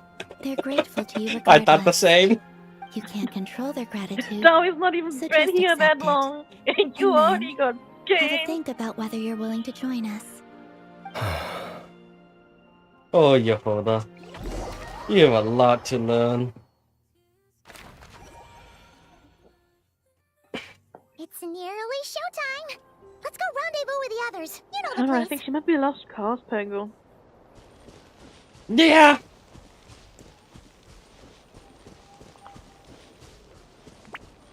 I mean, how can you work with Nefa and still be scammed? I don't know.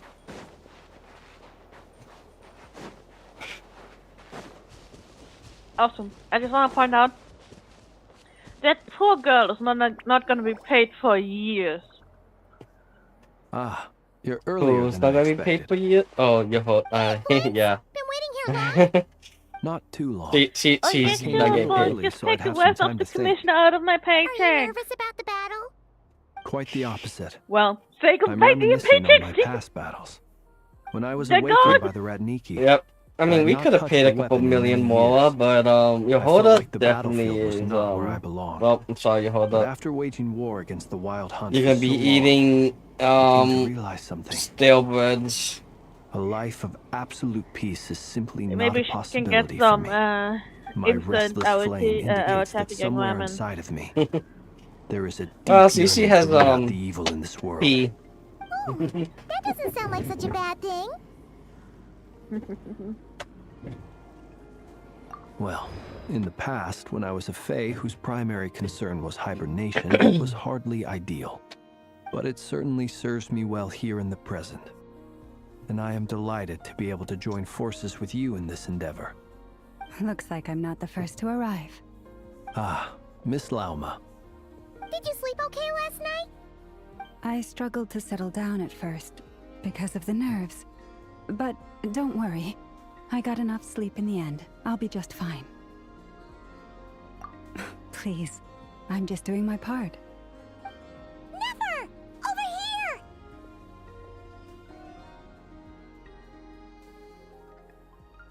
Aino asked me to relay a message. She said Anefa will be on high alert and keep a close watch over all secondary districts where defense is required, providing support as necessary. Meanwhile, Aino herself will provide range support to us directly, using her latest invention. Excellent.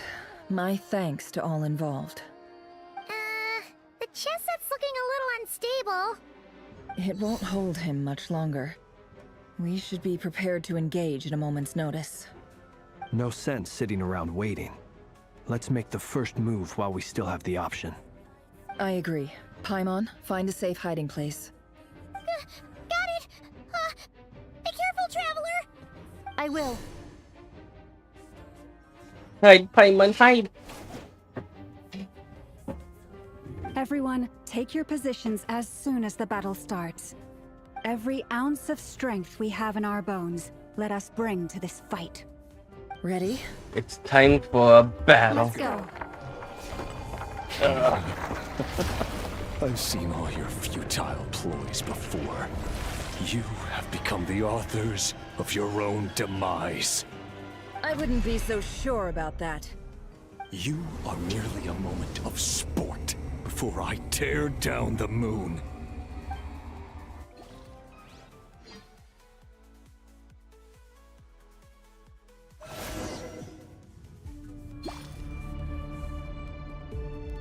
Stay on your toes. Yep, you too. Let me help you guys.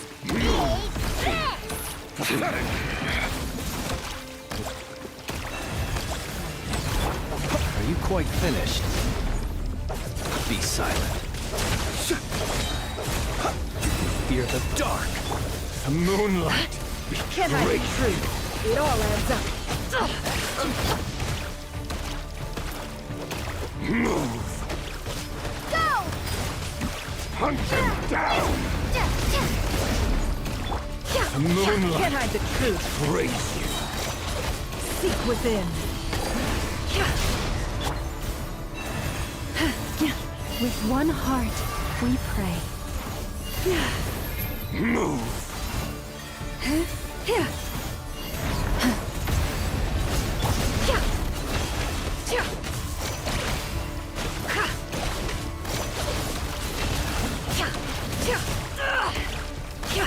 It all adds The up. moonlight. Move! Close your eyes.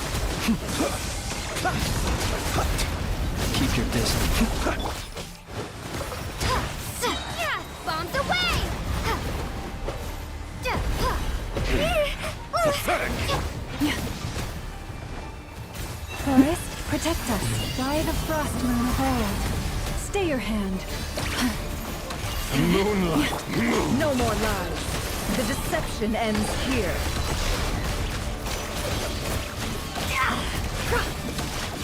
It all adds up. Futile. Hunt them down! First, it began with the moon, and so shall it end. The moon will protect you. The moonlight betrays you.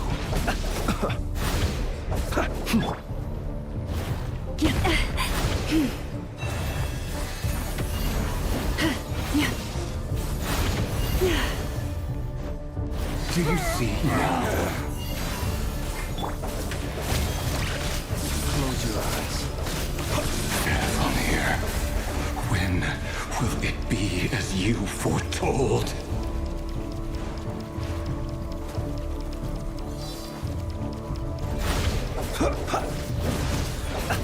Are you quite finished? Your foul spirit is not welcome here.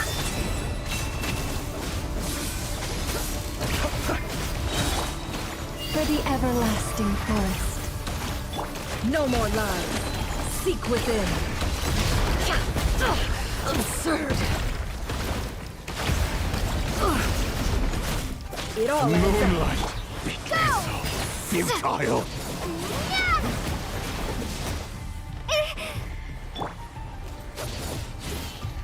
Hunt them down. Observe. Hunt them down.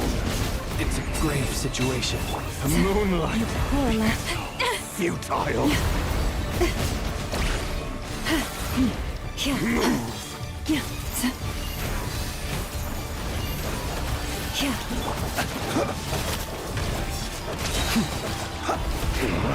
Pathetic. Observe. Leave this place. The moonlight betrays you. No more lies. Can't hide the truth. No more lies. Move!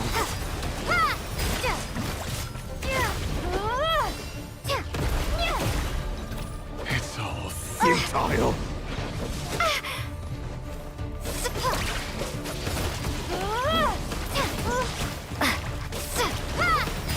The moonlight. Pathetic.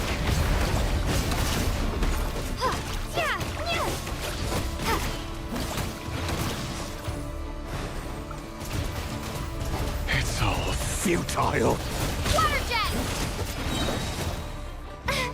Bombs away! Move! Be silent. Do you fear the dark? By the Frostman of old. The moonlight. Move! Your little game of heroics is over. Ready. Who wants to go first?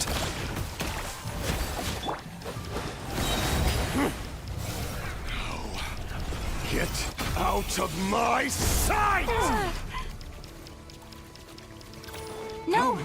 We've been separated. Take. You okay? Never! Where are the others? Stuck outside the barrier. I guess he really doesn't like us.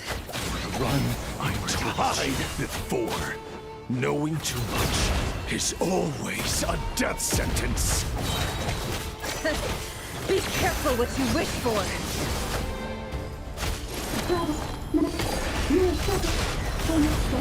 Lauma! Can you hear me? Hold on, women. Silence. The voices are gone.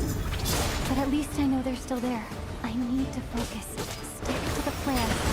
Remember my most important task. Just stall him. If I can stall him for long enough, the moment will come.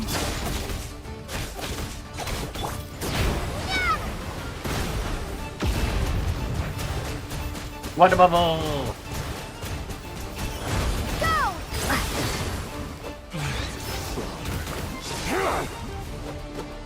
It all adds up.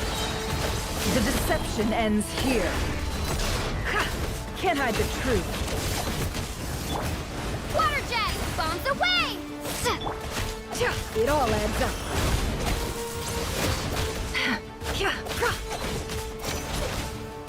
No more lies.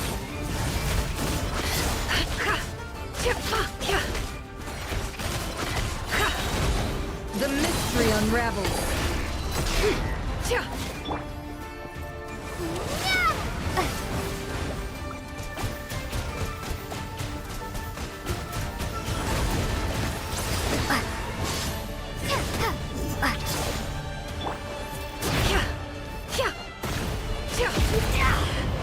Can't hide the truth.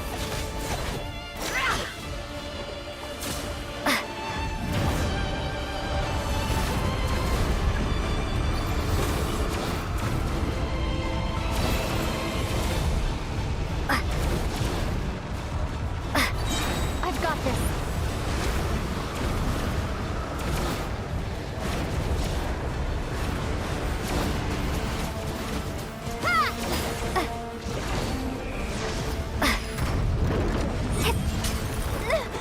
The shield's broken. I can't keep this up. Don't push your luck. How much power will it take?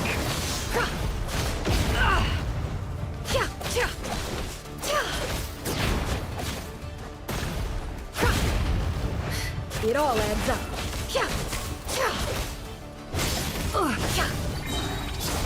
The deception ends here. Your death is within my grasp!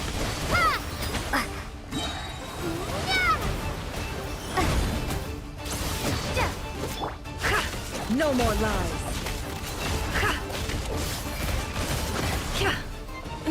Shame. It all falls into place. Seek within.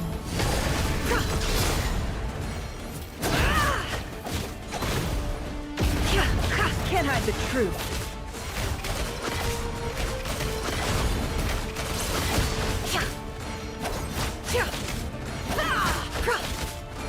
It all adds up. see what you're made of. It all falls into place. The deception ends here.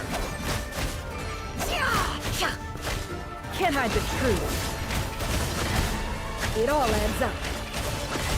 Bombs away!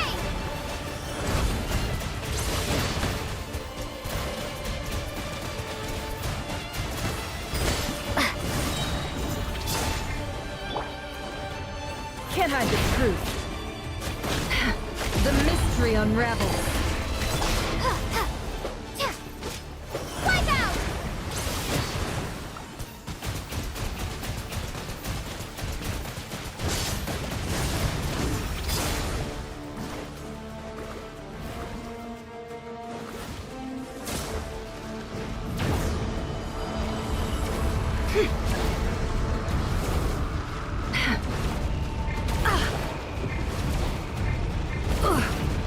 It all adds up.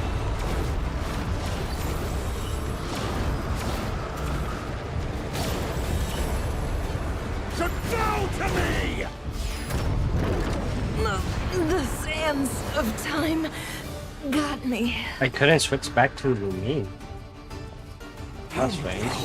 Will it take? Bombs away!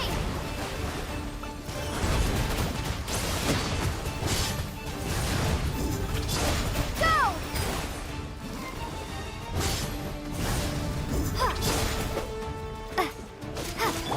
No more lies. Absurd.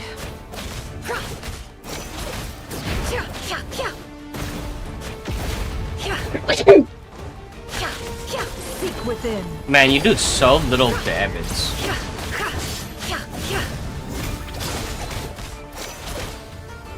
They really don't want you being in this fight, huh?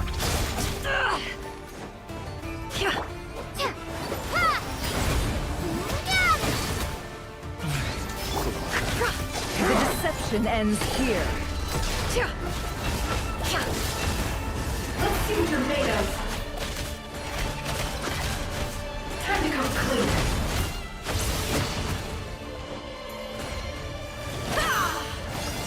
See you fighting. It all adds up. The way here. The mystery unravels. No more lies.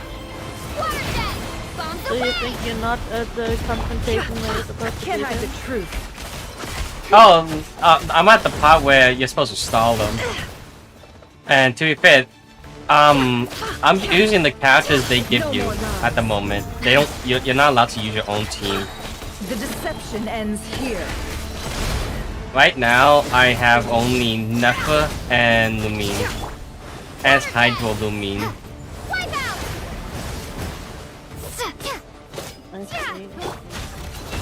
I much prefer Pyro Lumine, but It all adds up.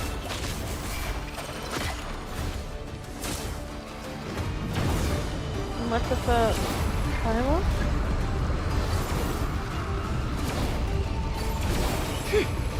Curses. There's no other way.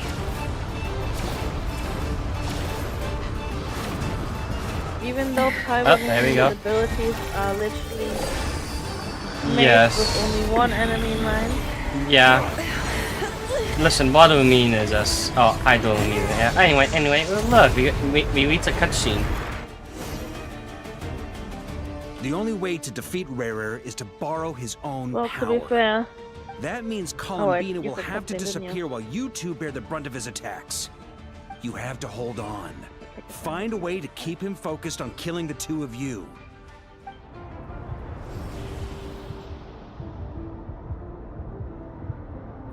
Never! Your eyes are bleeding. Soon you will be powerless to resist. And then, I will reduce you to dust. But that dust will plague your memories. Come on. Keep holding on. Any other tricks up your sleeve? Let's see them. As entertaining as they are, you've backed yourself into a corner. You don't fool me. I see your fear clear as day. I have to stoke his rage. Make him unleash everything. You fear what you could never defeat. You fear the thought of never being able to save your beloved.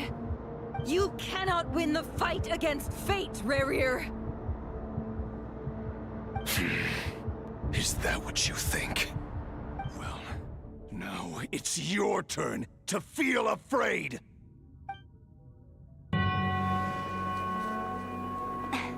You fear the sound of your own name? Is it us you hate? Or is it what you've become? Let's see what becomes of you!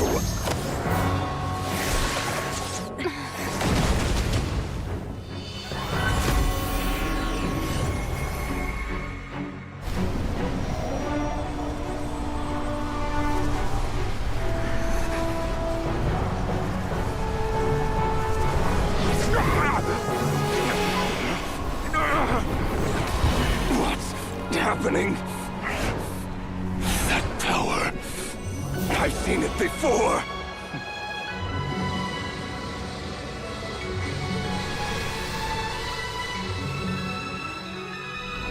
His power is on another level.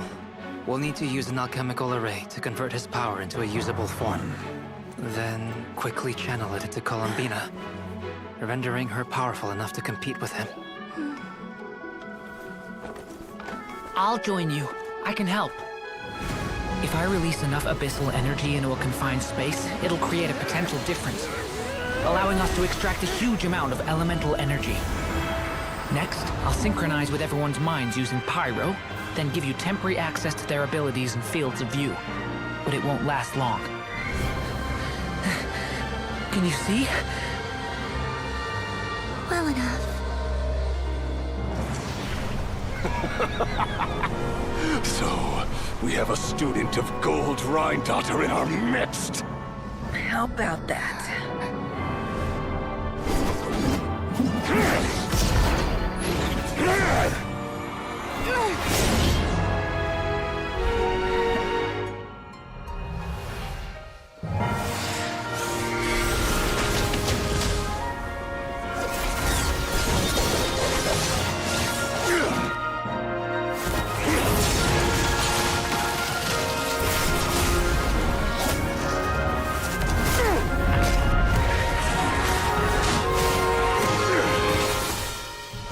You use my own power against me?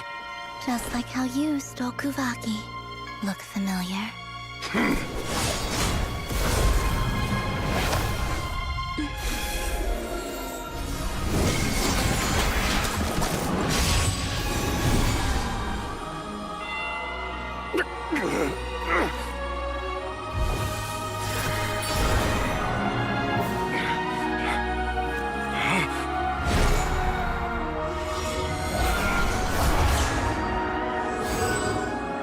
Don't you realize?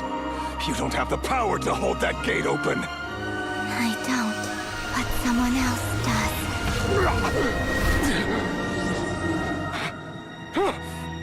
Goodbye, Rerir.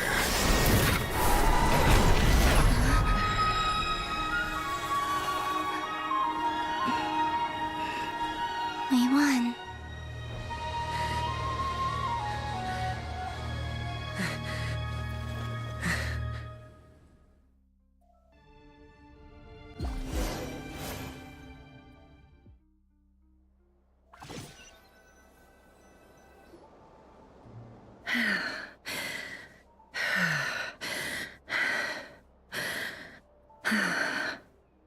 Nefer, how are your eyes? They're fine. Apart from the blindness, of course. It's not too late. Let me handle it.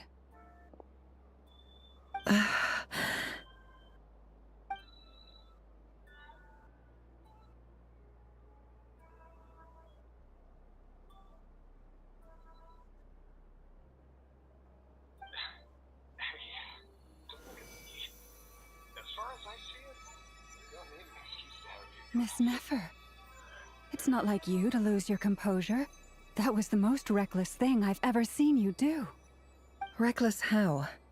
The situation was critical. Our lives were at stake. We had to do something. Even so. Okay. I guess you're right. Under the circumstances, it was a wise decision. You traded your eyes for an incredible victory. In business terms, I suppose that's a huge return on investment. I'd be hard-pressed to argue otherwise. Still, I don't like this outcome, and I don't want you to lose your sight for good. People suffer when they make sacrifices they shouldn't have to make, whether that means faith, strength, or in this case, your ability to even see. I had hoped you could win without sacrificing so much as a single hair on your head. Thank you. Really. All done. Don't try and open your eyes just yet. We'll see how you're doing in a couple of days. Until then, please follow your recovery plan to the letter.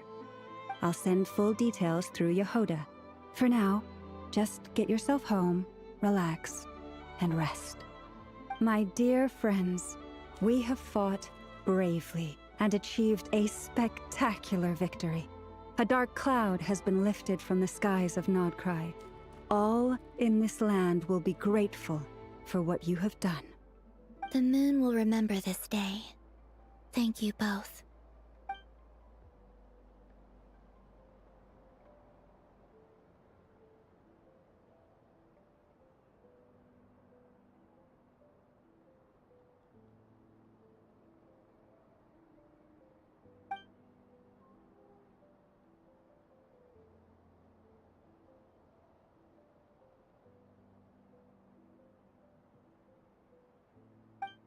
There's something I want to let you know. What is it?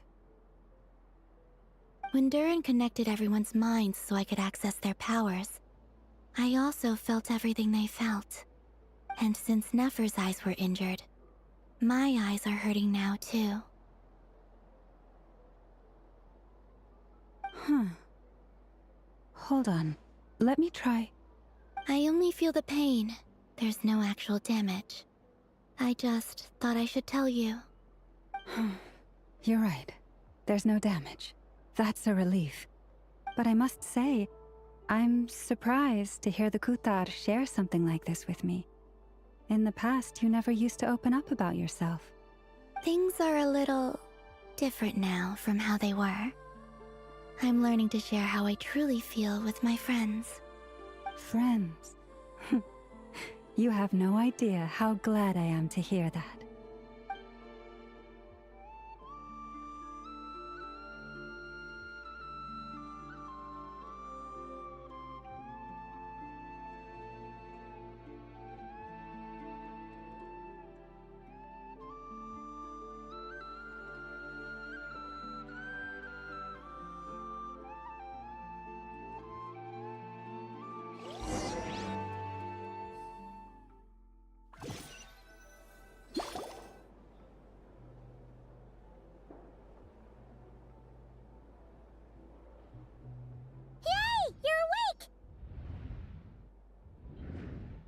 How are you feeling?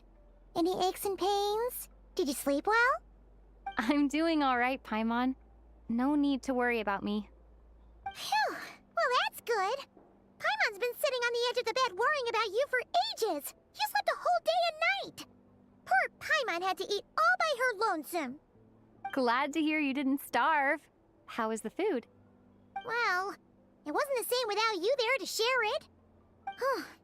Honestly, Paimon just can't relax when you're not your usual self. She couldn't enjoy the food and settle down to sleep. Well, I'm back to normal now. Oh yeah, and Albedo swung by earlier. He said to tell you to head to the tavern when you woke up. Varker and the others are organizing a victory feast and they want to celebrate with you.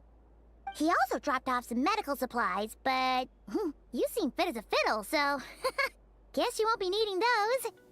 If you're feeling up to it, let's head over now. Wouldn't want to keep them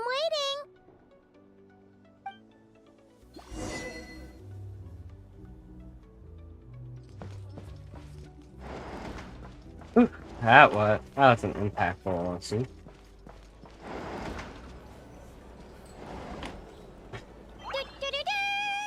We're here! Oh, Traveler and Paimon! Perfect timing! We were literally just saying how there's no way we're holding this victory feast without you any longer, and we would have postponed it till tomorrow. How are you feeling today? Much better, thanks. Don't worry about me. Relieved to hear it. If that changes, just let me know. Happy to check you over at any time. Yep, we're here for you. Anything you need, just let us know. Oh wait, where's Nefer? How are her eyes doing? Nefer's right over there. I'm sure she'd love to catch up with you.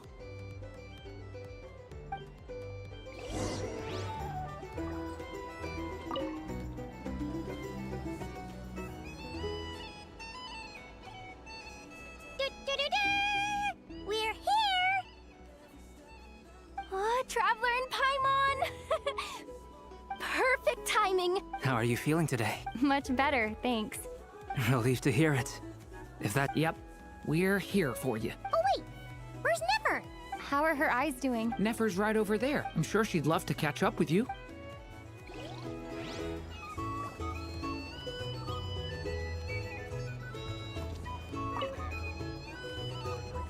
Hello, you.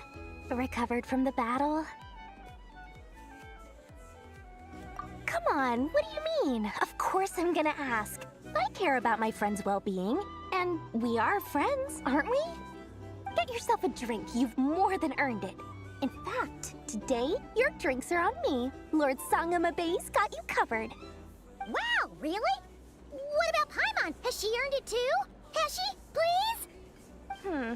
Well, you haven't been through quite as much as the Traveler, but... what the heck, sure.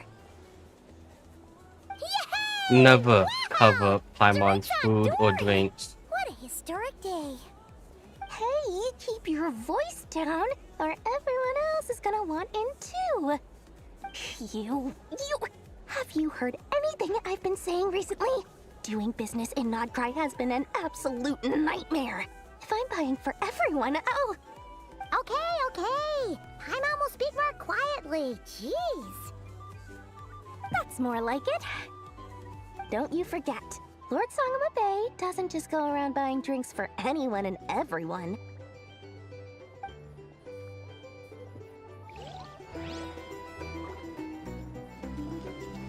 Our drink recommendations? Well, for starters, sign up with the Fae recommend you drink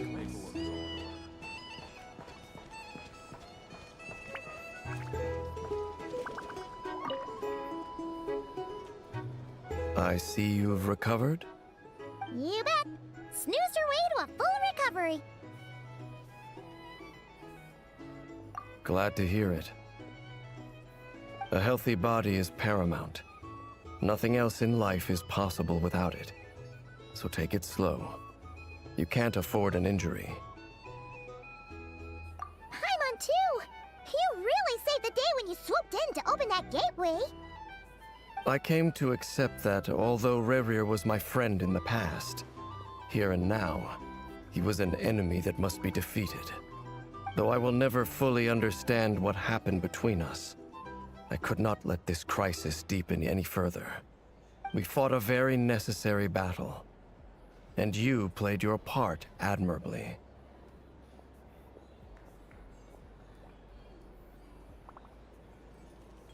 Yeah.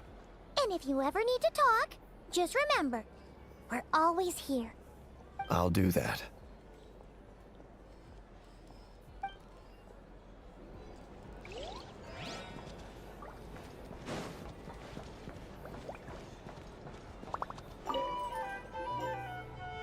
I thought of 1,000 ways to congratulate you, but now you're here, words are failing me. The honorary knight stuns them speechless once again. Well said. The honorary knight showed us all how it's done. The other knights tell me that Mondstadt was the first stop on your journey. All of us are truly delighted to count you as our friend. I'd like to thank you for supporting the Knights of Favonius, and also for helping us save Nodcry. Nonsense! Of course I'm gonna mention it. This is more than just business. It's a relationship. And there can be no relationship without showing gratitude where it's due. Hey there. Looking for a drink or two? Or perhaps a look for the nice?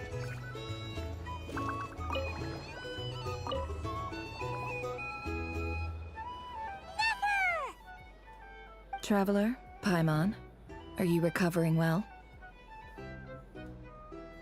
Turns out that moon chanter has some real talent after all. My eyes were mostly recovered after just a couple days rest. I can actually open them again now. Yeah, but you gotta be careful. Lauma says not to strain your eyes while they're still healing. Yes, thank you. I'm well aware. Yehoda, could I borrow you for a moment? I could do with an extra pair of hands. Oh, sure. Coming. Did you hear that? I gotta go help Lauma for a second. You guys chat among yourselves. I'll grab us some drinks. Hello, welcome Paimon, in. you still like them sweet? You bet! Make it extra sweet, because Paimon's earned it. Sure thing.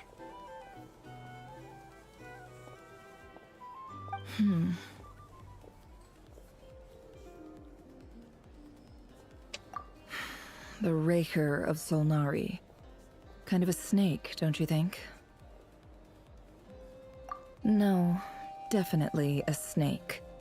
A poisonous one who spewed his venomous hatred everywhere. Also, Anyone nothing who much. seeks revenge out of hatred for other people has become a snake. That's something my dad used to say.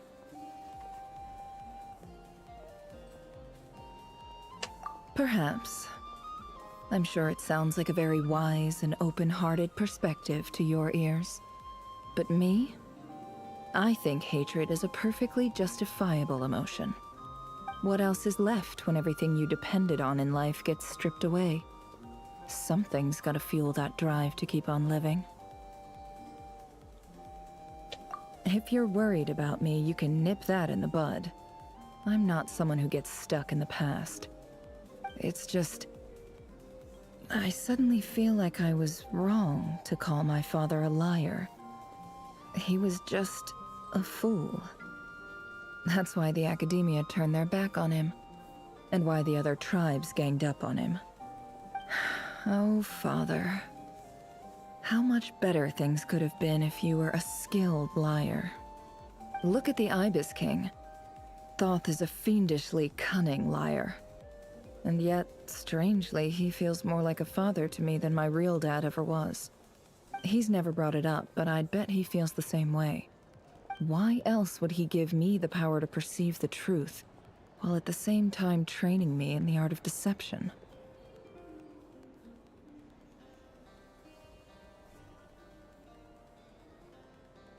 Well, King Deshret banished him to Aru, which is essentially a prison, and posed 3 questions to him. He promised that he'd have his freedom if he could find the answers. His response was to take on a physical form and approach me, hoping that I could become his envoy and search for one of the answers on his behalf. Did he really think I'd fall for that? He's stuck there. He can't make me return what he gave to me.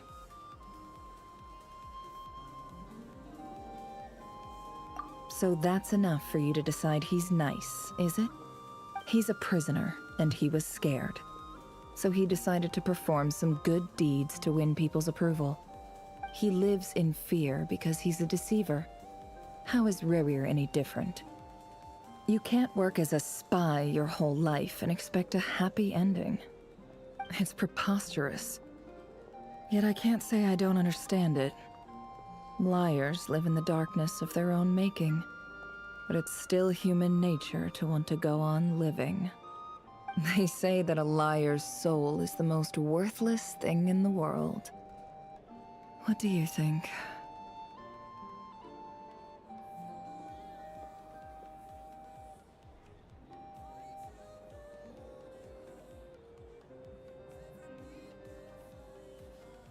Oh, really?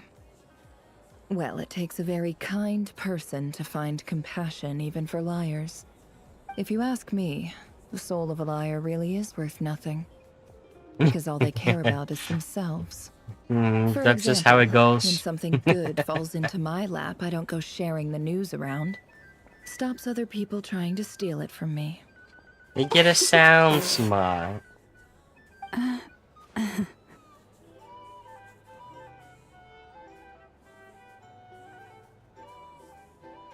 So be it. They have sharp ears. I can't keep anything from them. Wow, is that what it looks like? Well, you all know my past now, and I can't simply eliminate everyone who knows too much. So I guess I just have to put up with you, for the foreseeable future at least. When you find yourself in a situation you can't control, the safest play is to keep calm and start monitoring everyone involved like a hawk. In the intelligence world, you need to have a sense of perspective and play your hand accordingly. If you understand what's at stake, please ensure my secret is safe with you. I trust. Very good. Oh, whoops. Oh, wait! Now that the panic's over and we've all calmed down, Paimon suddenly remembered something.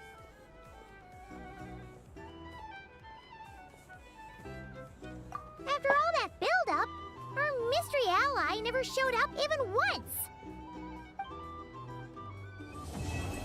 Oh, that was an USB for Faded Moonlight.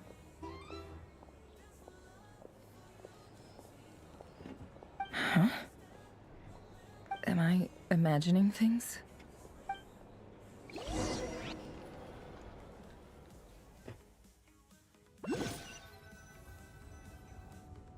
So, that close colleague who stayed behind with you? What's he been up to recently? Don't know, don't care. I get more normal human interaction from hanging out with Bosco too than him. Although, now you mention it, he hasn't bothered me in a while. I wonder if... If he's disappeared without a trace, it's the biggest gift he ever gave to the world. But I somehow doubt that's what's going on. He won't lie low forever. So we'd better stay on guard.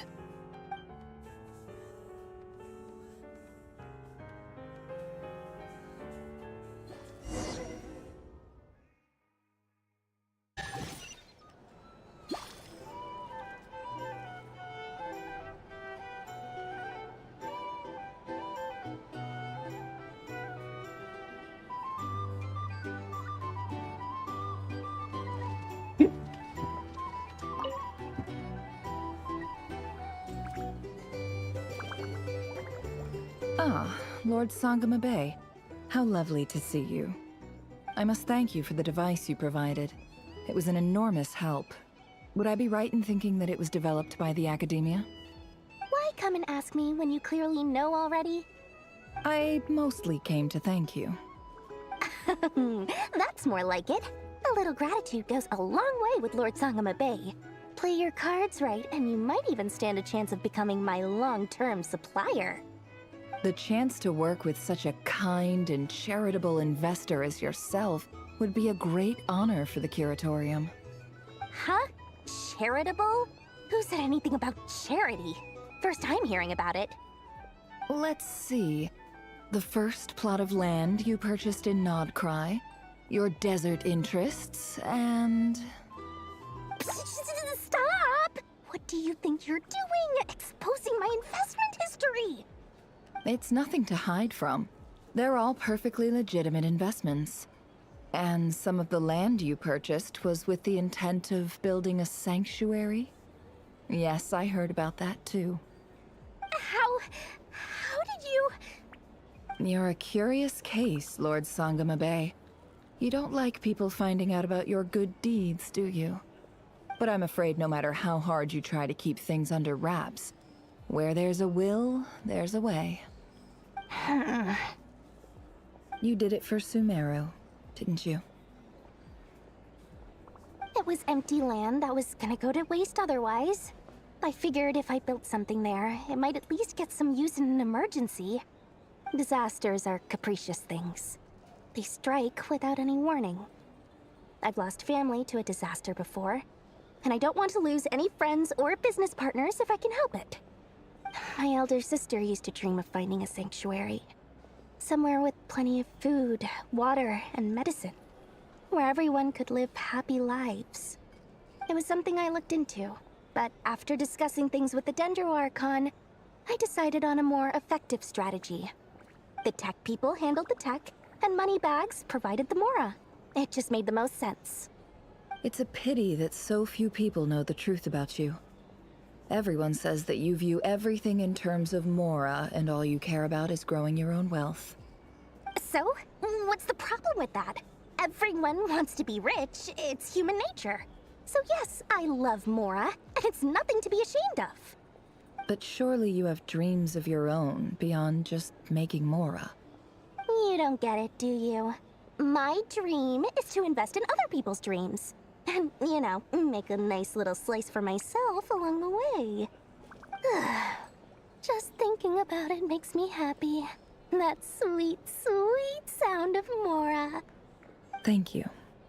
For the device? And the pendant.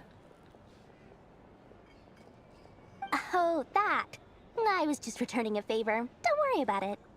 Seems like we've both been away from home for a very long time. Yeah.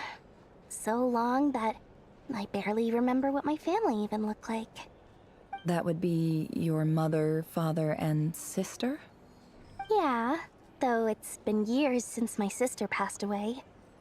It's not like I want to forget them, obviously, but memory can be even more ruthless than the most calculating business person.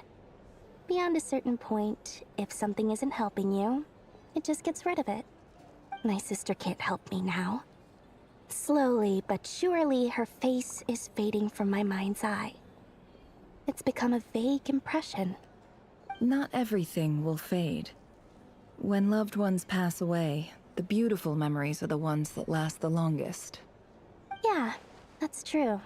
If you ask me, that's the one silver lining in all of it. Well, that, plus, I'm sure that life is much better now than it was back then. Oh, absolutely. I have tons of Mora, a big beautiful house, business is booming, and I'm as happy as can be. You've got a lot going for you too. Boss of the Curatorium of Secrets? I'm sure there's plenty of Mora to be made in that line of work. I appreciate the vote of confidence.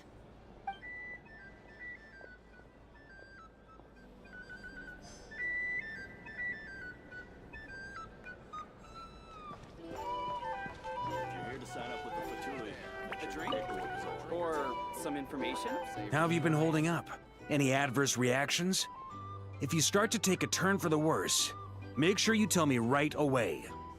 You don't need to worry about me, Grandmaster. I'm fine. I mean, I barely did anything, so... What? You're too humble, young man. You played an indispensable role in the battle for Notcry. We can't thank you enough for your support.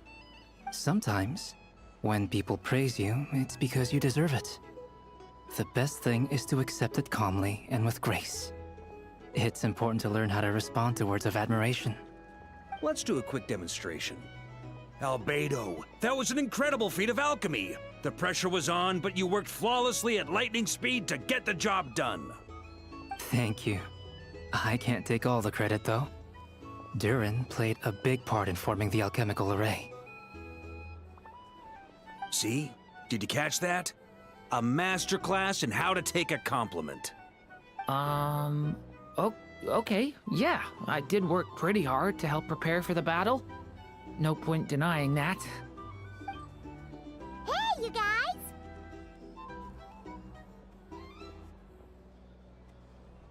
Hey, look who's bounced back. Looking good, Traveler. Seems like you've recovered. You won't need to take any more medication. Can I get you a drink? Huh? You know how to order at a bar now? You've sure learned a lot recently. Handling a drinks order is ridiculously simple compared to alchemy. Don't worry, I'll blend into society yet. You got this done. Paimon believes it. You're clearly a fast learner, just like your brother. To be totally honest, though, Paimon didn't quite follow all the details when you first explained the plan to us. Don't worry, that's completely understandable. Unless you're a student of alchemy, it's hard to grasp the principle and how the process works. To put it in the simplest terms, we saw how our enemy stole the power of Kuvaki. And that gave us the idea of stealing his power to turn it against him. When facing an enemy you have no hope of defeating, it's best not to engage them in battle. So, instead of looking for a way to overpower him, we decided to help Columbina get strong enough to at least stand up to him in a fight. For this to work, we had to analyze his modes of attack, confirm who his main target was, and make sure that he wouldn't go beyond the range of the alchemical array. For added security, we prepared a total of 4 arrays. But to mitigate the impact of the battle, we identified one location in particular as the ideal spot, which is where the confrontation took place. The alchemical array absorbed his abyssal power. Then Durin processed it to render it usable by Columbina. That power enabled her to do what would otherwise have been nigh on impossible. What surprised me was that Dainsleif actually agreed to join us. Given his history with Rerir, he had every right to sit this one out. But we're extremely grateful for the decision he made. It must have been a painful choice to make. But I'm sure that making a decision was far better for him than staying in limbo. Absolutely. He was torn between 2 paths, but in the end, he made his choice and stuck to it resolutely. He doesn't strike me as the sort of person who'd stay trapped in limbo for long. Anyway, however you cut it, everyone gave a stellar performance. And now, it's time to kick back and celebrate.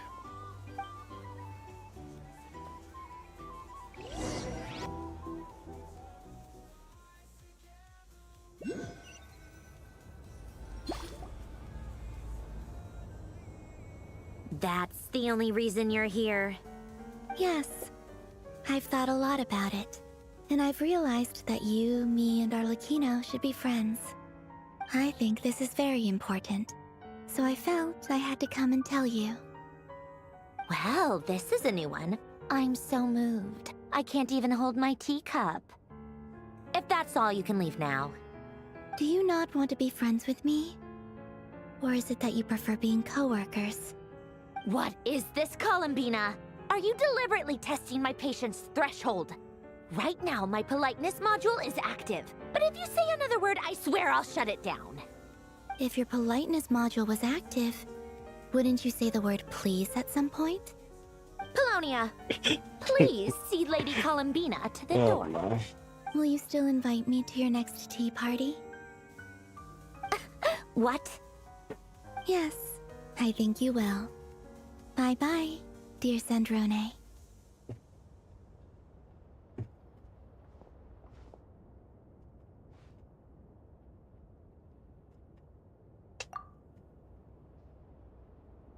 Last time, the Wild Hunt escorted you out.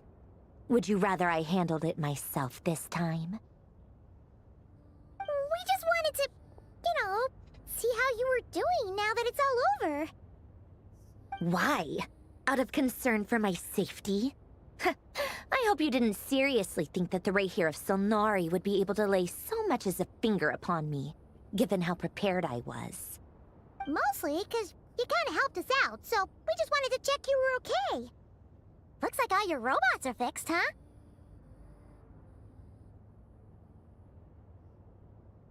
Oh, don't you worry about that. Tea time is already a write-off. The visitor before you managed to kill my appetite. If you're in the mood for tea, go ahead and help yourself. Otherwise, it's going to waste. My coasters are still missing in action, though. Use this notebook instead. Whoa!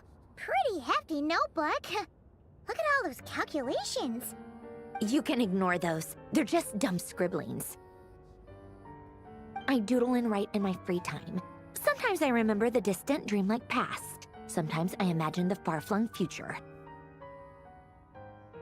And other times, I grit my teeth and note down all the crazy nonsense going on in the present. Some people do the crosswords in the newspaper. This is my equivalent of that. Trying to predict the future is like daydreaming, and writing about the present just makes me furious. The past is my favorite.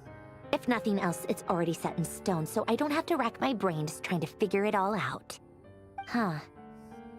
Although, having said that, the only vaguely interesting memory in my past is probably that guy they call Lord Artificer. Who else? Pretty much all the mecha and Fontaine are his personal handiwork. Wait, are you saying you know him? Like, personally? As a friend? I mean, I guess we were friendly enough. Yep. In fact, I'm probably the only normal person left who knew him at all. We used to chat occasionally back when he was still around. Before he passed away, he asked me to destroy all his manuscripts. I honored his request, but I did read through everything first before destroying them. I mean, I couldn't let the genius of Lord Artificer Alain Guillotin disappear like that. Would have been such a waste. So, that's where the formulas in your notebook are from? I just told you. Those are my equivalent of crossword puzzles. They're just dumb formulas that I solve for fun when I'm bored. Alain's work was like epic poetry. The formulas in my notebook are just silly little riddles in comparison. Not that there's anything bad about them.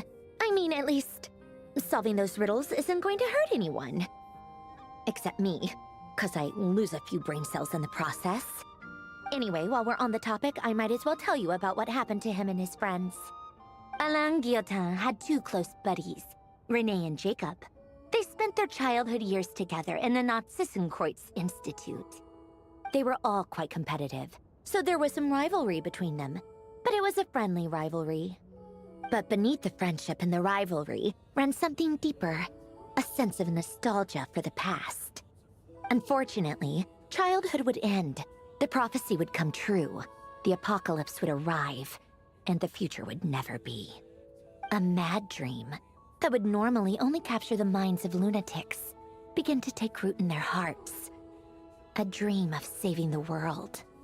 And if Renee and Alain had been people of lesser wits, that dream would probably have ended up as something for them to joke about in their older years. But alas, they were some of the sharpest minds around. They nurtured that dream with the full power of their intellect, and it grew into something that ate away at their souls. The first of them to fall under its spell was Renee. Against Alain's wishes, he persisted in experimenting on a mutual friend of theirs to try and save their life. Alain did not approve and parted ways with Renee. It's complicated. Alain wanted to believe that Renee only did what he did for the sake of their friendship. But when he told me about what happened, I could tell he still had some suspicions about Renee's motives. Perhaps the seed that would grow into a nightmare had already sprouted in Renee's mind. Even then. The next time they met, Renee's soul had been completely engulfed by the dream of salvation. His futile attempt to change the tide of fate only resulted in a wave that swallowed up the world, even before the apocalypse came. And although that wave died down eventually, I hear that it just recently came back with a vengeance. As I understand, Renee wanted to live out his dream of salvation once more. But I'm told that the attempted resurgence finally died out for good. At long last, Renee awoke from his deluded dream. Though of course by then it was far too late. What do you think of Renee? Do you admire his transcendent genius? His view that any price was worth paying to achieve the lofty goal of saving the world? Or do you despise him? Dismiss him as an evil madman who wrought havoc on the lives of everyone around him as he pursued his delusional dream? Same difference, really. Just a matter of perspective.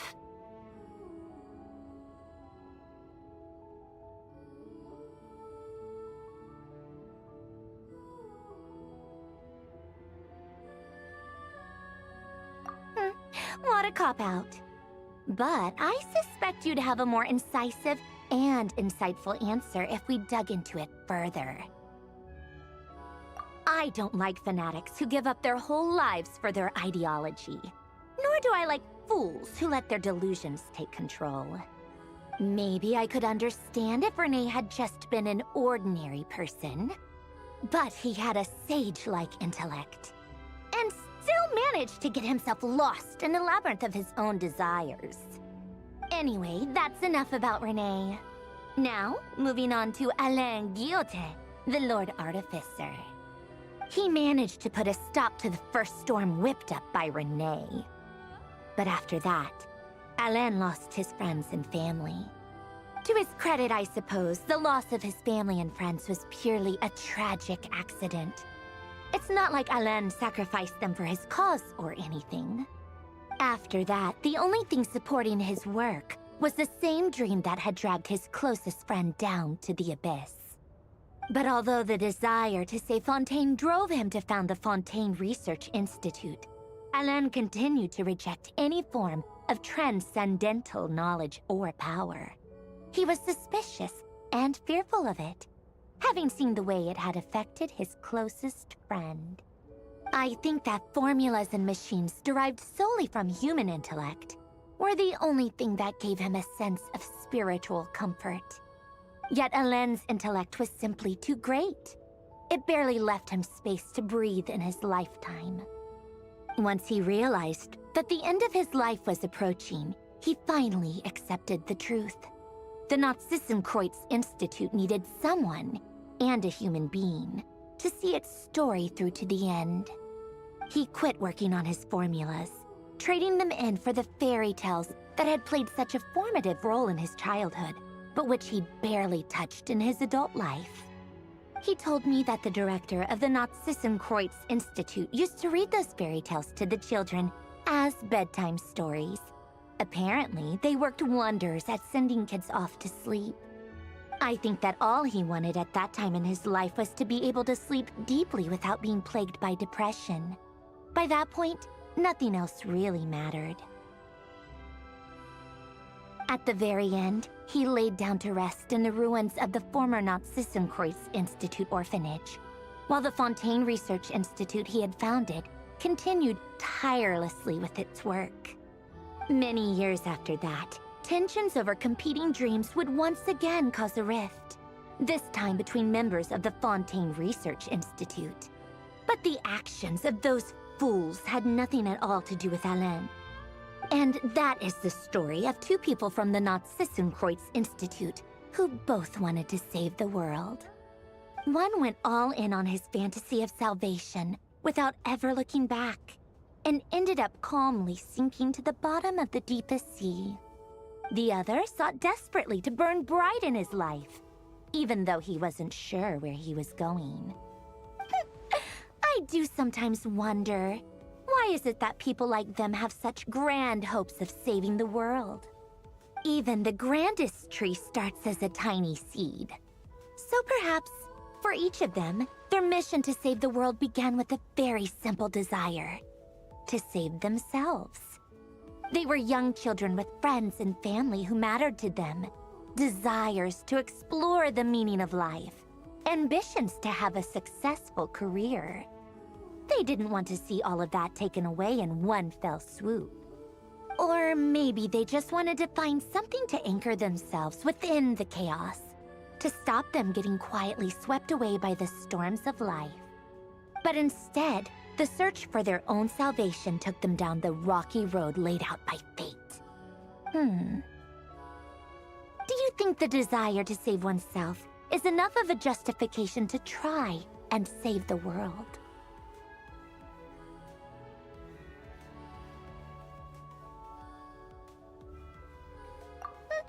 The way you said that sounded just like Alain. I asked him the same question back when he was in his prime, putting all of his energy into his work. He gave the exact same answer as you did. No elaboration, just a quick short answer before getting right back to his work. He was always that way. All right, tea time's over. I owe Arlecchino a favor for telling me these stories. I'll have to bring a whole sack of gifts the next time I visit the House of the Hearth. I'm gonna go tinker with Polonia now. You guys can do whatever you want, as long as it doesn't involve interrupting me. Polonia, exit hibernation mode. Begin diagnostics.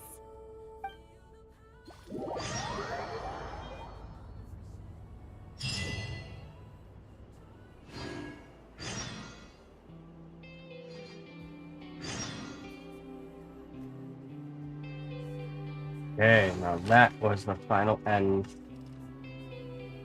of the quest.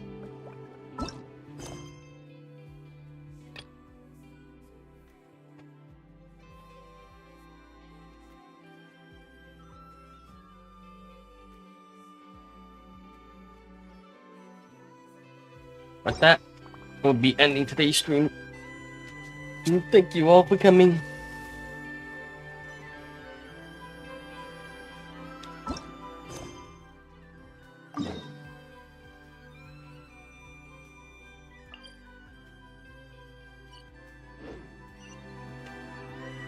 Goodbye, everyone.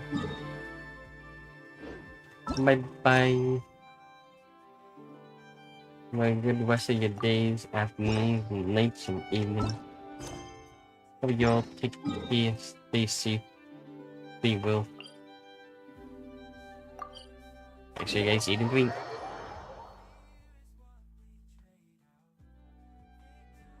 I guess, Thank you for waiting. I will I end finished way checking your after adventurer we handbook. finish with this. Here are your commission rewards.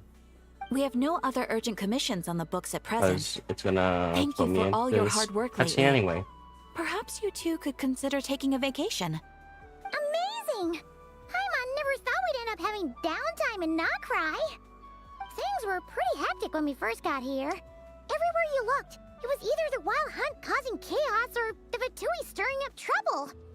It felt like this whole region was one giant slime in a barrel, ready to go boom at any moment.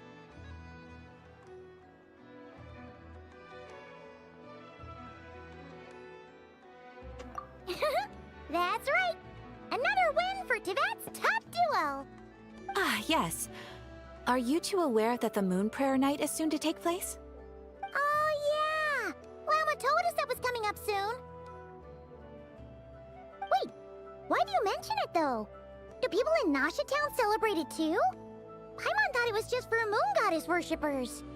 You're partially right. Most people in Nasha Town just see the festival as an opportunity to do business. They do not concern themselves with the religious element.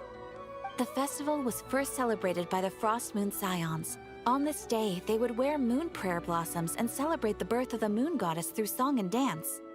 They would also prepare food and handicrafts and give them as gifts to others. Over time, it became Nodcry's most lively festival. Oh, sounds like fun! Great! Well, in the meantime, since Catherine doesn't have any commissions for us, let's focus on some personal business instead. When we first got here, you mentioned that this was where your spaceship landed? We didn't get to follow up on it at the time, because we got wrapped up in that whole rare situation, but now we can finally start investigating it properly. Well, there's a saying Paimon's heard around these parts, which goes, if you lift up a rock, you'll find something you weren't looking for. By that logic, you'll never find what you're looking for while you're searching, but the moment you stop looking, it'll jump right out at you. Could be worth a try though, right? Anyway, Paimon suggests we focus on other stuff we want to do for now, and just keep an ear out for spaceship-related intel as we go.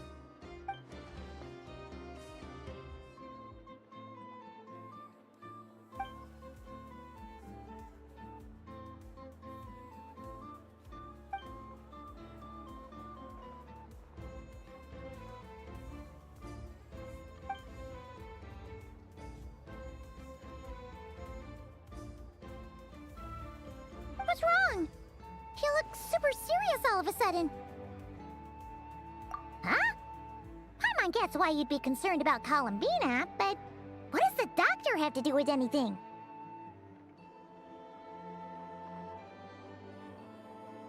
Oh, that's true. And now that you mention it, we're definitely overdue for a showdown with the Fatui.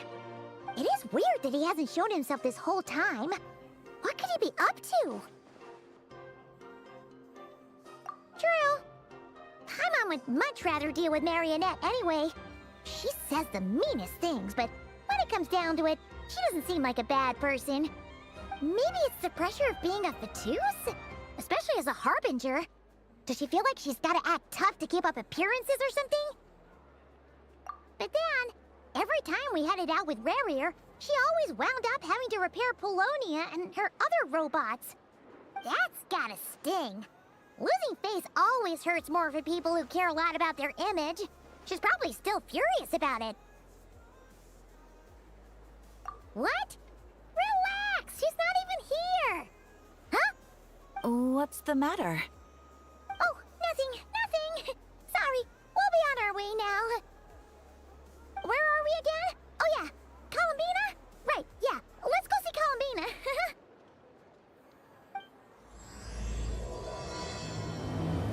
Oh, Paimon, when will you learn?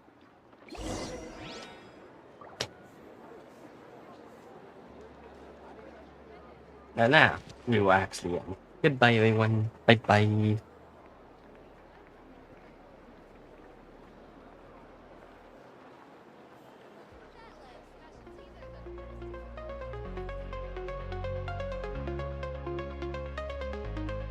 Sunlight, call and feel the fire. Touch the sky, now hearts are higher. Dreams awaken, feel the glow, endless journey where we go.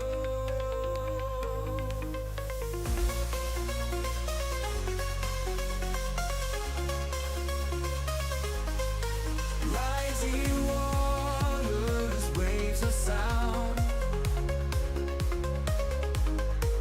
In the moment, lost and found. Echoes calling through the night. Feel the rhythm, take the flight. Up above we come alive, chasing dreams into the sky. Eternal rise, together we fly so high eternally.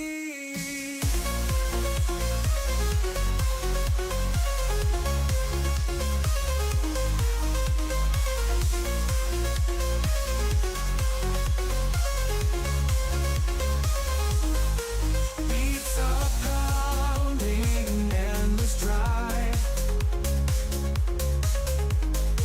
Feel the rush, we come alive.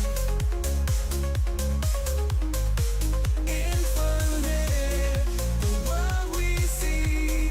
Close your eyes and just believe. Break away from shadows past in the light. We're free at last, melodies that never end. Hearts together as they play.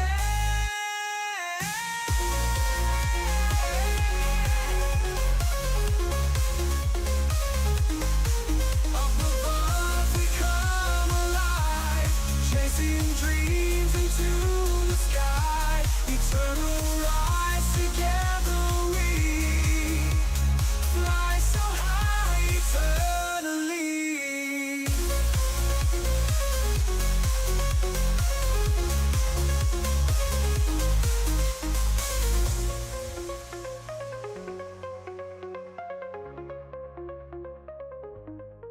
Break away from shadows past.